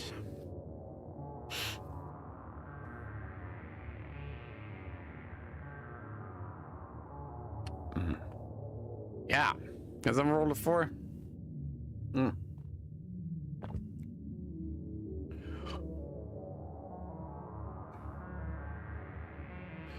The gods would have stricken you down from your thrones in the end, you know it. Y'all lets out a surprisingly hearty laugh. Oh no. Roll a 2. I'm making a political choice. I'll be voting for the nationalists, by the way. Earth be blessed. You clerics and your divine interventions. He shakes his skull. This demi-lich holds much knowledge despite his mad nature. Ask him, what is ebb, truly? Some ask if this magical fading could have caused Earth's end. It is not considered very acceptable to inquire such things, but it is a fair question. I have to ask, what do you think the ebb really is? No, Daddy no likey. Quote from Vistix. Demi-lich rolls around in the air before landing down on the altar. I say the same thing most rational arcanists said back when it was first discovered. Jor is alive. He is haunting us, taking away what he gave with his strings. As a joke, or a punishment, or a gift, who knows? Personally, I'm furious at him. If he is indeed still here, watching us. Interesting. Think it's interesting internally. Gull slowly floats up into the air. Again, waiting for another question. I need to lower this at some point for some reason. It's still DC 24. So what are you exactly? You never asked, did you? I am a terrifying lich, of course. He does not consider himself decayed, a sign of madness. Got it. You'd have to be pretty stupid not to. Oh, it's DC 22 now. How did you end up like that? Like what? So handsome? A lich. Ah, that. Long story. I've been around since the 300s. Arcane era? Of course, what else? The skull pauses. It's rotating and focuses on you. I'll talk your skin off, cleric. Clearly lost the talk. Any question you ask, he will answer. Where did you grow up? In a small village called Iv. I don't actually care. Oh, sorry. About barbarian invasions. Blah, blah, blah. Who taught you necromancy? A ghost, actually, haunted a ruin outside my father's farmstead. Led me to my first spellbook, told me how to pull strings and fast-tracked my spell slot accumulation. Her name was Prax.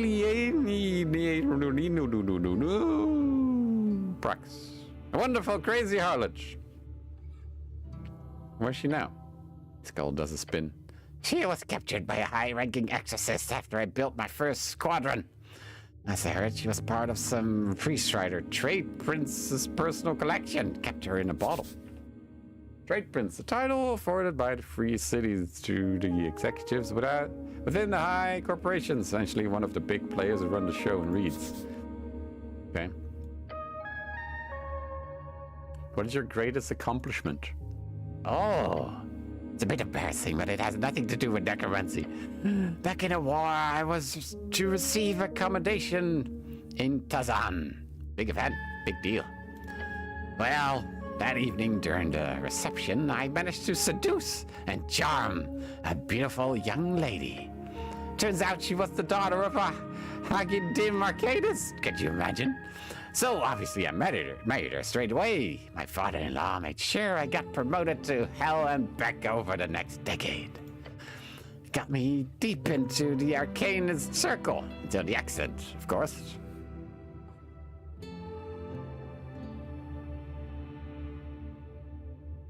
So what did you do to earn the commendation?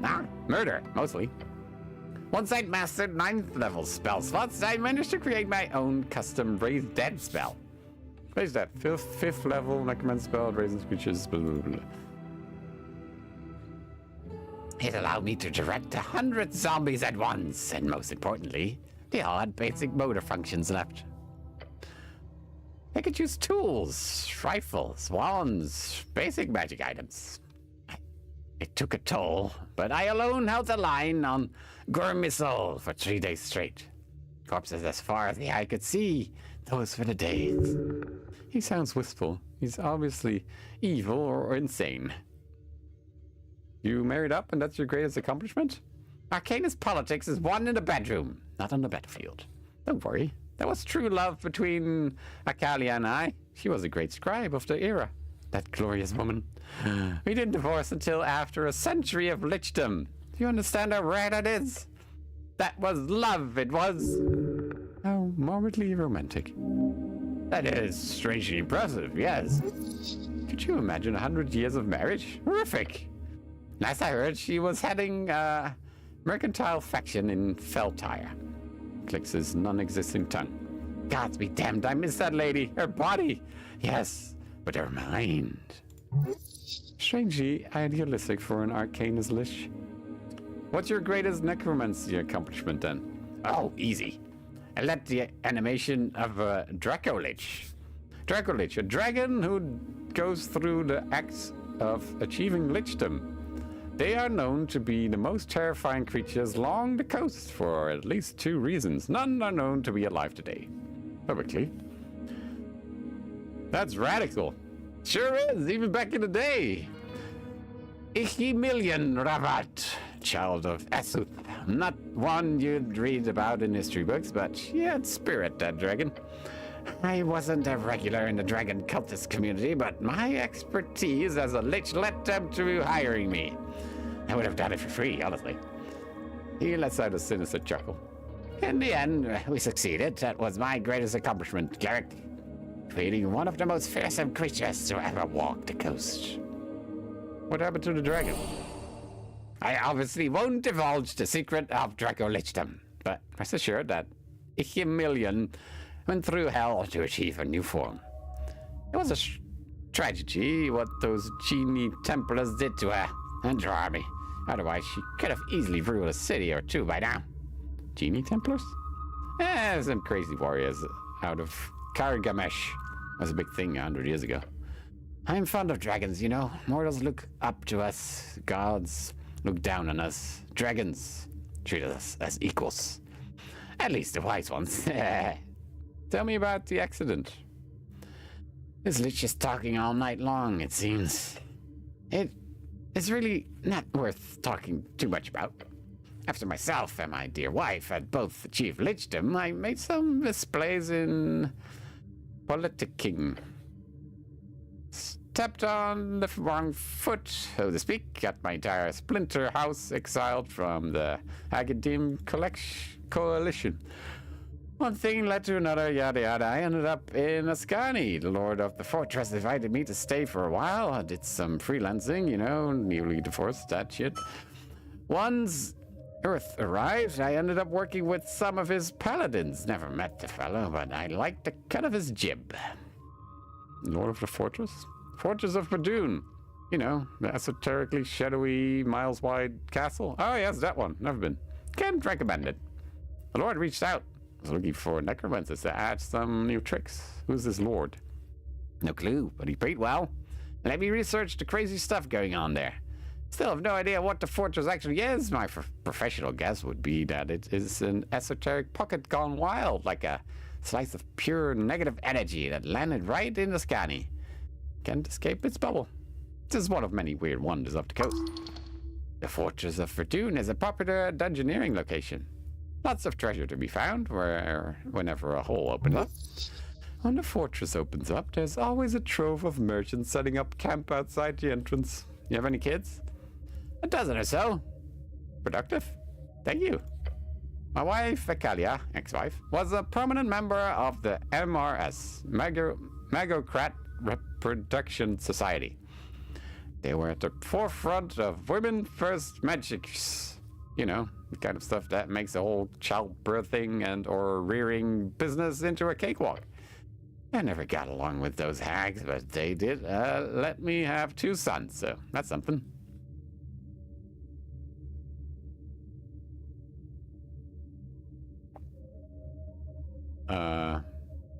Are you implying that sons are better than daughters? Not really. There's an argument to be made that they're much less of a hassle. But the MRS hags definitely had an agenda, you know? More girls, more members. I'm not crazy. Good job, brother. Thank you. Kalia did most of the work, of course, but my contribution should not be forgotten. This is an inane topic.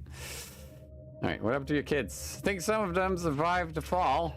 My blood wasn't prominent enough to be lineage persecuted among the Free Striders. At the same time, I'm not like they... it's not like they received any inheritance. Logically, I should have some great-grandchildren scattered about Diminori. Oh, sorry, what's it called now? Reeds? Stupid name, if you ask me. I should have called it Stridery. Something. Stridery. That would have been on brand. Cool. Gives me a better picture of your life. I'm lowered. Tell me about Viskin. Lovely bastard. I gave him a serious case of testicular torsion once. Can't believe he ever forgave me. Pure evil. Skull inside of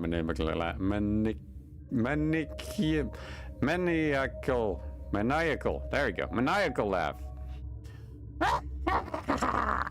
There we go.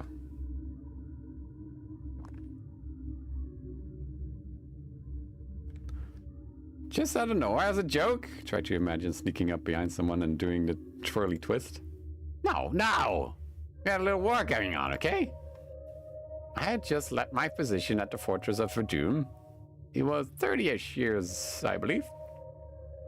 Right when your Earth folk had begun growing quite bold up River Torna. So I decided to sneak up into your city here. That's when I saw him. An old opponent, Viskin. I immediately remembered his ugly mug and his rotten soul engineering.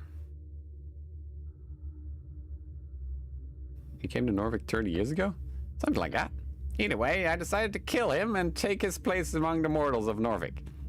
A couple of magic duels and assassination attempts later, and we were at a stalemate. Although, I consider it more as me just getting tired of hunting him down all the time.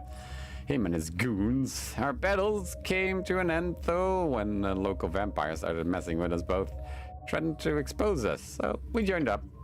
Team up of the century, or that decade at least. Two fought a vampire together. It was an epic duel of the shadowy fates. The skull bounces around. Together, however, the vampire was easily eliminated.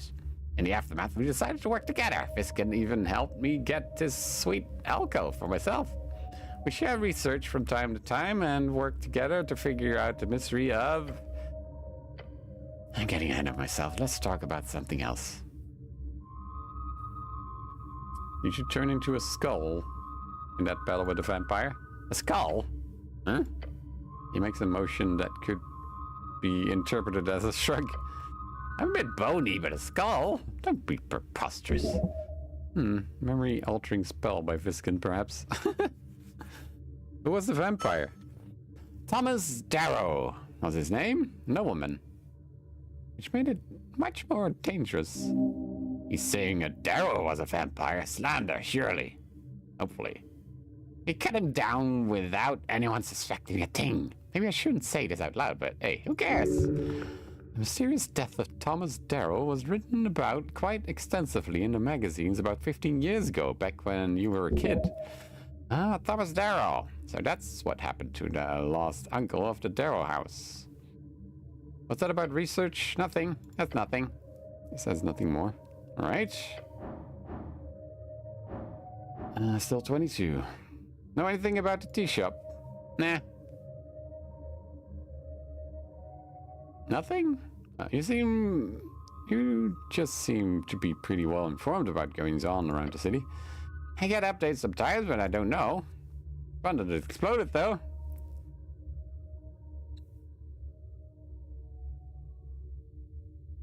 Yeah, it's very fun. I love it when tea shops blow up. Right, fun! It was probably a rogue wizard or some kind of magic item mishap. Whenever a necklace of fireballs was smuggled from the floating cities down to the peasants, they'd always find a way to blow themselves up in the most spectacular ways. Hilarious. You speak common? Not every day a village exploded in a fireball. Those necklaces were valuable, but sometimes someone smuggled one away from the front lines or off a factory floor. I was never too into evocation magic for that reason. Too easy. He chuckles. Okay.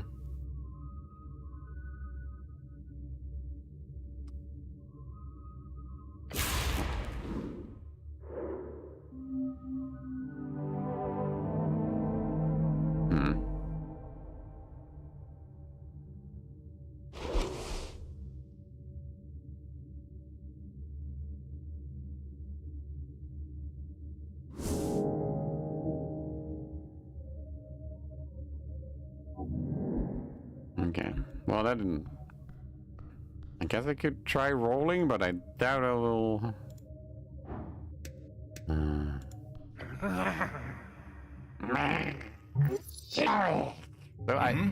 So loud. Look at that. Let's try rolling.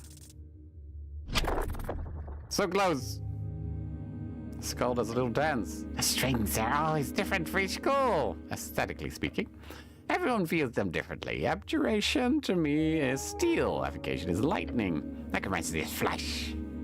Perhaps that can help. This mad Tammy Lich offers you knowledge. You do not need it. Show him. Of course, you can attune to necromancy easily. You're a genius. You can attune to any magic known to man or beyond. Do you remember? Yes, I remember that course in school.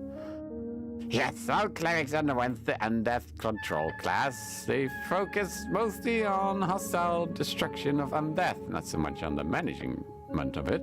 But the teacher cast an animation spell to create a zombie for you all to train on. Strings, they were pale, like death. Hold out a hand.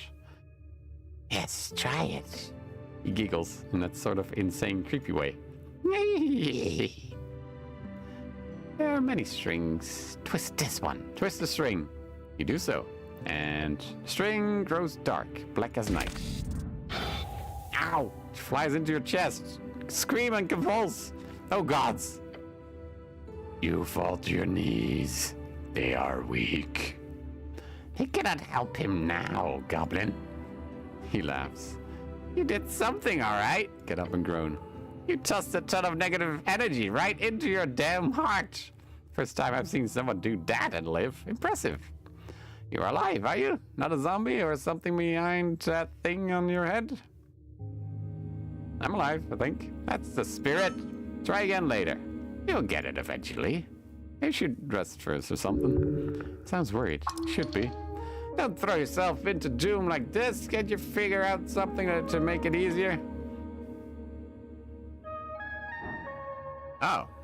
Well, now it's 17. Almost dead, though. Okay. Okay.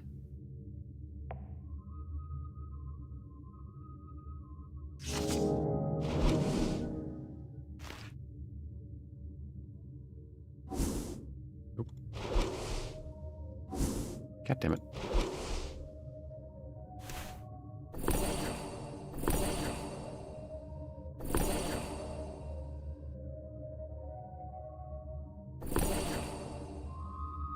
Okay, do I have all my intelligence things?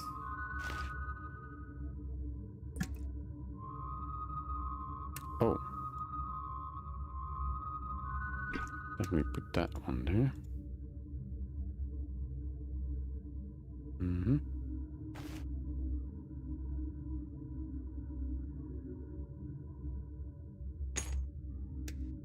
Mm-hmm. Wait. Okay, let's try it again.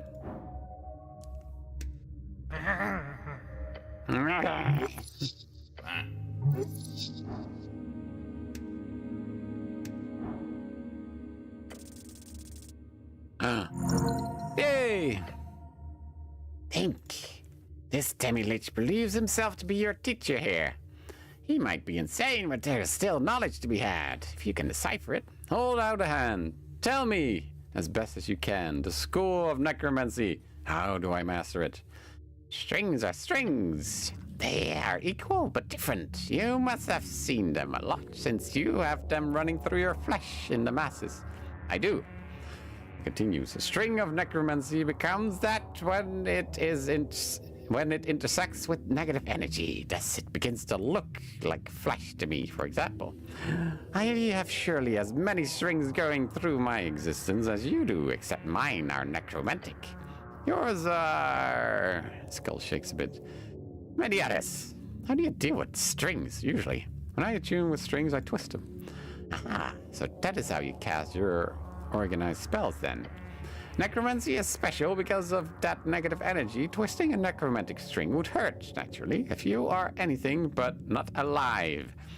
A living necromancer learns to either manage the pain through mutilation, religious fervor, or physical numbness, or they learn to cut the string. Cut. Everyone uses different terminology. You might have heard it called willing string or mastering it. It's the step every spellcaster must go through to reach the higher tier magic. They must learn to manipulate the string's shape. The shape of the string? Yes. But it doesn't have a shape, it's just a dot. Skull laughs mockingly. Why do you think they call it a string then, dumbass? Measures change over time. You might have grabbed and twisted your strings in a moment, but cutting a string means grabbing it independently from all its other parts in the past and in the future. And just twist it, separate it from itself. Of course. The talk of mastering strings, it all makes sense now. The string goes through time. Manipulating it more closely requires it to be twisted only in the now, without the other baggage. Stick out your hand. Yes. Locate a string near Bondaval, a pale string. Yes. Twist it. Ah, shit. Open your eyes. That hurts. What? You twist the string into a cure wounds, you idiot. Hurt like a... What do you say? motherfucker. I failed? Skull laughs intensely. You did great, cleric, or should I say, necromancer. That was a cure wounds for sure, but a necromantic cure wounds. Instead of a cure wounds got through sissy abjuration or hardcore flesh melding transmutation, you now managed to simply remove the negative energy to reach the same conclusion. Healing. Although, yes, it did hurt like all hell, since negative energy obviously is kind of my thing here as a glorious lich. Oh, sorry, master necromancy? No, overstatement perhaps, but you should be able to cast one spell you're looking for at least. Speak the dead! That's what I'm talking about. That's great. It would be extremely useful for the case, obviously. The skull nods. You want the spell scroll? What's the catch? Skull widens its jaw, then it coughs up a tiny spell scroll into the altar. Grab it. Did you just instantly memorize the scroll after it flew out of the skull's mouth? Degenerate. You've earned it, my evil apprentice. Glorious, another tier of magic unlocked. Even if it's just a 3rd level spell, this will surely lead to greater things in the future. If you have any other questions, go ahead. Speak with dead. That's 5 questions, right? Yes, indeed. Plus, the spell does not allow the spirit to learn anything new. It literally animates a simile of the creature. It's an extraction tool, not a way to learn information. So if a person is being targeted by Speak with Dead and then resurrects, that person will not remember the questions or answers it gives. Not one bit. Except, of course, yes. There have been recorded instances of it happening. Rare, very rare. But only for creatures entangled so heavily in the strings of Jor that their spirit itself grows tendrils, so to speak. Strings of Jor. Jor strings. Okay, thank you. If the spirit lives entirely within the strings, then it's theoretically could listen in on the Speak with Dead conversation. That's entirely based on conjecture, along with some instances I've encountered during my necromantic studies.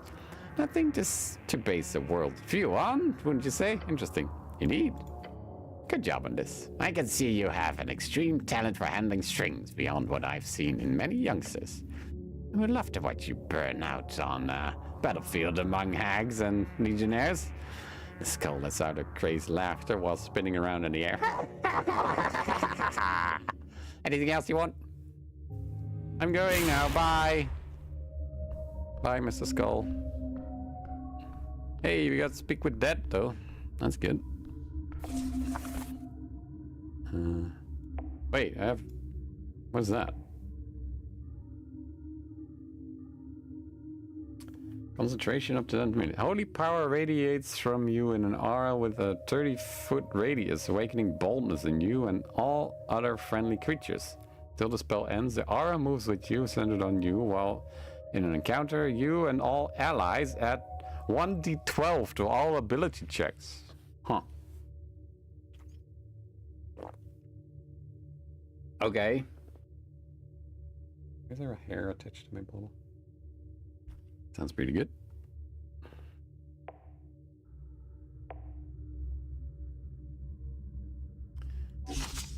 Okay, cool.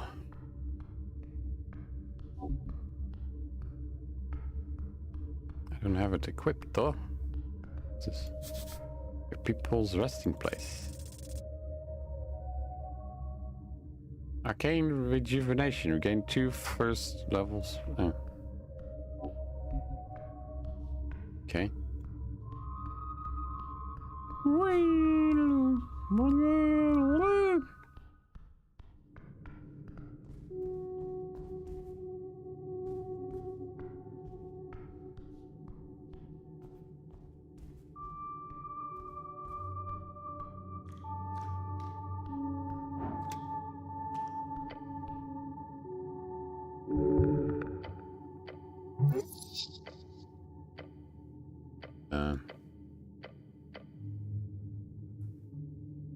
I am the lord of this dwarf fortress. Your voice echoes out among the tangled woods. What are you doing? Since no one of importance heard you, you can make any statements you want. It really doesn't matter. You should care about what the goblins think of you. I'm making a statement now.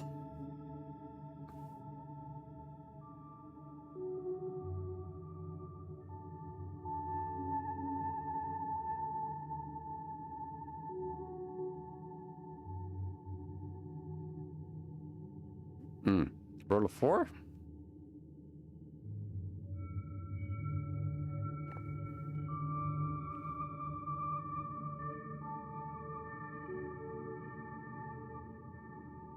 Beep beep. Ah, it's the same fucking thing.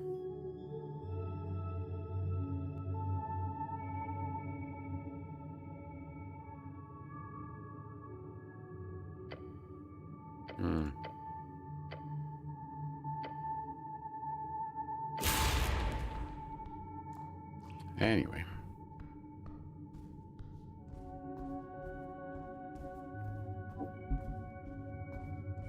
I have this new spell now where I can see other shit.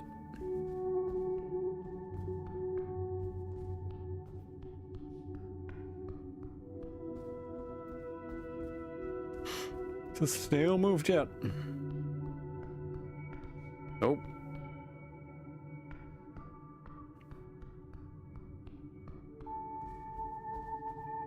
I need a shrine.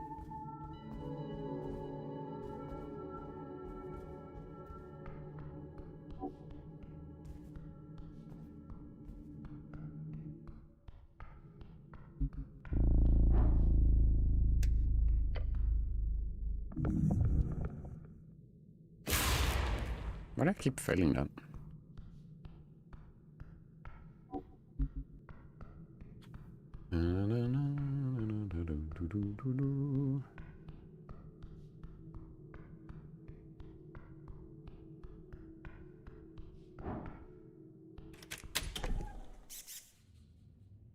Why does it keep squeaking?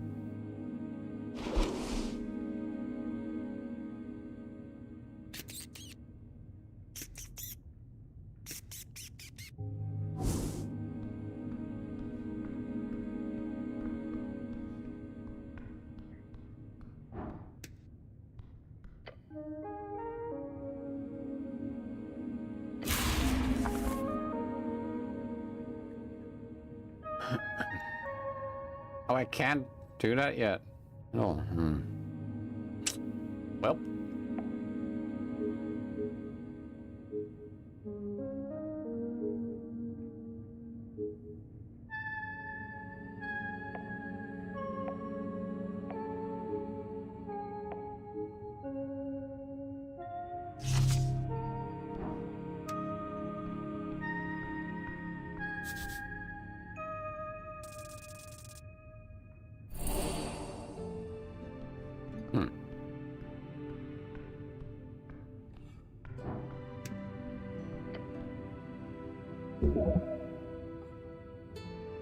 So you can sleep down here. No response. Give it up. Nothing to gain here. Come on, wake up. Silent treatment, huh? Funny. Stop this idiotic behavior. If you wish to commune with the corpse in any meaningful way, as you just speak with that. Oh. Okay, so I can't actually do that until I have 3rd level spell slots. So, guess we're done here. Oh, this river calls to you.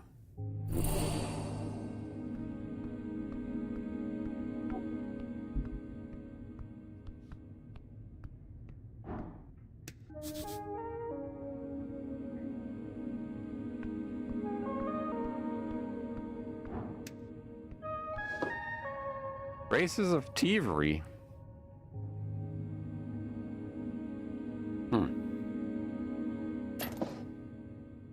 I'll take that.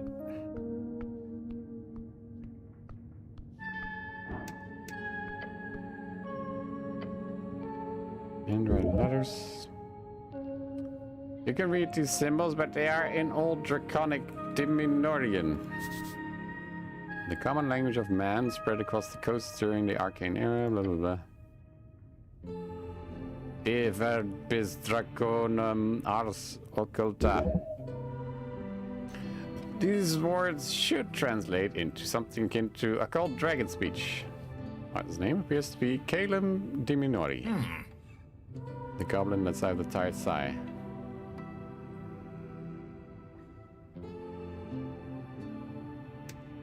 Cast comprehend languages. Begin reading the first passage. I wipe the sweat from my brow. The lair is hot. My companion was consumed by the lower beast in the first wave.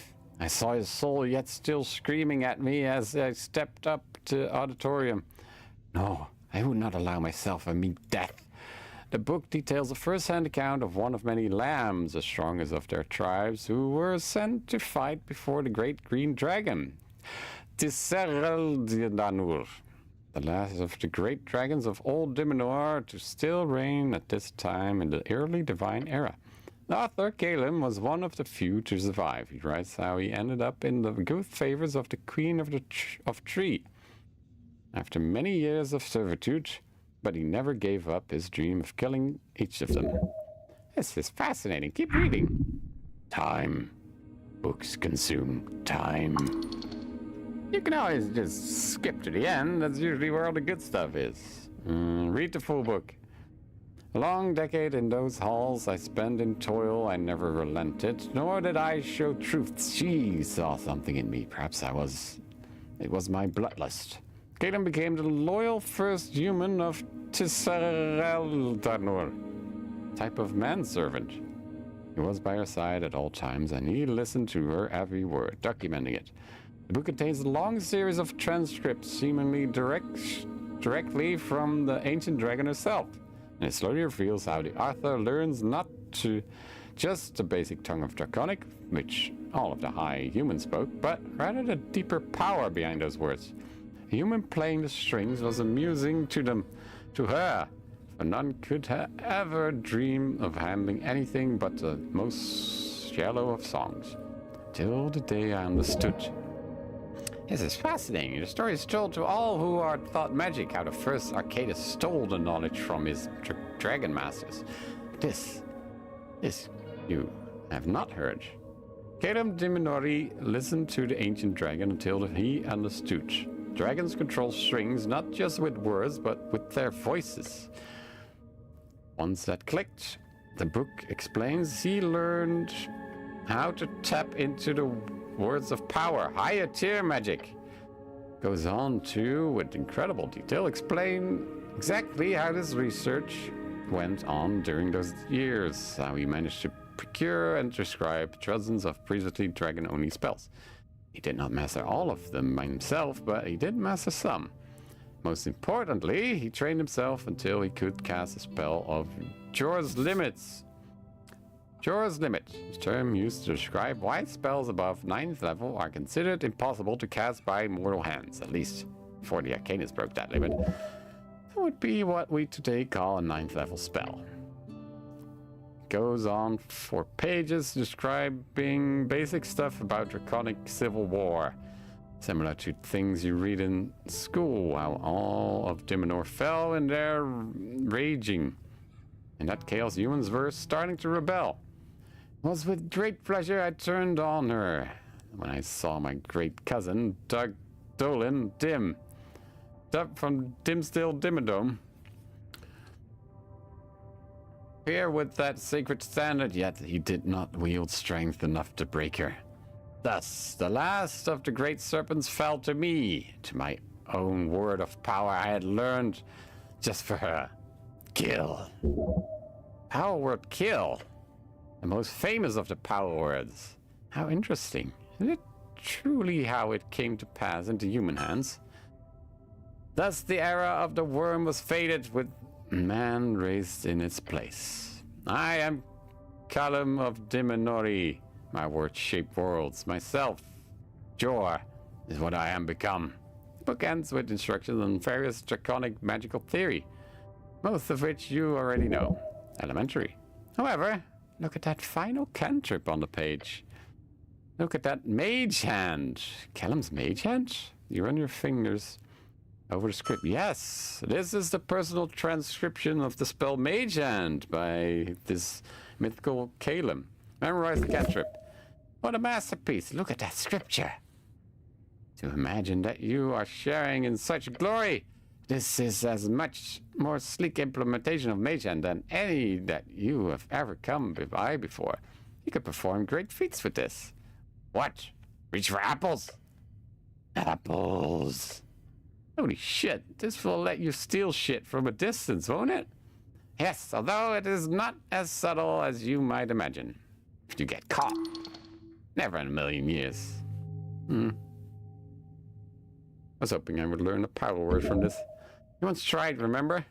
The back of the library, you find a transcript, tried to memorize it. They found you the next day on the ground, barely breathing, and your eyeballs had exploded. Oh, right, the eyeballs exploded. The patriarch was kind enough to cast restoration on you, but he was not happy. My eyeballs exploded? What a day. All right, I remember. Yeah, I shouldn't do that again. No, you should not. Okay, let's not cast Power World Explode on yourself.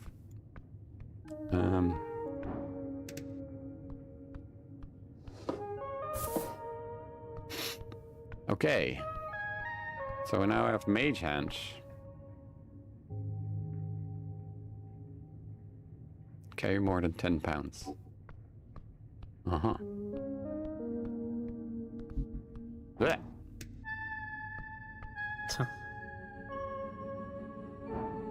Well, there's nothing. Wisdom 10.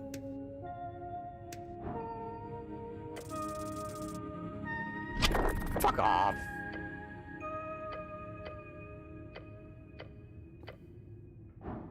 I can figure out 10.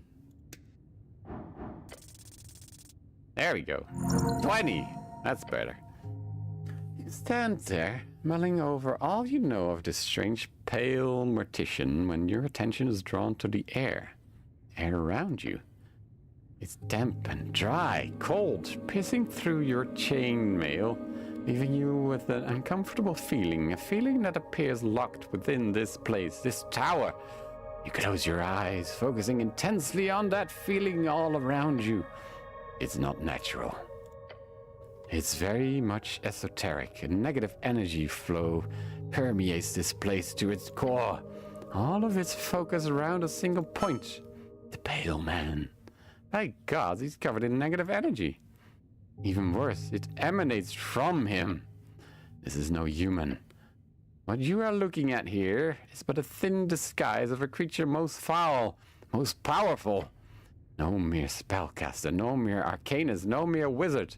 Fiskin is a lich. An unliving, everlasting bastion of esoteric power. Learn from this creature. Abomination! Like an actual lich? They eat your soul and play with your bones type lich? Yes, you're afraid so. Well, what do I do with this information? You have a choice. Either try to deal with this directly or contact relevant authorities. You can also just walk away. No worries. For where? This needs to be reported to Coin Lord Darrow. He is the highest official on Tolstad, if only he was available. You should investigate this further. But what if... I don't mean to interrupt, Cleric, but you've been standing here in silence for almost 5 minutes now. Okay. Bye.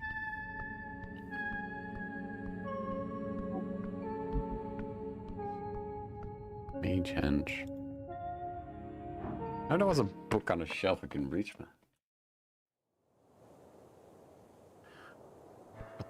Up. Just walk normally, fucking dingus. I want to speak to the angel. There's a big bird flying over it. Where was that?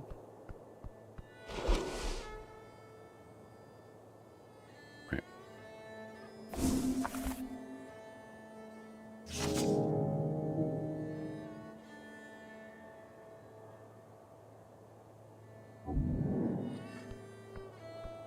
Is it this way? Oh. Why do I always roll terribly?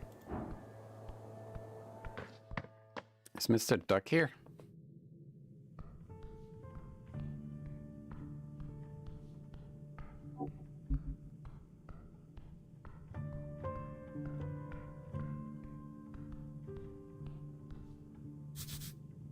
He looks upon you.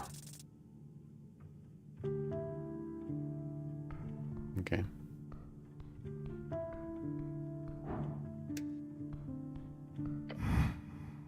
Iron Thin Can Nightman. Dude stands not acknowledging your presence.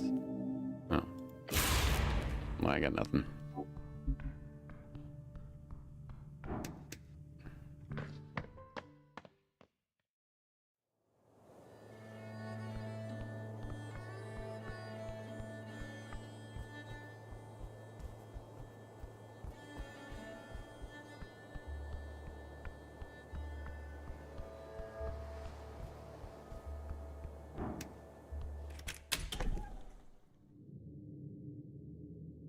Hey, where'd she go?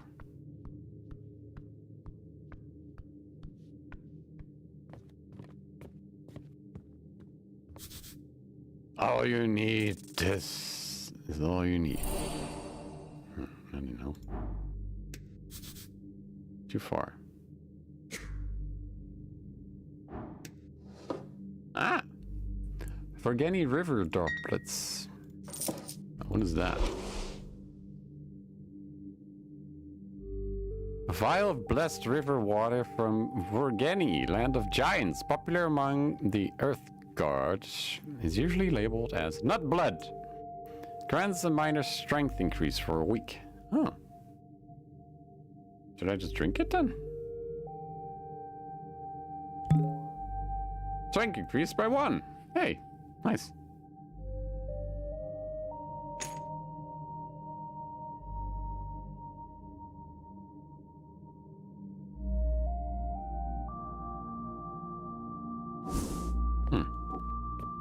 Worth it.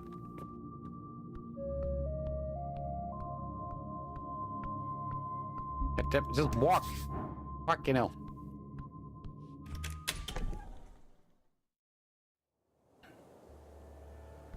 There's no angel here.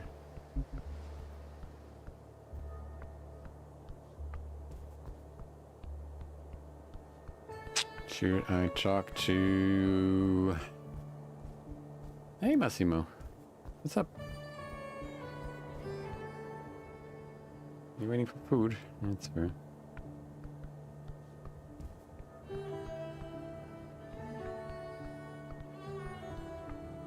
Hey, psst. Massimo.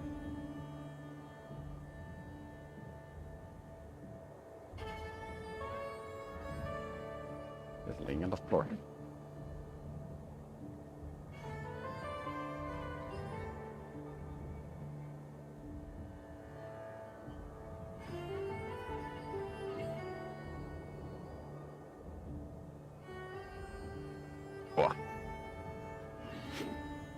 Get butt. Okay, bye. He doesn't care.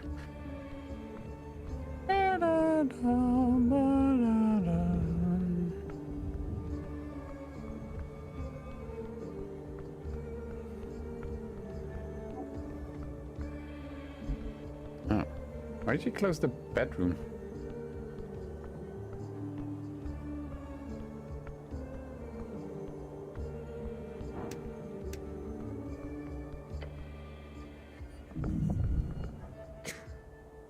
Keep failing that.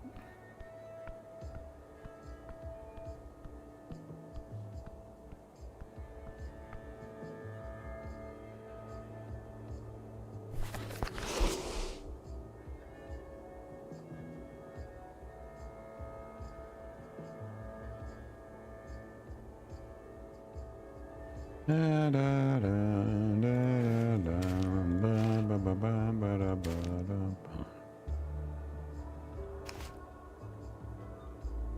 Guess I need more wisdom.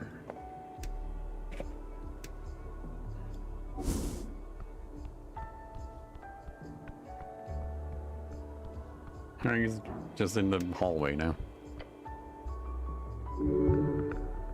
Touch the pillar. Okay, but that didn't help at all.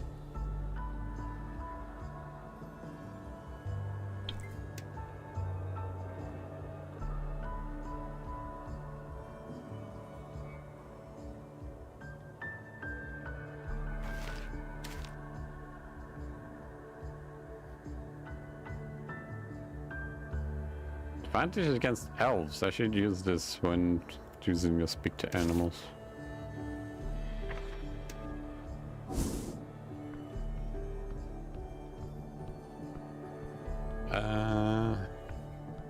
Hey, the kid's gone.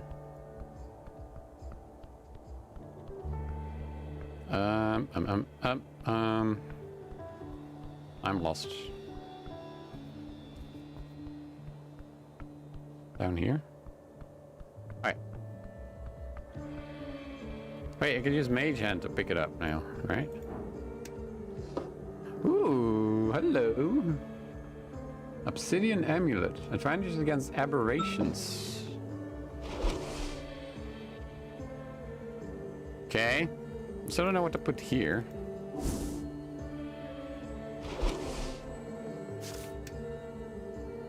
-1 intelligence. Okay, let's not do that. -2. This is all terrible.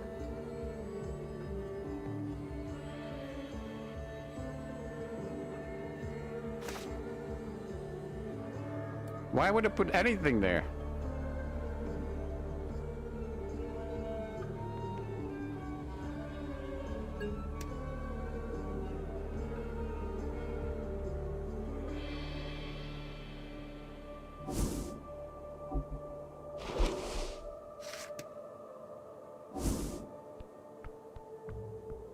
Okay, let's go to the Goblin Queen.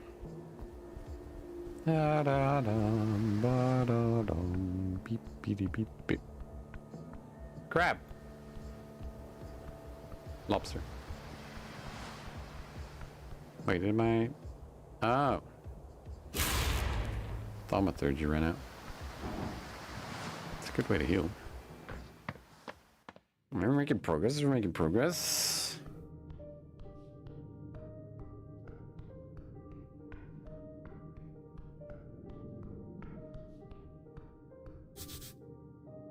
Throne of a modern dragon. Okay, that didn't help. The goblin glares at you. Where there's muscles.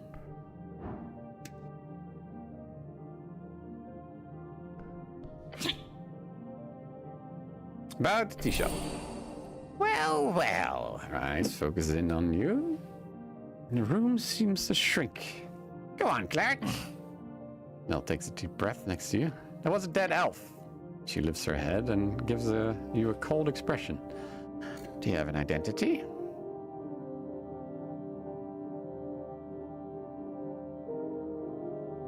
The corpse was heavily damaged, obviously. Yes. Anything new to report? Perhaps something actually useful? Convince her that you are an idiot. DC 5. And present the full story.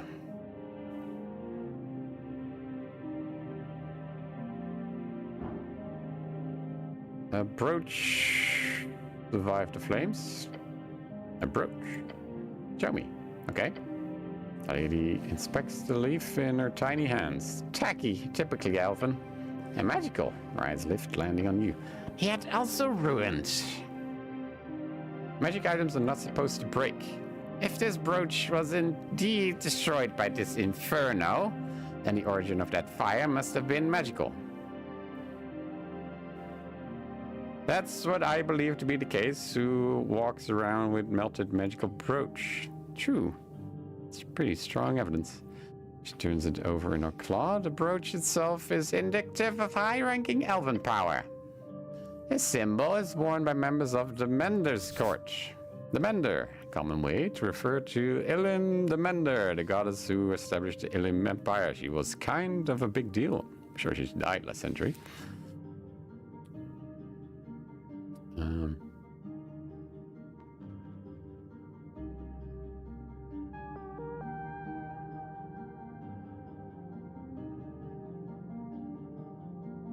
You can keep it. The dragon tosses it to you with a frown. I do not wish your mark anywhere upon my lands. The tea machine thing was active at the time of the explosion. The tea machine? The tea machine. It was in the process of brewing tea. We even found some tea leaves inside. Interesting. Considering the shop was closed at the time, that is quite a clue. Perhaps this elf was making tea. Perhaps the elf expected company. That would make sense. One more question. What kind of tea leaves were in the machine? Why is she interested in tea leaves? Interested in that. Snell gives you a glare. Show her the leaves. She takes one sniff at the dry leaves and frowns. Uckle! A Carmesian's plant. She's hiding something, but what? Next, what else? There were 9 explosions. Her eyes focus in, like fiery spotlights placed upon your soul. Elaborate. Okay, it's a bit complicated. Oh, please do enlighten us, cleric. Bring some wonderful human knowledge into our uncivilized halls.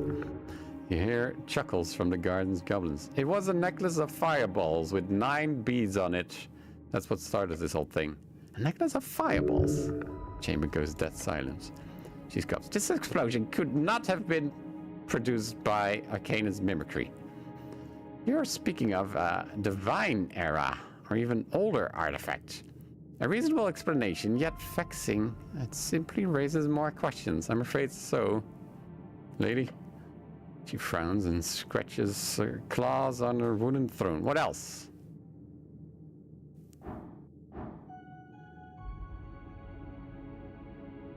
Present full story. I could have succeeded instantly. Okay, fine. Yes.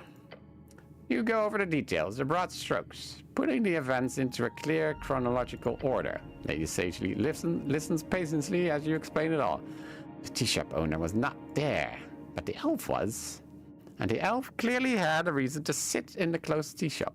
The elf was in possession of a fully stocked necklace of fireballs. The goblin chieftain's lips curl into a slight smile, which then turns into a grim frown. Go on. She finds your explanation intellectually stimulating. Time to lay out the entire plot from the beginning. One thing that didn't make sense to me from the start was, why a tea shop? She shrugs. Yeah, why indeed? Hey, buddy. What's up? You want food? Oh, a cat. Oh, a cat.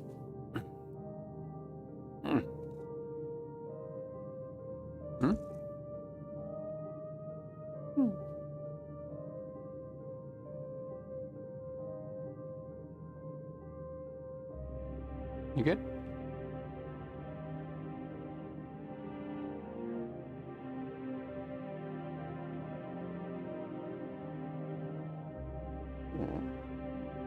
You're so soft.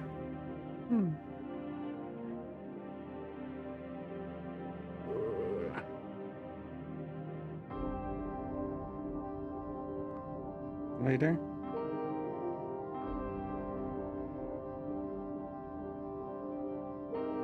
Okay. Nope. He's off again. He glances between his queen and yourself. Careful now. You know the truth. You understand it.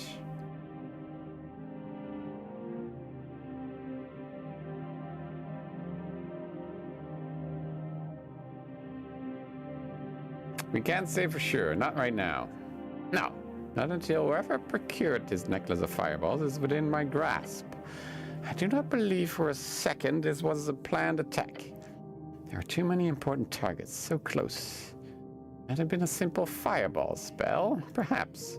Snell, do you know how rare this artifact is, this necklace of fireballs? He nods. Exceedingly rare, my lady. Perhaps not, simple bead? Those float around the coast from time to time. Still expensive, but remnants of the Coast War.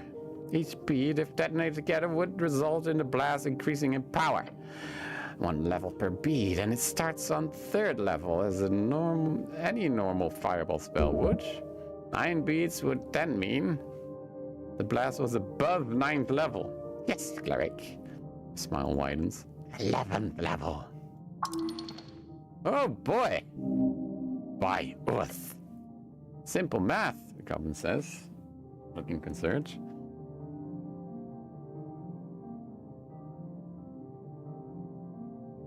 Cool. She scoffs loudly with an air of annoyance. I'm just impressed the dwarven masonry still stands. I assumed such power would tear reality itself asunder. But no, it simply scorched a lot hotter. I should also mention there was a gold chain in the hands of the elf. Gold chain? As in... That must be the necklace then. It actually survived the blast. It turned to dust after it was removed from the corpse. The goblin chieftain clicks her tongue and leans back in her throne. Interesting. Once spent, the core chain must have retained some magic until trifled with, of course. The lady glances to Snell, then back to you. Well done. You've convinced me of this perspective. For now, at least. The lady grows silent and begins twirling a ring on her finger. How is the cleric's health, Snell? Health, my lady? Do you believe he could require some magical assistance? The goblin mutters and gives you a good look. Yeah. Item Ring of regeneration. Nice. He takes off the ring and tosses it to you. Wield it well, human. It will keep you up and running. She leans on her claw and glares at you. This joint venture is not yet finished. Snell, cleric. Yes, my lady. You need to find the responsible party and bring them to justice. That is what you do, is it not? Oh yes, always. Good. The elf might be dead, but I'm certain whoever is responsible here is not. Speak with the relevant parties, find out everything about this elf. Locate the missing witness, this Frank, son of Frank, dressed in yellow. Fake name or not. If he can be found, you must do it. And then, there's the question of the poor foul drummer, of course. You have until the election. Cleric, be quick about it. Time is running thin. Where should I look for this tea shop owner? Who knows? Already left the city. He's stupid enough to hide in some corner, covering like a craver fool he is, and find him and make him talk. Do you know anything about this dead elf? She groans. There were words of a certain elf making friends within political circles here on Tolstad. I'm assuming this is the one. I would suggest speaking with those connected, the Ascals for their involvement with the tea shop, Fiskin for the post-mortem, and of course the corpse itself. That you should be able to handle. Any more info on this missing witness, this Frank, son of Frank? Not much. Some whispers about a man dressed in yellow running downstairs. Perhaps he fled into the city below. Well, probably dead or dying in that case. Either way, find him. That's all for now. Alright. We did a thing. That diggity. Okay, what is this ring? Wait, what's the ring?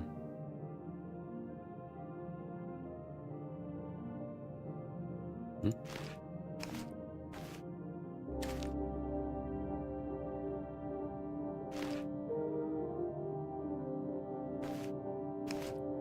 Oh, you can fucking sort by stat? Okay, fine. What did it?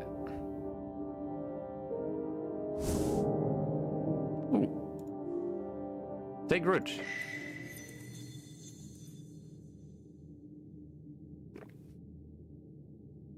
What is loneliness? Excuse me? What is it? That feeling in your chest. The knowledge of lacking, of being without. This thing hanging veil-like as a connective tissue between others. Is it something or is it simply void? Is nothing something? Sounds like a mathematical thought for the blue one. So you came here to solve a mystery. Yet what you find is everything working against you. Yeah, that's been pretty annoying. It has been difficult, yes. Political forces working against each other, not in direct competition, but indirectly as the election looms over all folk. A coin lord who wishes nothing to be brought to light under his reign. Chieftain who wishes to hold her domain tightly. Caught between a poor woman in a tea shop. How do I know she's innocent? Not innocent, but somehow you know she did not deserve such an end. Are you hearing a cat meowing by any chance?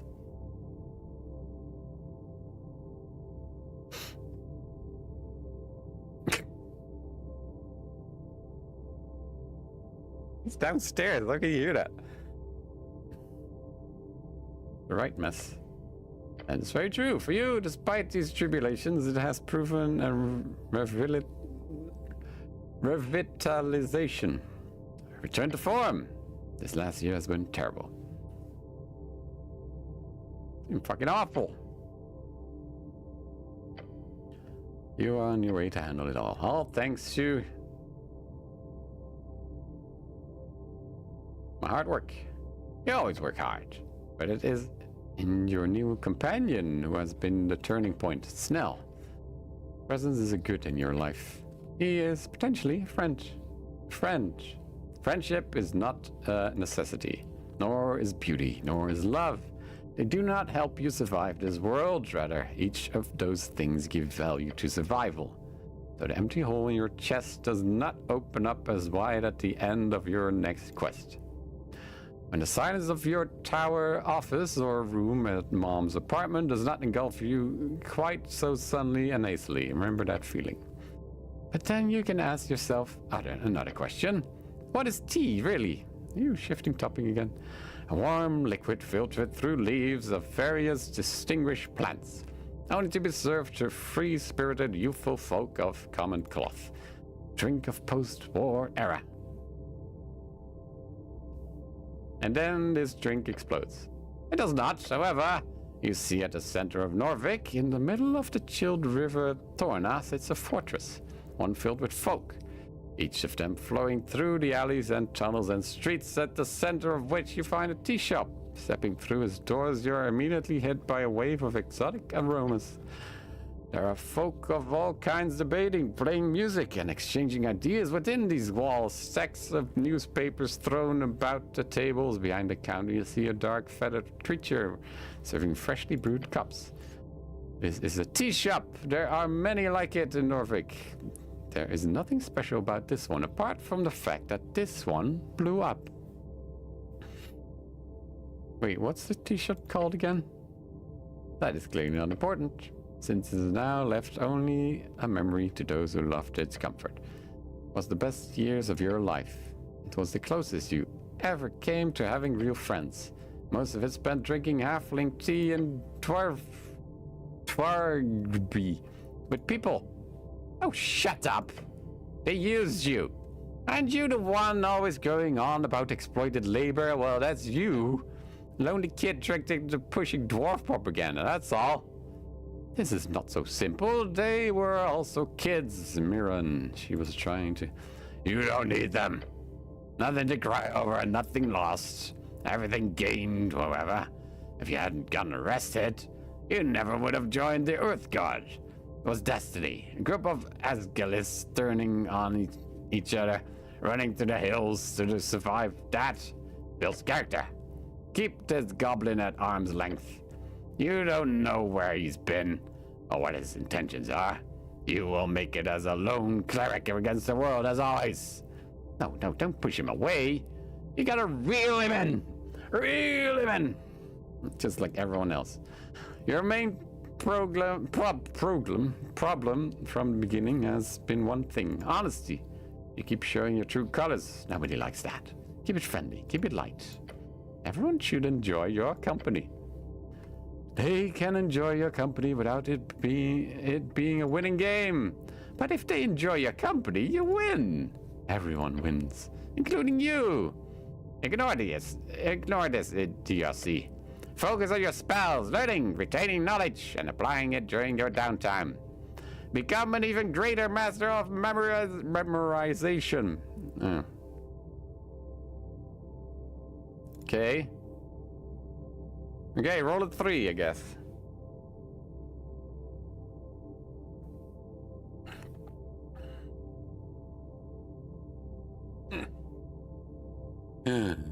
Friendly companion.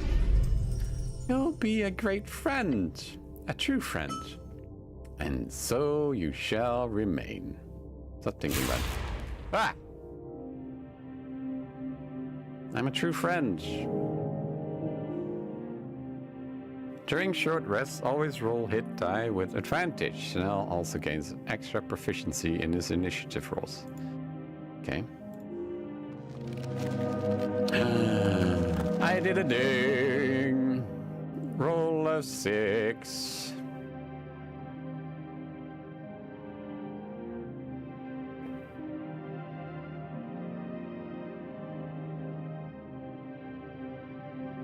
Strength.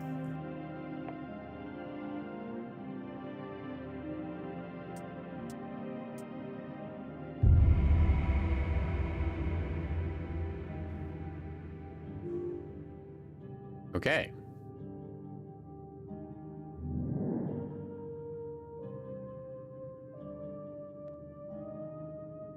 So, what do I do now?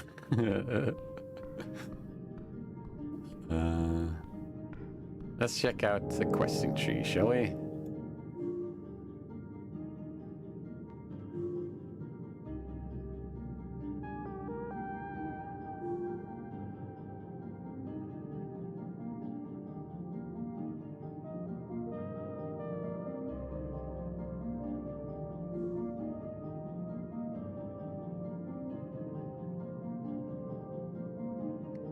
Oh, I need to fix my spell book.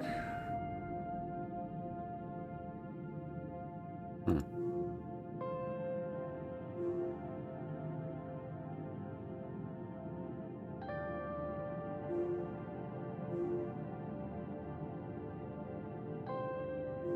Should go below, right?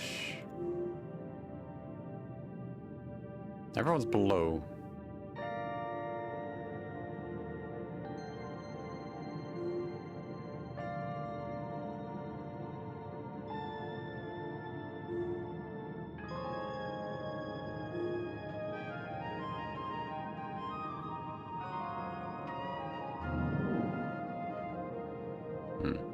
Need to hand out one more flyer and then I can go into the warehouse where I can find the ink. Where the fuck am I now? The depths call to you. Give me something good. 4 hit points. I don't need... I have so many hit points now. You okay there, buddy? Yeah. Hey, kitty cat. Hi. What? Hmm? What's up?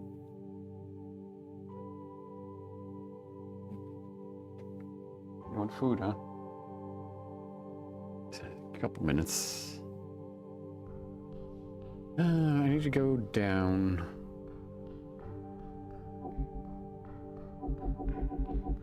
Sorry.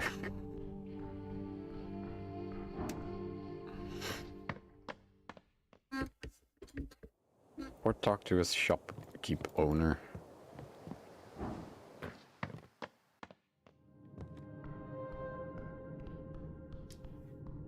Going in fucking circles.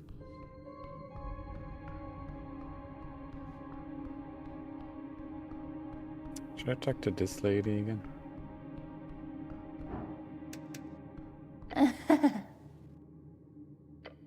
Human. We found an elf in the tea shop. One of your friends? You... The normally white smile fades. An Illim, I presume? I do not consort with their kind. I'm afraid I cannot help you in any way, apart from offering you a free piece of advice. A tip, if you will. Only a tip? She makes a coughing-ish sound. Tread carefully. The roots of Illim grow far and deep. They will strangle you, given a chance. Do not anger the Mander's shadow.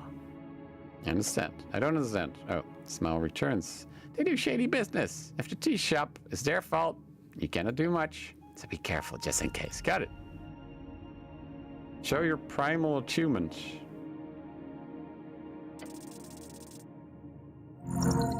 Hey, look at me doing things. You kneel.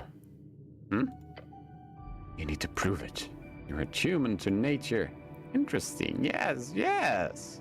She places the ball from her desk to the ground before you.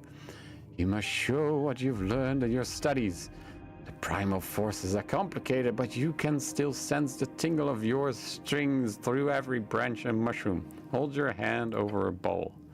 She reaches out to Elf hums. She then moves the bowl even closer to you. You've attempted this before. It did not go well.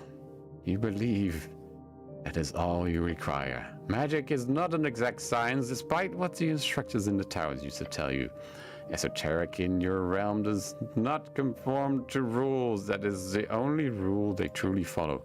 Now feel the oily mushrooms inside this bowl, the strings within them, around them. Grab one of them, change it, twist the string.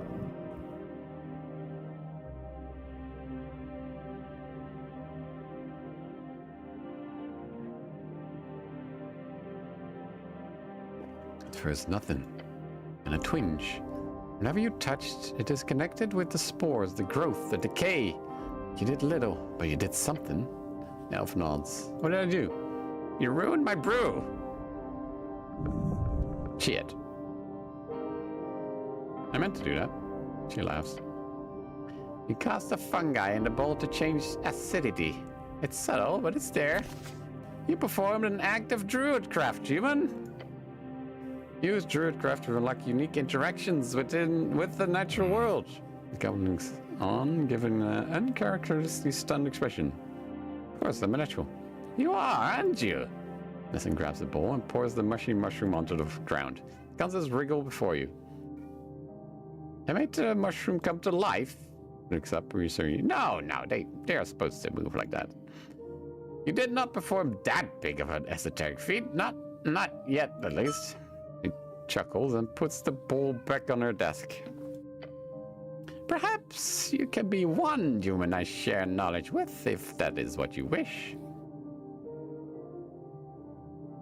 Please do, I want to learn. Very well. What do you want to know, human? I want to learn how to speak with animals. That shouldn't be too hard. Here, spell scroll, to get you started. Cast it when you have an animal to speak with, and you should be able to hold a conversation as long as you keep up. What is Druidcraft, really? I would call it a most useful path. Can you still pick up the meowing? I would call it the most useful path of communication with nature. Can be used for many a thing, but for you, I would suggest focusing on the basics. Use it to move peacefully through the roots and to show your balanced nature to those primal spirits who roam below.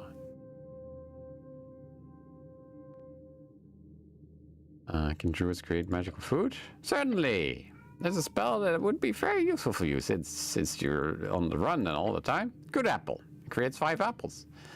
Each can feed a grown man for the full day. Oh, I love apples. Can I have the spell? I don't have the spell scroll, sorry. I do seem to remember I had one to Moongore. She might keep one in the roots of poo. Oh, I've met her. Bugbear, right? Yes, indeed. How wonderful. She really needs more socialization down there. Such a lovely woman. Quite the bite on her. What is she implying? The elf is quite provoker. Horrible. Good. Can nature protect me? Of course, with bark skin. I already have bark skin.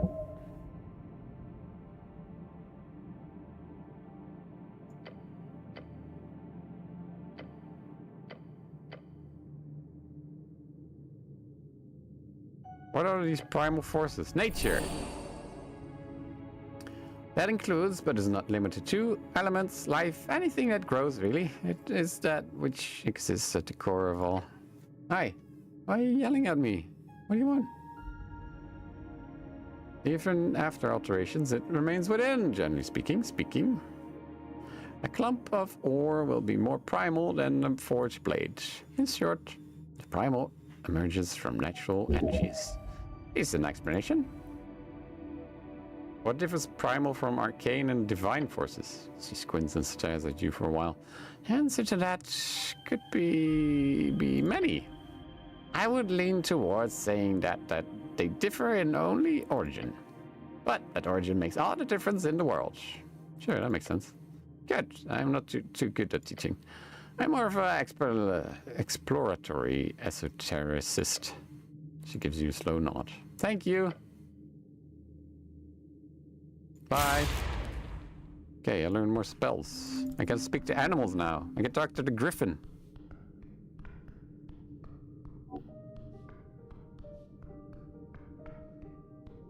Is there,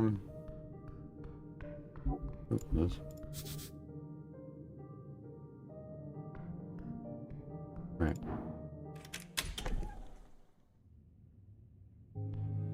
Where can we now? Oh, I'm here.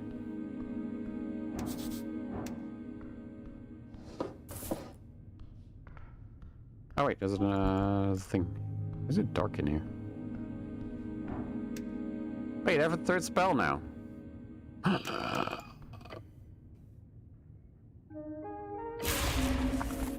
Okay.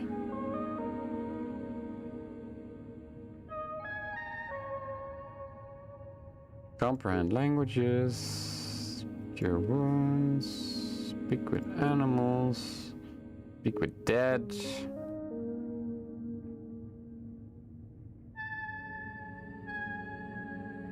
Barkskin?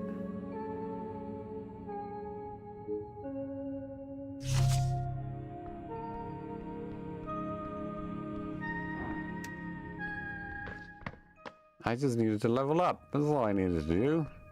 Oh god, it's dark. Hey, buddy. What's up?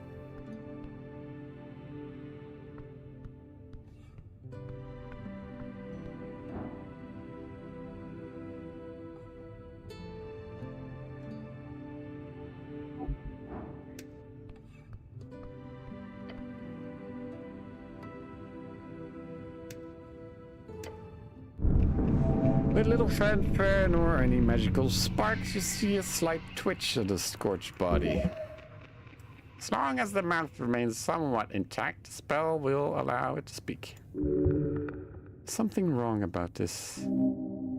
It is sacrilegious, but perhaps the animated spirit will give you something useful in retribution. As if they weren't turned to coal like substance, the lips begin to move, like sludge. Faint wheezing comes out of his throat. Horrific. Okay, I'm ready. Time to talk. Maybe she'll be happy to answer. Remember, cleric, 5 questions. That's all you get. Make them count.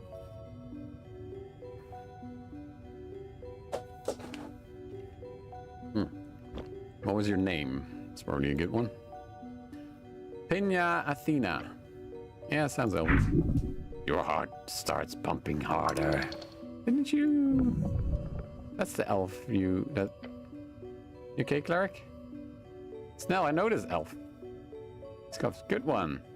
You would mingle with elves, nervously adjust your helmet. His eyes go back and forth between you and the corpse. You serious? I met an elf with that name. Huh? When exactly? On Ledge, Upper Tolstad. Okay. You were there? Maybe you weren't. Sorry to say, I don't remember seeing any elf up there. I already know Nessan. Last time I checked, she was very much alive. This is truly an esoteric event. I normally just say you're misremembering, but weirder shit has happened. Like a dead elf in a tea shop that blew up.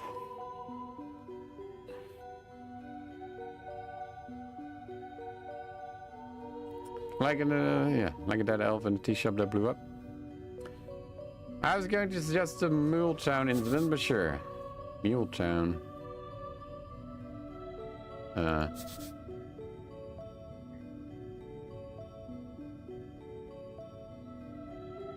Whatever. What are you voting for in the election?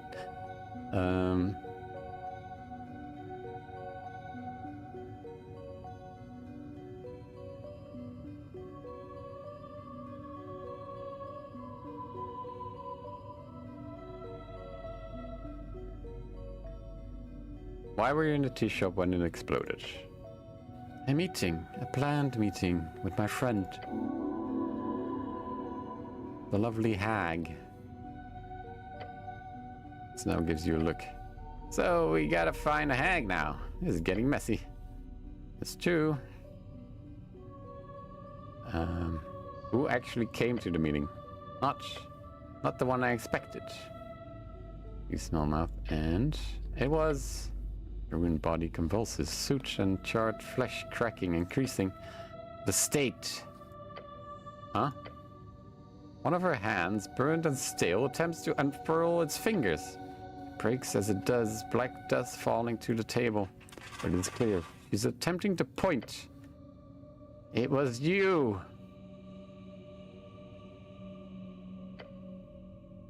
Right.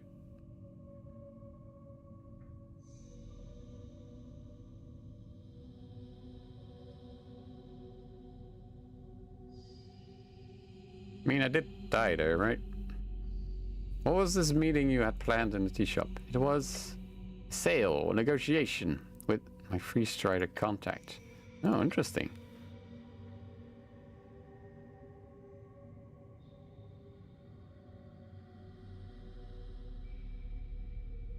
Who killed you? I did. Calm leans in, eyebrows raised. Fascism chose the path, I chose the end. Fascism, an ideology born during the Coast War, formed out of Alexandro's dream of a long-lasting empire born out of the fallen theocracies of reeds. Oh. Huh. Fascism forced her to blow up the tea shop, right.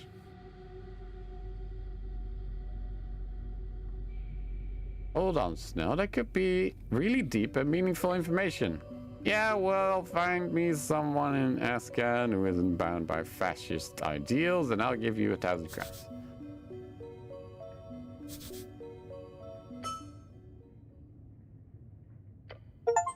That's 5. Alright, cool. What do you learn? It's an elf? It's true, it's an elf. An elf that you've met at some point, apparently, but whoever showed up wasn't her friend instead. Give you a solid stare. She said it was you. I was not at the tea shop during the explosion. Yeah? You did know this elf, or what?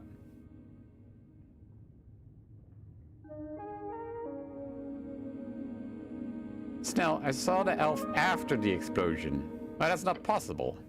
What, you got a twin?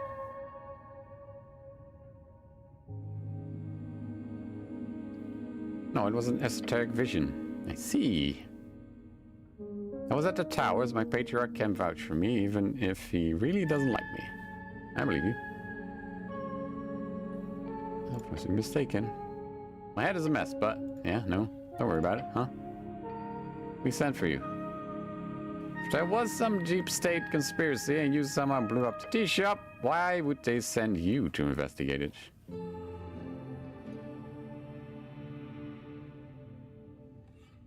To cover my tracks? You haven't really done that from what I've seen, so don't worry, I don't suspect you of anything. My guess is it's another agent of the state responsible? What? Elf points at you, or tries to, and says you're the one she saw at the tea shop. Yeah, no, she means a cleric. Or an earth guard. Something like that. 100%.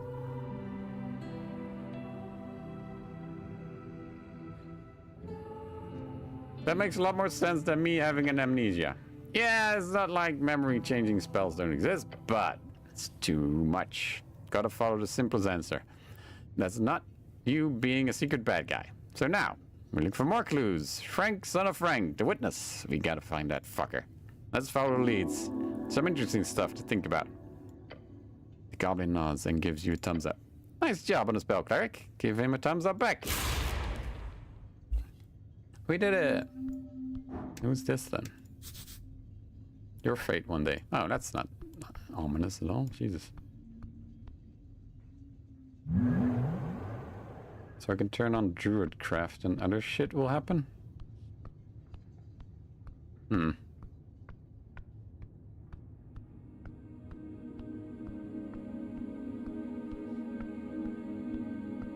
Okay. Well. Maybe I should call it a day. Made progress, so that's good. Oh, I want to speak to the griffin, actually. Wait, do they not leave if I have druidic... They don't leave if I have druid thing active.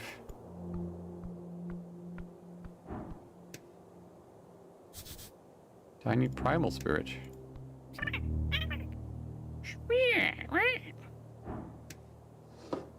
Strange mushroom juice.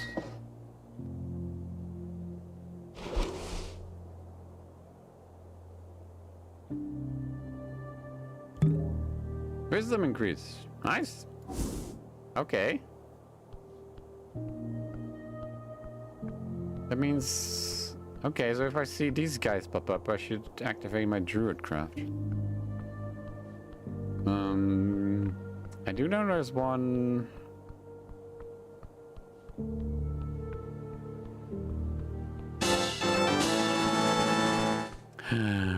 Become one with the chicken. What?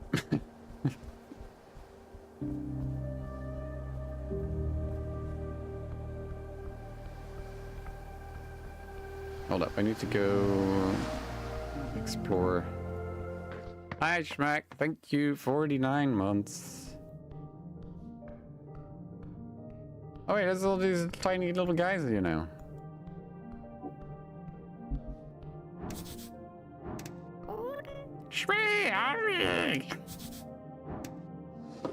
Apple. Oh, just apples. No Nope, didn't mean to go there. I need to go down. I don't remember how to go down. It's just here?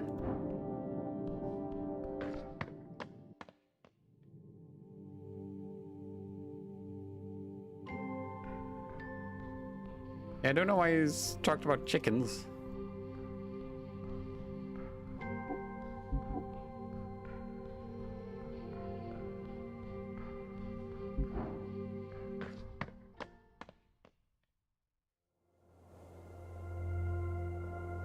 No, they were not chickens, they were acorn people.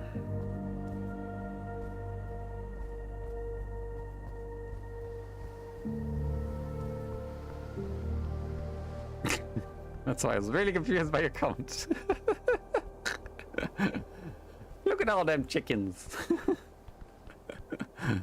What else did I want to do? I wanted to go down. How do I go down? Can I just go in the tower?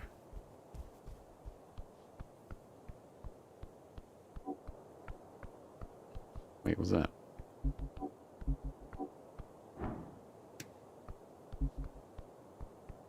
Where am I going?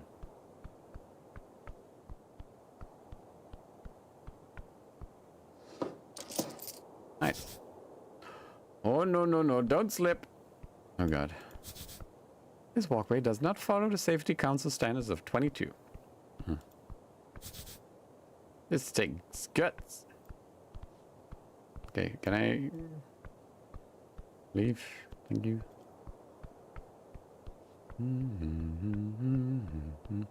Wait, I can check out the bar now, actually.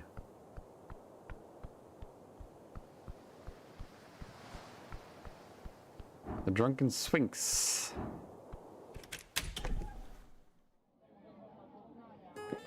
Oh shit.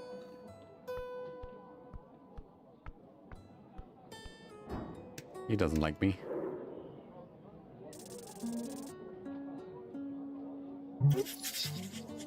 Focus killer, his body can... Oh, I didn't gain anything.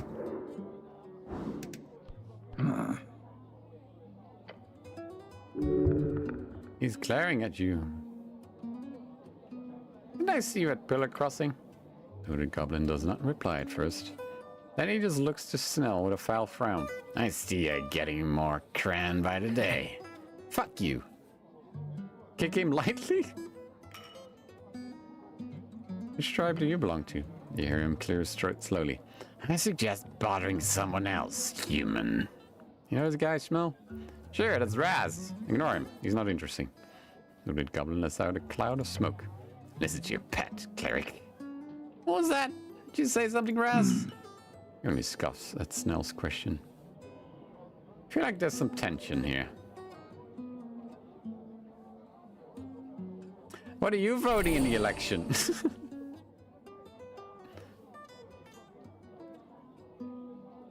It is. Oh, oops, I accidentally clicked. You have to tell me I'm the cleric of Norvik. He blows out a big cloud of foul-smelling smoke. It's kind of Vorgeni bush in this pipe. Awful. Nah. Okay. So who do you work for? Why would I tell you? Why wouldn't you? Is it embarrassing? You work for like Viskin or something? Goblin freezes. No. What? He does. Wow. Yeah. You didn't even need to pick up on anything there. Fuck off, human. Glass him? What? What do you know about the tea shop? He doesn't know shit. The goblin laughs. Need help, huh? Be good. So you'll help? Nah. Now fuck off. Glass him. Glass him? Is that dangerous? Grab a half-filled glass from the table as the goblin watches your movement closely. That's his drink. What a powerful and manly move. Your companion gives you a careful look. Wonders what the hell you're about to do. Time to decide what glassy means, eh? Guess you can make it mean anything you want.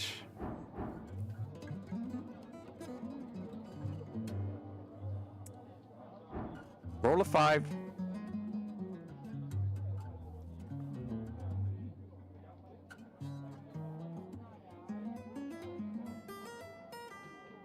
Give him the glass. Thanks.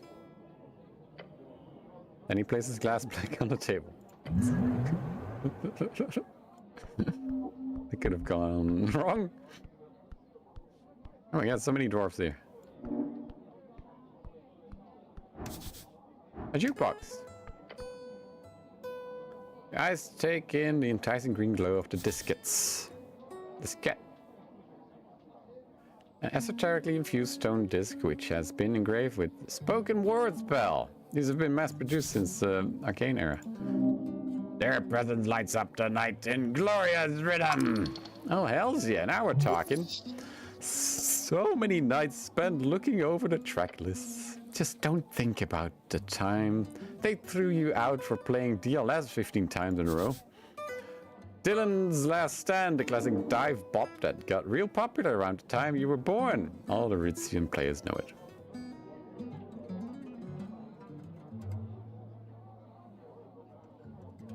Check the other buttons. Press one of them and the mechanism inside doesn't activate. Your jag movement indicates that the deeper sprongles have broken off. Fortunately, that means only the first 3 discs I'm able to... Okay, roll a 3.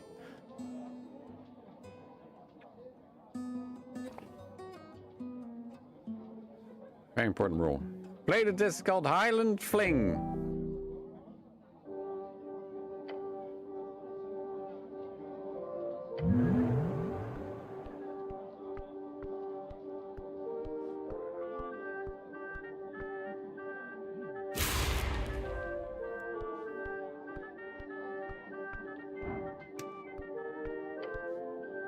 A small plate with a fair bit of crown scattered about the surface.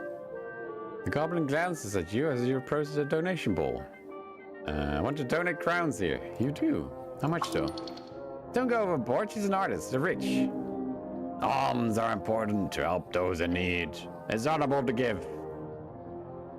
Oh, I don't know how much money I have. Roll a 3.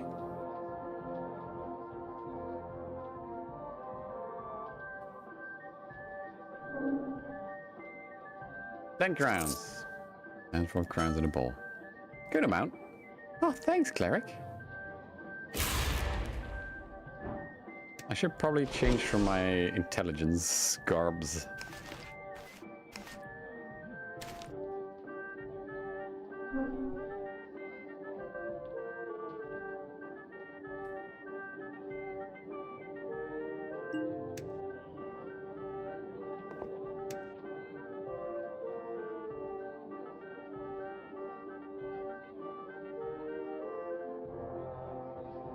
Slowly regenerate health over time. Okay.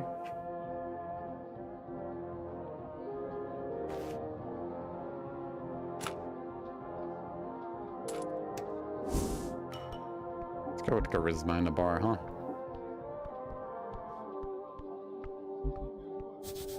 Speaker. I should do mage hand.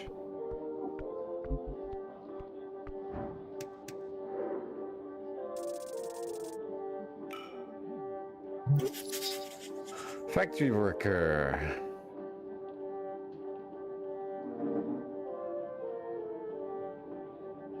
Okay. Whoa! There's a sphinx.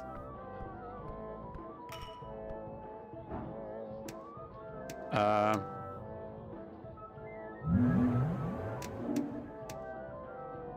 so there's a lobster.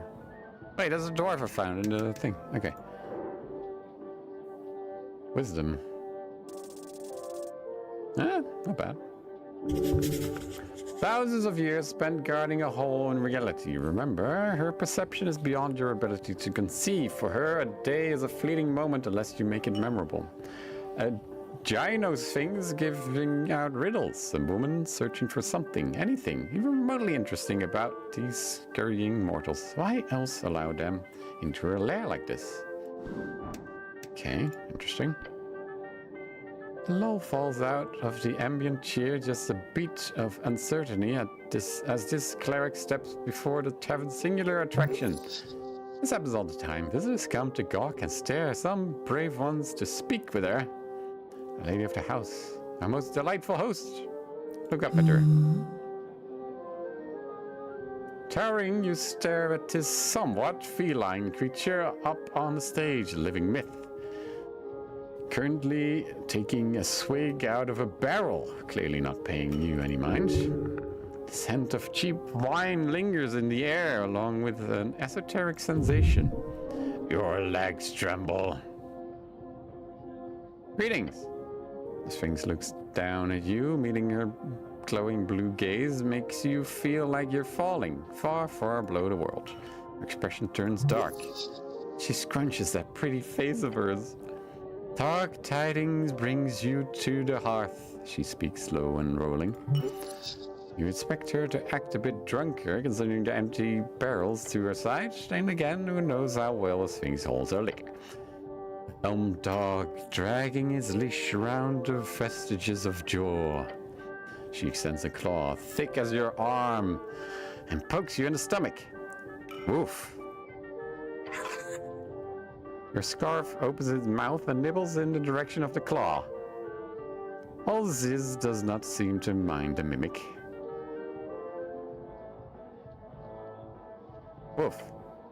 Her expression grows lighter, and she lets out a deep breath. Smells like old basement full of booze. That sort of joke only works once, so no barking. If you want her attention, you must do something remarkable. She takes another sip from her barrel, not looking at you.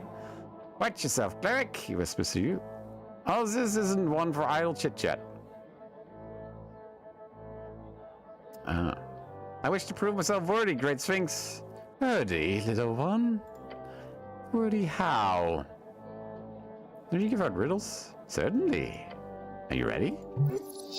Rhetorical. Yes, please, they're not riddles. She finishes the last bit out of her barrel and puts it down with a slam. Then the Sphinx leans in, hissing. Once I had the sun's favor, my creed cling close to the wall. Matured in shadows, I've witnessed empires rise and fall. One's left in silence, now the life of the ball. She raises her paw and gestures to the open chamber. Yet I remain a draught of remembrance, a history's thrall. What am I? Easy. A warlord who cannot learn from his mistakes, probably a drunkard. Your companion smirks and gives a little chuckle. He knows. If only I didn't change my intelligence modifier. Wait. What do you think, Chanel? Oh, you know, it seems like a personal riddle for you, not me. So I'm just gonna watch, alright? She nods.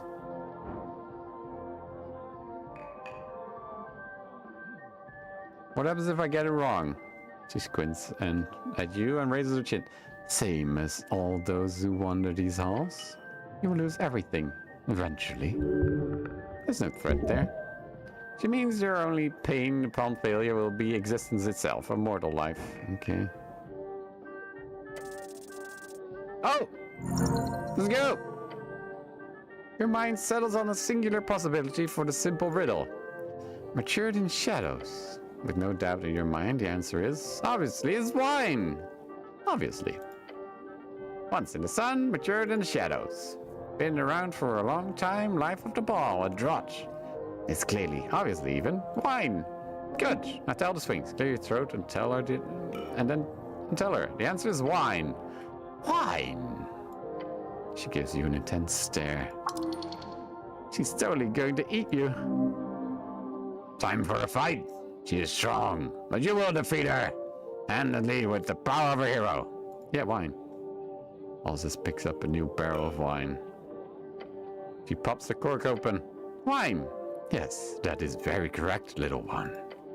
Wonderful job. Another riddle solved. Huzzah! Don't. It's just so amazing. Would you be interested in a quest? Yes, yes, yes. She gives you a serious expression.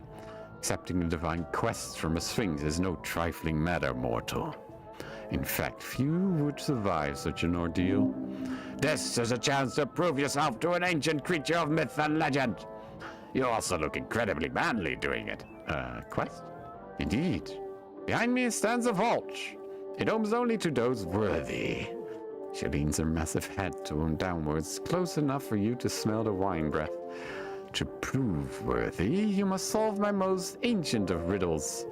So old it was handed to me when I first stepped inside this chamber, millennia past. Okay, I'm pretty... Bow your head in silence. Your companion whispers to you, you're going on an epic Sphinx quest now. Sure, why not? Not like we're on a job or anything. So what exactly is a Sphinx quest? This is a riddle, the answer of which is not uttered in words, but revealed by action. She goes quiet and closes her eyes. In actions, or I can't just... She opens one eye and shuts you. Found within the arcane flare, twin tongues of flame that scorch the air. She takes a breath, revealing a wicked grin. Bow deep within the earth, a primal string to show your worth. And she leans in. I was whispering those final words. Folk and gods in thronging herds, a man divine alone howls his words. Easy, you understand it immediately.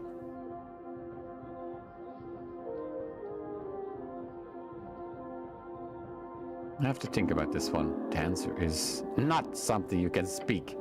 She uses a massive claw to grab something from her pile of stuff and tosses it to you. Once you understand this riddle, overturn the air. You can only solve it during daytime. Alone. We wouldn't want anyone else accidentally figuring out this riddle, would we? She glances at your goblin companion. The goblin groans. I'm not interrupting the job for that. Do it in the morning or something before you pick me up.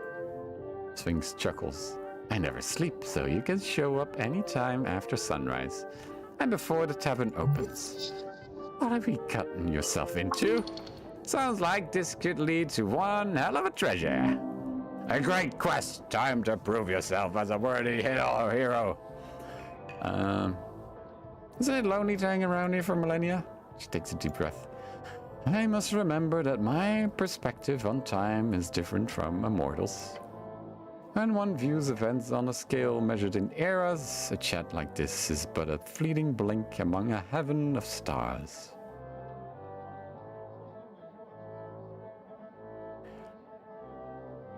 So there's no dude Sphinx in your life then? Expression changes subtly.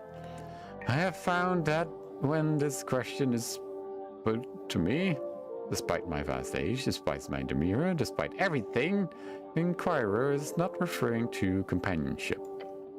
She taps a claw. You wish to speak of reproduction, little one? Cleric, you hear a harsh whisper. Are you sure about this? Yes, I would like to hear about Sphinx reproduction.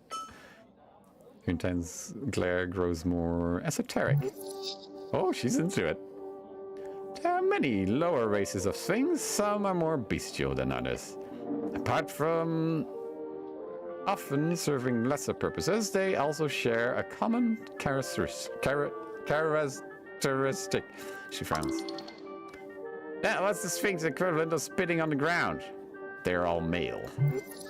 Wow, men Sphinxes really ain't shit. How dreadful. Indeed.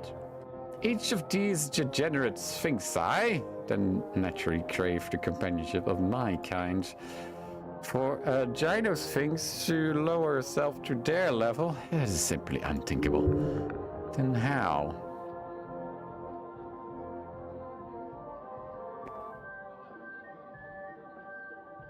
Any man would desire such beauty in his life. Agreed, men are, after all, shallow idiots. Harsh, love it. The degenerate races of Sphinx were born wicked and craven. These creatures are no more similar to I than a horse to a donkey. No, not even this, as it implies some level of closeness. A horse god to a painting of a donkey. Nice. This misconception of similarity will plague me for eternity, but considering them a legitimate partner, creating more? Sphinx shakes her head. A true man is his mind. He is not violent by nature, nor is he afraid of action. He is decisive, yet tolerant, yet he is wise, yet still ready to learn. A true man is a riddle.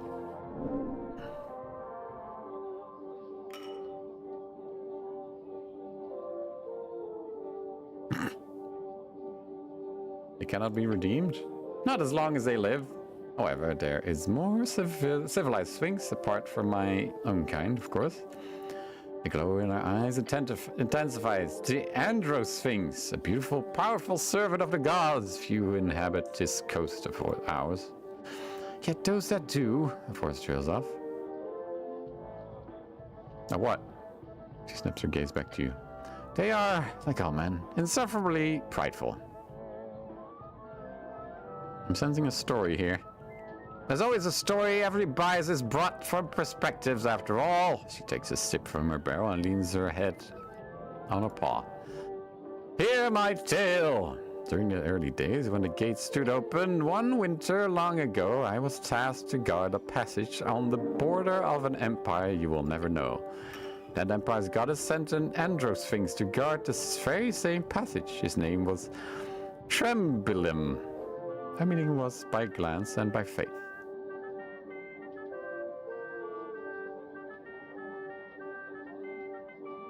Sounds romantic.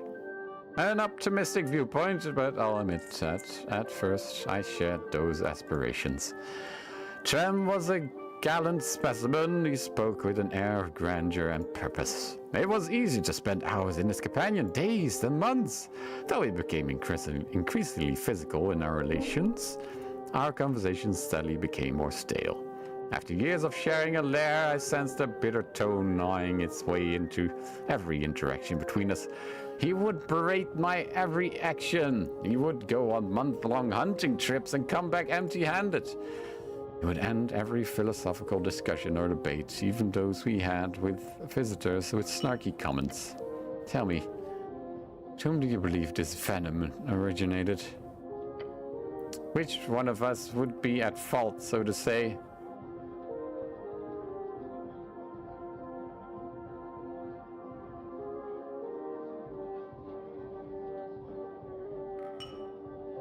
Maybe you two just weren't compatible. An understatement. I pushed for him to tell me where this irritable act of his came from. After many long arguments, he relented. Guess what Trem confessed to the cause of his toxic behavior. He had a thorn stuck in his paw. He was bored of the relationship? Not even that. She takes a big gulp from her wine barrel. He said I was arrogant, and I could never be wrong, that I was stubborn. Oh well, don't say that out loud. It took time for me to truly understand why he would say such things. Eventually, I figured it out. Trem was intimidated by me. For the half-century we spent together, he never once could keep up in our debates. He never could solve my best riddles, nor even understand many of the most basic of philosophical topics I brought up. I never had a problem with this at all. It was endearing to watch him struggle. I never would have assumed such a magnificent man would succumb to the lowest of sins, pride. Trem could not stand to be outmatched, at least not in the long run. So we parted ways as amicably as could be, given the circumstances. That was my first mission here in this Jorah's realm.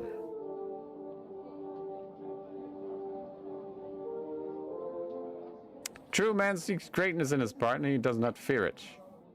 She nods. When I told him the same thing, he did not respond positively. You've made for a decent audience of this tale of mine, little one.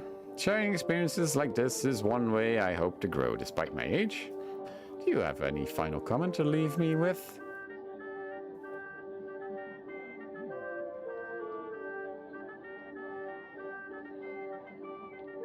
Your bias is not wrong, but remember all folk, men and women alike, sphinx or human, are both pitiful, spiteful, and wonderful in their own unique way. Well spoken. Now, I tire of this conversation, little one. Will you leave me with my wine, or do you have more topics you wish to question on me? Ah. What are you... Oh. Wait, what did I click? What are you voting on in the election? What? Why? Hmm. Okay, good to know. What do you know about the tea shop? It startled me, which is not an easy thing to do. I imagine you're quite close to it. Yes, an explosion like that has not been felt in this place for decades, at least. Stay quiet for a few seconds and jump towards her and yell boo. Yes. Ah, by the gods, you scared me, little one. She speaks to you like you're a child, which is understandable. It's a funny little one. Giggle and feel proud. Yes, it reminded me of our darkness, what your people call the Fade era. It was a time just before I was tasked with guarding this vault, and the molluscat Tulinkavu often bargained with me for divine knowledge, as in Keck even. I like those snails, they're a good company. I was saddened when their city melted under Esud's fire. The crackling of those flames, the terrible force that ruined everything in its path. Flames of many colors. Those thoughts stirred in me when I felt that explosion. Old magic.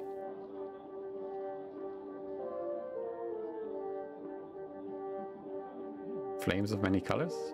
Blue, yellow, and purple. It is said if you can see the purple, it will be the last thing you do.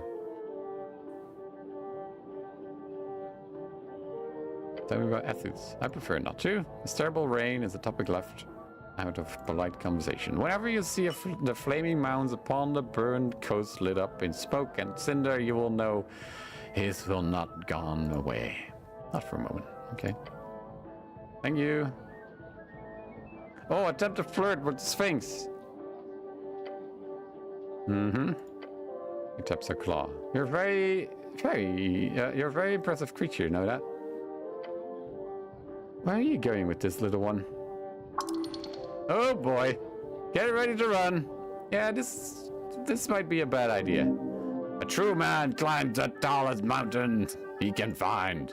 No less a challenge, no less a man. Your goblin companion kicks you in the shin.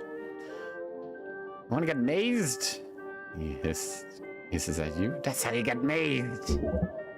The goblin is referring to the concept of being magically transported into an endless prison, which is technically something a gyno sphinx could be capable of, just so you know.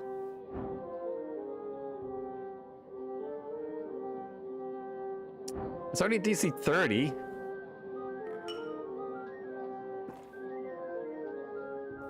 Never mind. All right, little one. I will assume you simply cough very loudly. Oh boy.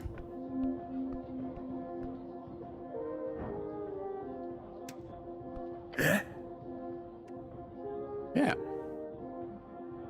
Well, I would need to roll a 20, which would succeed, right? Even with a 10. Dwarf's glowing, smoldering... Cleric of Norvik! The dwarf's glowing, smoldering eyes glitter as he bows before you.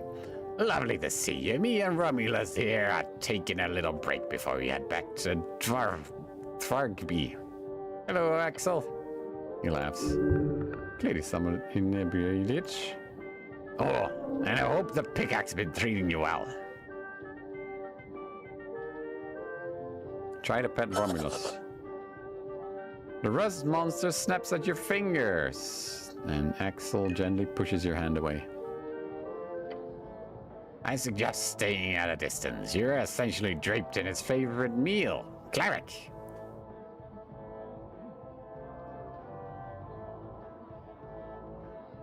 What are you voting for in this election? Bit of a sensitive subject. I try not to be too vocal about my thoughts. But I'm leaning Askel, like your free strider, since I got one hell of a program planned for privatized adventuring and delving across Ascani. But then again, I don't exactly believe myself to be such a winner in a golden heart world, if you catch my drift. The rust monster makes a screeching noise. Romulus sure does. Ah, roll a 4. This is very important for the upcoming election. Aeschylus will make sure the economic prosperity of adventuring parties is shared among the populace instead of going from an old horde to a new one. Yes, that's what I'm afraid of. But we'll see. There's still time until then. Romulus and I have some thinking to do. Rasmussen touches his hand with his sprout. Okay.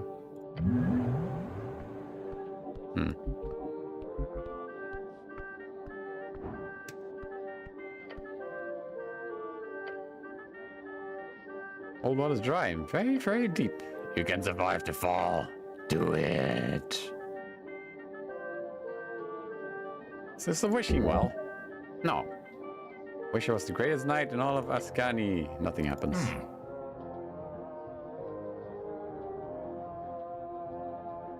That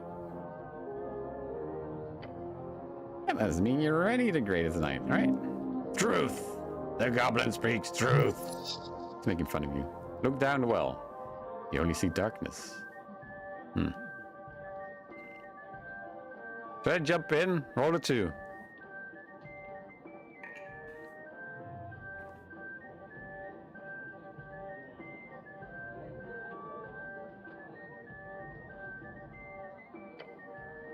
Excuse you?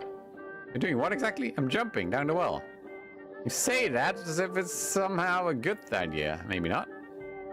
Okay, roll a 2 again.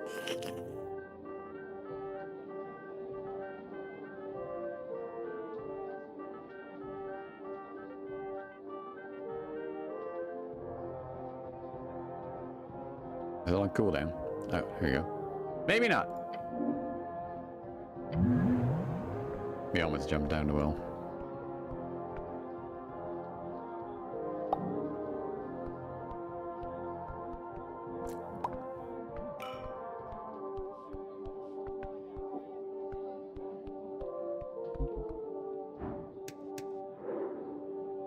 Hey, he's there.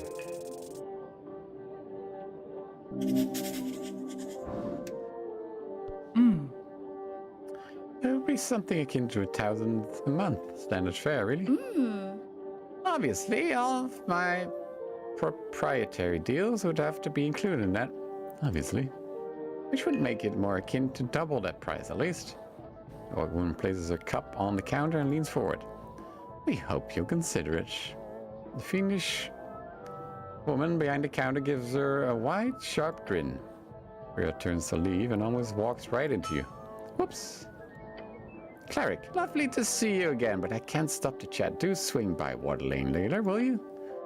As the orc steps past you and leaves the tavern, you look over to the woman behind the bar. She locks eyes with you while putting away the orc's cup. Approach. Behold! Ooh, 19. Aw. Money, money, money!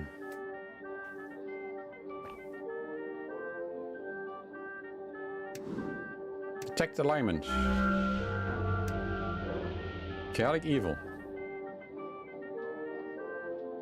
This is what you get when the pragmatism of devilhood mixes with the dexterity of humanish fingers. Mint-making, crown-conscious capital creator of highest class. Entrepreneurship is about disruption. It's about seeing through the common clay and figuring out the hacks of reality. It's like magic, really. Except it works on scale. This woman has found several holes in the city's purse over the years. She's run factories, founded startups, dealt with city corporations, guild deals, and now she's a tavern proprietor. A highly accomplished woman, the type to flourish in the freestrider future. Okay. Uh-huh.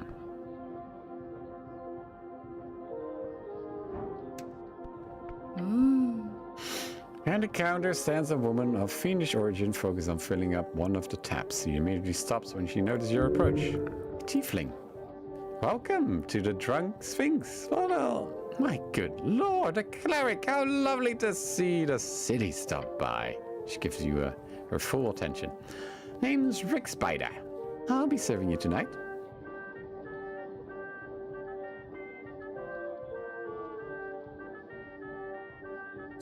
Oh, how did that happen? Oh, she mounts and gives her left horn a pat. Funny story, actually. My family fled the last megastorm. Megastorm, like a storm, but mega. Don't happen too often. That's why I was born. So technically I'm gonna... Oh, wait. Megastorm. I think it was in the last few years of the Coast War. They were invited to join a Vorgany guild due to my father's influence as a former diplomat. That's why I was born. So technically I'm a native Vorgany. But to answer your question, both my parents were members of the Houses of Fire. Lower ranking, of course, but still influential in the politics of several smaller coastal towns in the western land jungles. House of Fire, blah, blah, blah. And I don't know if you know much about the folk of AZ, but let's just say horns are quite a common sight among the highborn. She talks too much. Thanks for the information. No problem. I'm quite proud of the journey I've made, with or without my bloodline backing me. Okay, can you roll a 2? Because then it will confirm I'm a cleric or not. Chef d'Ouz. Here's your satyr. Actually, I need to make it clear to you that I'm not a cleric. No way. Oh? Oh my. What kind of rapscallion are you then to dress up like that? Oh, roll a 5. I'm a barbarian. No, I'm not.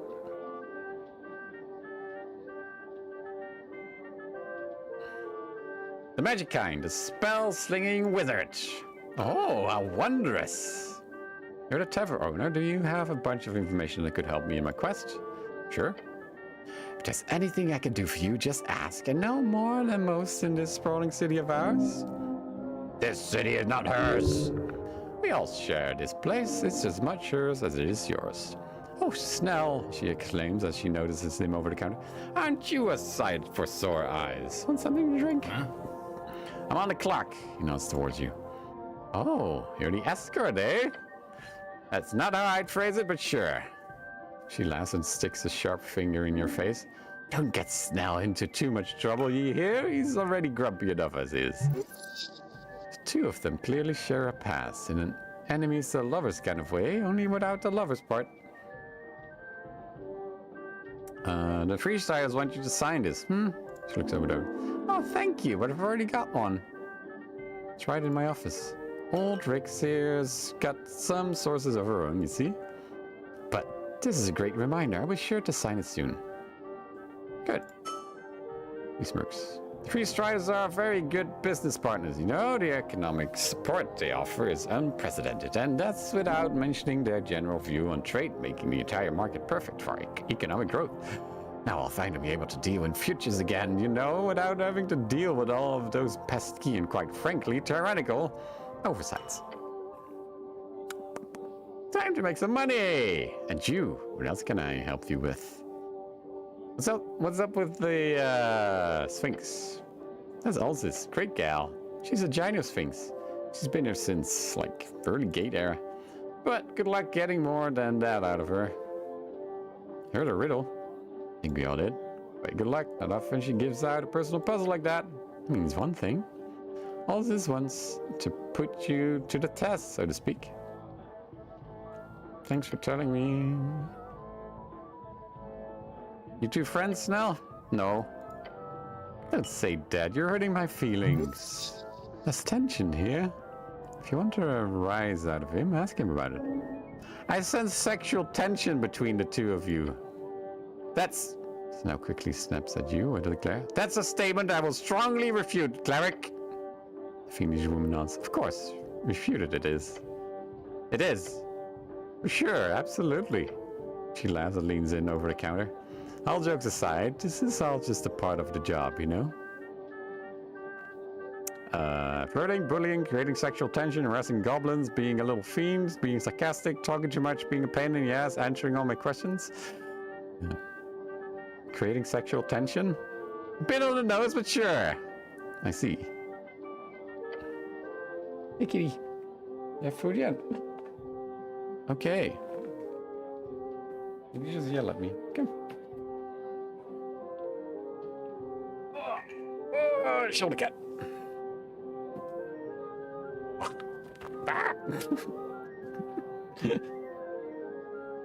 Just fall off.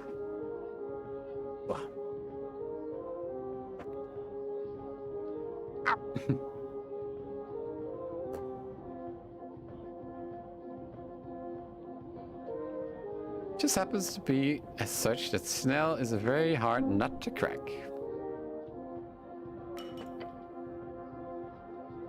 He's scratching my neck. The hardest. Goblin closes his eyes and mutters something to himself. Your companion doesn't seem to enjoy the horned woman's attention. You do not feel any nervousness speaking to this woman. Oh, duh, she's not your type. That's pretty obvious. Great, I've got some other questions. What do you know about the tea shop? It blew up! He looks shocked. You a witness? She gives you a quick shrug. Wasn't there. Not usually on Tolstad, over noontime. More of a night gal, obviously. So, I'm not much help, sadly. I've just heard the regular. But I can recommend talking to the kid at the kiosk upstairs. His brother comes in here often, and I overheard him talking about it. Yeah, I spoke with Arn. Great. Hope you didn't scare him too much. Kidding. Tell me about the owner of the tea shop. Drummer. He's a real piece of work. Like, I'm impressed that he kept that tea shop afloat for so long, but look, I just know the rumors, okay? I love rumors. She leans in with a smirk. Same. Drummer kept a tea shop full of Asgilists, mostly young ones. But supposedly, he'd been working with the Freestriders on the side. Like some kind of spy, she laughs. Could you imagine? Does he come here often? Nah, well, yeah. But a maybe? Look, I see him around. He's not a regular, but when he does show up, he's loud and wants to perform, you know? She just is drumming on the counter. Not the greatest patron. You think he blew up the tea shop himself? No. She shakes her head and repeats her answer. No. That bird couldn't make a ballsy move like that. Now run away from it. For sure. That's what I'd expect. And indirectly, I'd be surprised if he's not at least a little to blame. Where do you think he's at? Well, I do remember him mentioning something of an escape plan one time. Really? Escape from what? Bird was drunk, okay? Muttered something about covering every liability. Now his escape plan was... Look, I thought it was a bad joke. But he said, from what I can recall, that his plan was to sneak into a crate and ship himself to Reed's. Idiotic. You'd have to survive for weeks in a tiny, cramped space. That's ridiculous. It wouldn't work, would it? I mean, I'm sure it's happened at some point, historically. She shrugged drunken ramblings, but if I were you, I'd check water lane. That's it for now. Do you know a man called Frank, son of Frank? Question causes her to let out a hearty laugh. I'm so happy I'm not the one having to ask that stupid fucking question. No, I'm afraid I haven't. She eventually manages to say, sorry, cleric. She probably gets under repeatedly using that fake name. Okay. You know anything about an elf? An elf? On Tolstad. You go up the hill, you might find some near Elysian Embassy, obviously, in the Palace District. Not here. I found a dead elf in the tea shop. Don't just say that shit, it's sensitive information. You... what? You're a groan coming from Snell. She looks around, her eyes wide open. She's making sure no one else heard. Firstly, someone actually died in the tea shop, and it was an elf? Come on! Cleric's tired, he says things. She tries to keep herself from talking too loudly, but it's clearly difficult. You can sense fear. I can discuss details. Get it, city business. See the gears turning behind her bright eyes. You've given her the most valuable asset on the coast, juicy info. This might bite you in the ass later. Oh, she'll be appreciative. Alright, another topic. Looking for a hag. Smile widens. Most folks steer clear of such creatures, but you just wade into danger, don't you, cleric? She's avoiding the topic. You know any hags? I know all kinds of beasts, but no hag, I'm afraid. Just stare at her. She fidgets and looks around. It takes approximately 3.5 seconds for her to confess. Okay, fine, I might know something, but I might not, you know? She's playing games. Oh. 10. This ain't gonna work. Why? Simple. You've got no clue why the hell she would hide this information from you, but good luck. What? You've got to say something to her. She's waiting for you to try.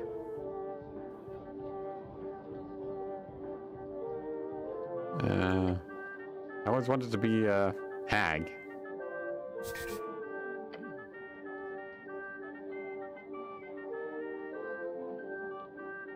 I think you're right. Bye. Okay, I'm gonna call it a day there.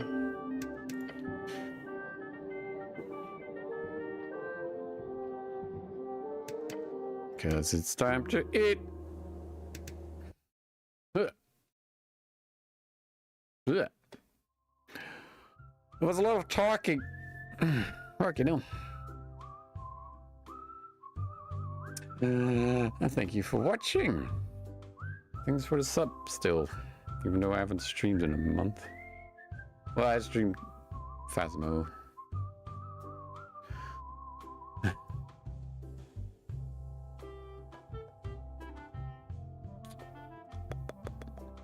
There's a repo tonight, right? I don't know how many people will be playing that. But, you know.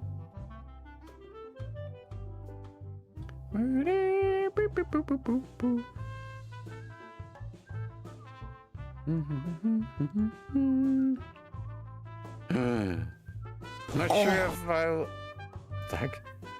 See how there's just things are. Okay.